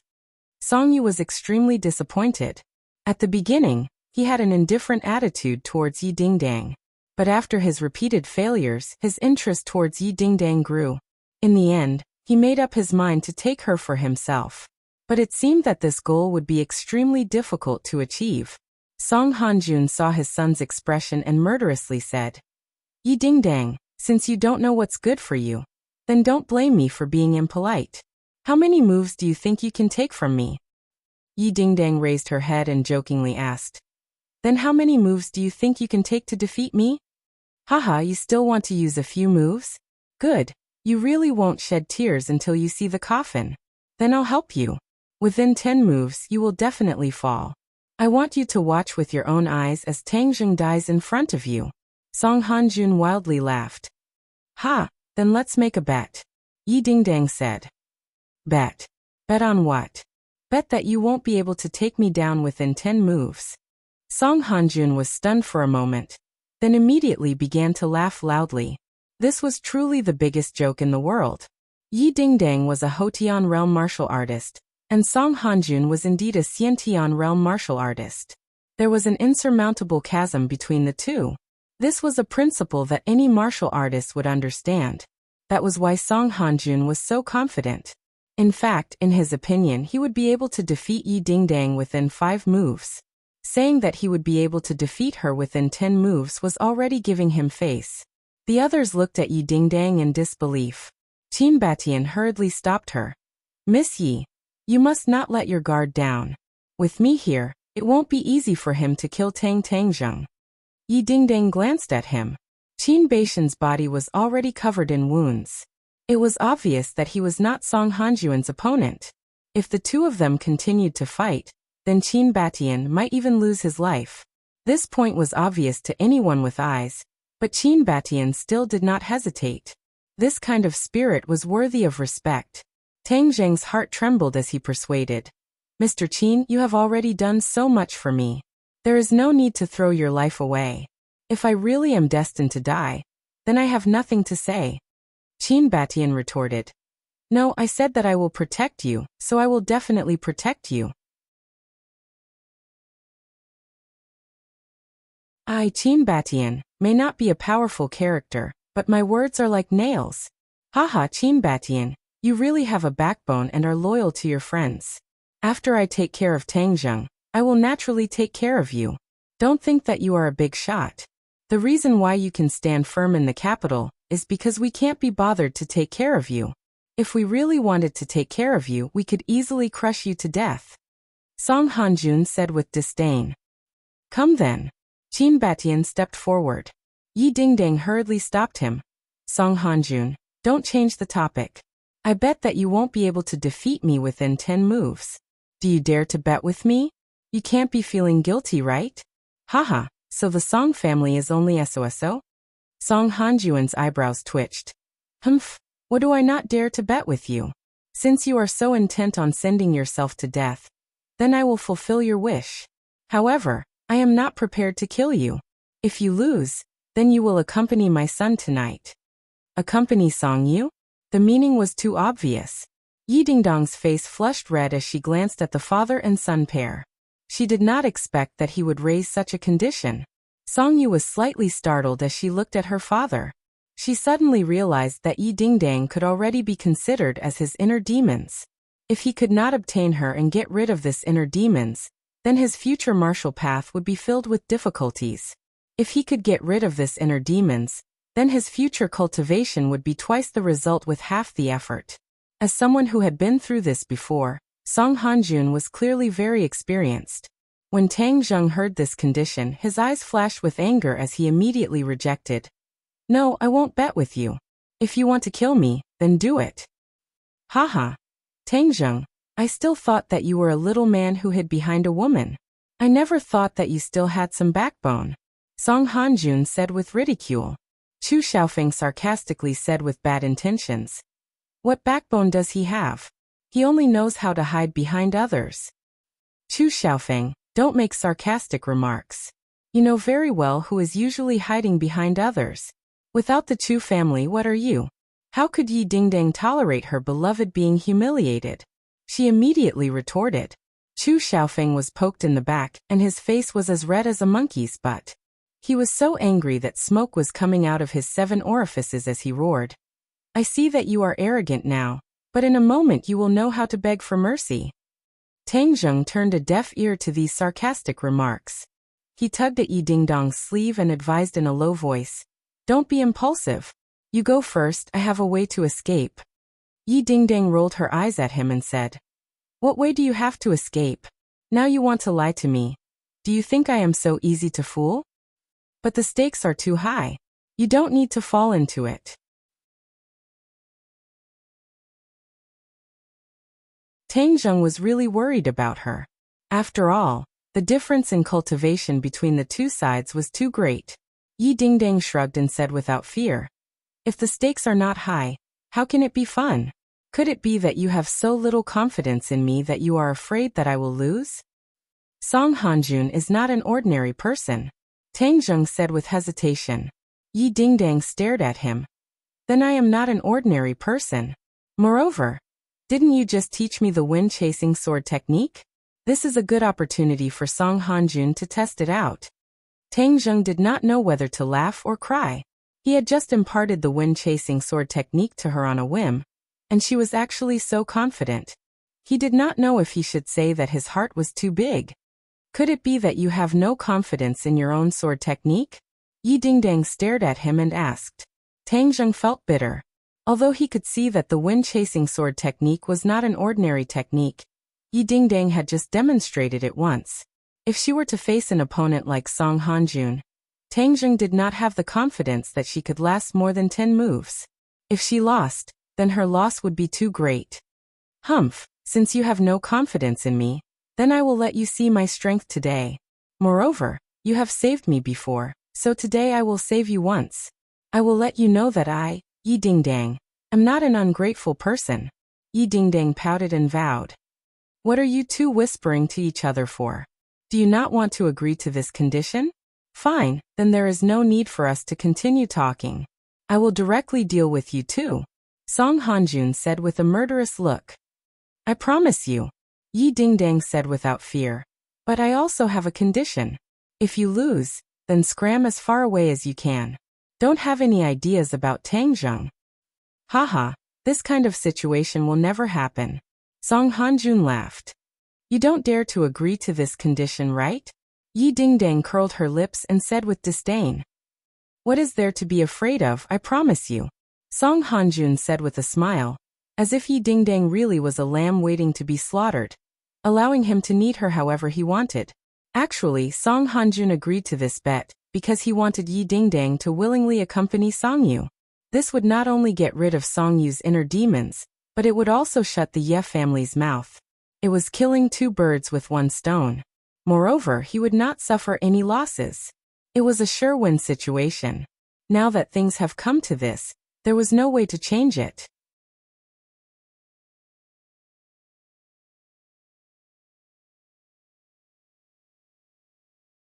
Chapter 466. Tang Zheng was at his wit's end, and Qin Batian was powerless to stop him, so he anxiously said, Tang Zheng, what do we do now? If Miss Yi loses, that would be terrible. Tang Zheng wanted to shout to stop him, but it was of no use. Moreover, this would only distract Yi Dingdang, so the only thing he could do now was to hope for a miracle to happen. Will there be a miracle? The blade light was like a waterfall, as if silver from the 9 heavens was pouring down in torrents, drawing out a streak of white light as it struck towards Yi Dingdang's head like lightning. Dang! A metallic sound rang out. Yi Dingdang's sword had appeared out of nowhere and blocked the opponent's large blade, causing sparks to fly. Song Hanjun frowned slightly. The blade retracted like a spring, but the blade did not retract too much, and then attacked again with the force of a thunderbolt. Between retracting and attacking, it was extremely fast. Yi Dingdang clenched her teeth, her delicate cheeks flushed red, but there was no fear in her eyes, only determination. Shwa! Her long sword turned around, narrowly blocking the large blade. The angle was extremely crafty, and it came and went like a ghost. 2 moves. Yi Dingdang finally blurted out 3 words, while Song Hanjuan's face darkened, as black as the sky before the storm. What's going on? Such crafty moves were blocked by this little girl. Humph. Who knows what that old fox Yi Xuanji taught her, to have such a miraculous effect. However, her strength is still too weak. Wanting to last 10 moves, dream on. Song Hanjuan's heart hardened, and with a low roar, his hands flew, and the blade light followed like a shadow, following closely behind. Yi Dingdang did not even dare to breathe loudly, only staring at the large blade that was moving like lightning. She repeatedly raised the sword in her hand, either flicking, thrusting, or lifting. A miracle happened. Her movements were not as smooth as flowing water. However, that ordinary-looking long sword in her hand actually erupted with a strange power. Streaks of sword light streaked across the air. Ping, ping, ping, ping. Not a single blade struck Yi Dingdang's body. Among them, the most dangerous slash had already arrived in front of Yi Dingdang's forehead. But that sword had mysteriously appeared and disappeared to block this attack. It was extremely dangerous. 7 moves. Yi Dingdang's eyes exploded with a resplendent light as her confidence soared. In reality, she was only relying on a single breath of air and passion to make this bet. This was because she understood that this was the only way to force Tang Zheng to agree. She would then be able to find a sliver of a chance to let Tang Zheng escape. If not, with just Qin Batian, none of them would be able to gain any benefits today. Although it was more strenuous for her to use the wind-chasing swordsmanship, the power of the wind-chasing swordsmanship still erupted. Although the wind-chasing swordsmanship did not require inner strength or zhenqi to control, it relied on the human body's muscles and strength to achieve many unimaginable reactions. This was even more demanding on the human body, so when one was not familiar with the swordsmanship, it would be very challenging to execute. Yi Dingdang had passed the test. She had not fully displayed the power of the wind-chasing swordsmanship, but she had already received 7 moves from Song Hanjun. With victory in sight, Yi Dingdang clenched her teeth even tighter. She was in high spirits and her eyes were filled with determination. The others were dumbfounded by this scene. Song Yu and Chu Xiaofeng were dumbfounded, their mouths stuffed with a duck egg. How is this possible? Did he go easy on her? This guess was immediately denied. Song Hanjun was not such a person. Furthermore, winning this bet would greatly benefit his son, so he would not joke about Song Yu's future. Qin Batian was a Xiantian realm expert, so his eyesight was not ordinary. He stared at Yi Dingdang thoughtfully and thought to himself, is this swordsmanship from the Ye family? How come I've never heard of it before? This swordsmanship is definitely not simple. A large family truly has a deep foundation. Tang Zheng's eyes narrowed into slits. He had already determined that the wind-chasing swordsmanship was extraordinary, but he did not expect it to be so miraculous. If it was Yi Dingdang's true strength, she would definitely be defeated within 5 moves. But with the wind-chasing swordsmanship, she had actually withstood 7 moves without showing any signs of weakness. This kind of expert was simply too terrifying. The things in Qi Yu's heart are indeed treasures. If I could take out all the good things in it, it would be an enormous treasure. Tang Zheng thought to himself, what swordsmanship is this? Song Hanjun had also noticed some clues. He could be considered knowledgeable, but he had never seen or heard of this swordsmanship before. If it was a swordsmanship from the Ye family, then he had never heard of it. If the Ye family had such a powerful swordsmanship, then everyone would have known about it. Wind-chasing swordsmanship. Yi Dingdang's face flashed with pride as the corners of her lips curled up. Wind-chasing swordsmanship. Song Hanjun was certain that he had never heard of this name before. Who taught you? Yi Dingdang's brows jumped as she disdainfully said, why should I tell you? Song Hanjun flew into a rage. Since you still want to show off, then I won't be polite. Who told you to be polite? Yi Dingdang retorted. Was Song Hanjun being polite? Of course not. He wished that he could defeat Yi Dingdang in one move. That way he would truly be mighty. The Song family's reputation would also surpass the Ye family's. But things did not go as he wished. He used all of his strength, but it was all for naught. Humph, I don't believe this. Song Hanjuan's eyes released a terrifying light as he roared. Watch my blade. Whoosh! The air in all directions was completely stirred up by this move. The wind rose and the clouds surged. There was a sudden flash of wind and thunder, as if a bolt of lightning was descending. The power of this move had not yet been used up. The other 2 moves came one after another. The power of these 3 moves overlapped as they attacked Yi Dingdang with a force that could topple mountains and overturn seas. Yi Dingdang's face was a bit pale, but she did not retreat an inch.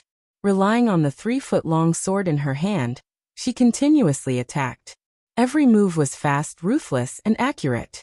Dang, dang, dang. Sparks flew everywhere as the sound of air exploding rang out from all directions. The stones embedded in the ground broke free from the bindings of the earth and flew up into the air, sending sand and stones flying. Yi Dingdang was in the center of the storm, but she did not move at all. She was like a sea-stabilizing needle. Move after move, her tension and relaxation were measured. She had the demeanor of an expert. Pooh! Spitting out a mouthful of blood, Yi Dingdang's face became deathly pale. But her legs seemed to have grown roots as they pierced into the ground, and did not move an inch. Everything returned to calmness. Yi Dingdang's mouth gradually rippled. She had succeeded. A miracle had really happened. In a situation that everyone thought was impossible, she had actually withstood 10 moves. Tang Zheng had been saved. You lost. Her red lips slightly opened as Yi Dingdang faintly spat out these 3 words. She let out a sigh of relief in her heart as she revealed a relieved expression. Song Hanjuan's eyes widened in anger as he roared in disbelief. Impossible. The impossible had become possible. This was a miracle. Yi Dingdang had created a miracle. She had not only relied on the wind-chasing sword art, but more importantly, her courage and her affection for Tang Zheng. All of these added together to support her. Impossible, this is absolutely impossible. How could I not defeat you in 10 moves? Song Hanjun was furious as his eyes burned with anger. Suddenly, an ominous glint appeared in his eyes. His figure flashed as he charged towards Yi Dingdang. His thick broadsword slashed towards Yi Dingdang. Yi Dingdang had relied on her astonishing willpower to withstand these 10 moves. Once the 11th move was used, she would definitely lose. She raised the 3-foot-long sword, but the power was completely different from before. Kacha! The sword broke and the thick blade struck Yi Dingdang's chest. The sound of bones breaking suddenly rang out as a large mouthful of blood spurted out from Yi Dingdang's mouth. She was like a kite with a broken string as she flew backwards. No one had expected Song Hanjun to shamelessly make a move after losing the bet. The entire hall was shocked. Ding dang. Tang Zheng rushed out. His steps were a bit shaky, but he still managed to catch He Ding Dang before she hit the ground. He staggered back a few steps before stopping. However, he did not care about himself as he impatiently asked, Ding Dang, how are you? Yi Ding Dang opened her eyes and smiled faintly. She stared at Tang Zheng, her eyes filled with satisfaction and longing. She stammered, I did my best. A stream of hot tears rushed into Tang Zheng's eyes. His voice was a bit choked as he hurriedly nodded and said, I know. You did very well. You won the bet and saved me. In the past, it was always you who saved me from danger. This time, I finally saved you. Yi Ding Dang said with a smile, but her eyelids quickly closed. Tang Zheng turned pale with fright. He hurriedly shook her and shouted, Ding Dang, you can't sleep. You have to hold on. I'm so tired. I want to sleep. Yi Ding Dang murmured as if she was sleep-talking. Your embrace is so warm. I want to lie in your embrace forever. I told you to lie down. Don't sleep. You can lie down for as long as you want. Tang Zheng was really flustered. He was out of his wits. Originally, victory was in sight, but after a series of twists and turns, it turned out like this. No matter how much he calculated, he did not expect this. Then I'll lie down for a long time, for a long time. Yi Ding Dang closed her eyes. Tang Zheng seemed to have gone crazy. His eyes were bloodshot as he roared. Ding Dang, you can't die. You haven't beaten me yet. Didn't we make a bet? You have to beat me and then I have to admit in front of everyone that you're better than me. You haven't done this yet. Nothing can happen to you. Tears welled up in his eyes. The heavens seemed to sense his sorrow. A bolt of lightning suddenly lit up in the dark clouds. Then, the sky was completely filled with lightning. It was as if the lightning wanted to tear the sky apart. Boom. The thunder rumbled and shook the world. The earth seemed to tremble. Whoosh. The majestic rain fell from the sky, as if the heavens were crying. Tang Zheng was instantly drenched like a drowned rat. The rain and tears mixed together, and the salty taste slipped into his mouth and covered his eyes. Ah! Suddenly, he let out a long howl. His howl contained endless anger and grief. He suddenly stood up with Yi Ding Dang in his arms. You're tuning in to the Li Mei's Wuxia Whispers YouTube channel. We're so grateful for your support, and don't forget to subscribe to join us on this incredible journey through captivating stories. Your generosity through donations truly makes a world of difference, as it's the primary source of revenue that allows me to expand and enhance this channel for you. Thank you from the bottom of my heart for being a part of this adventure.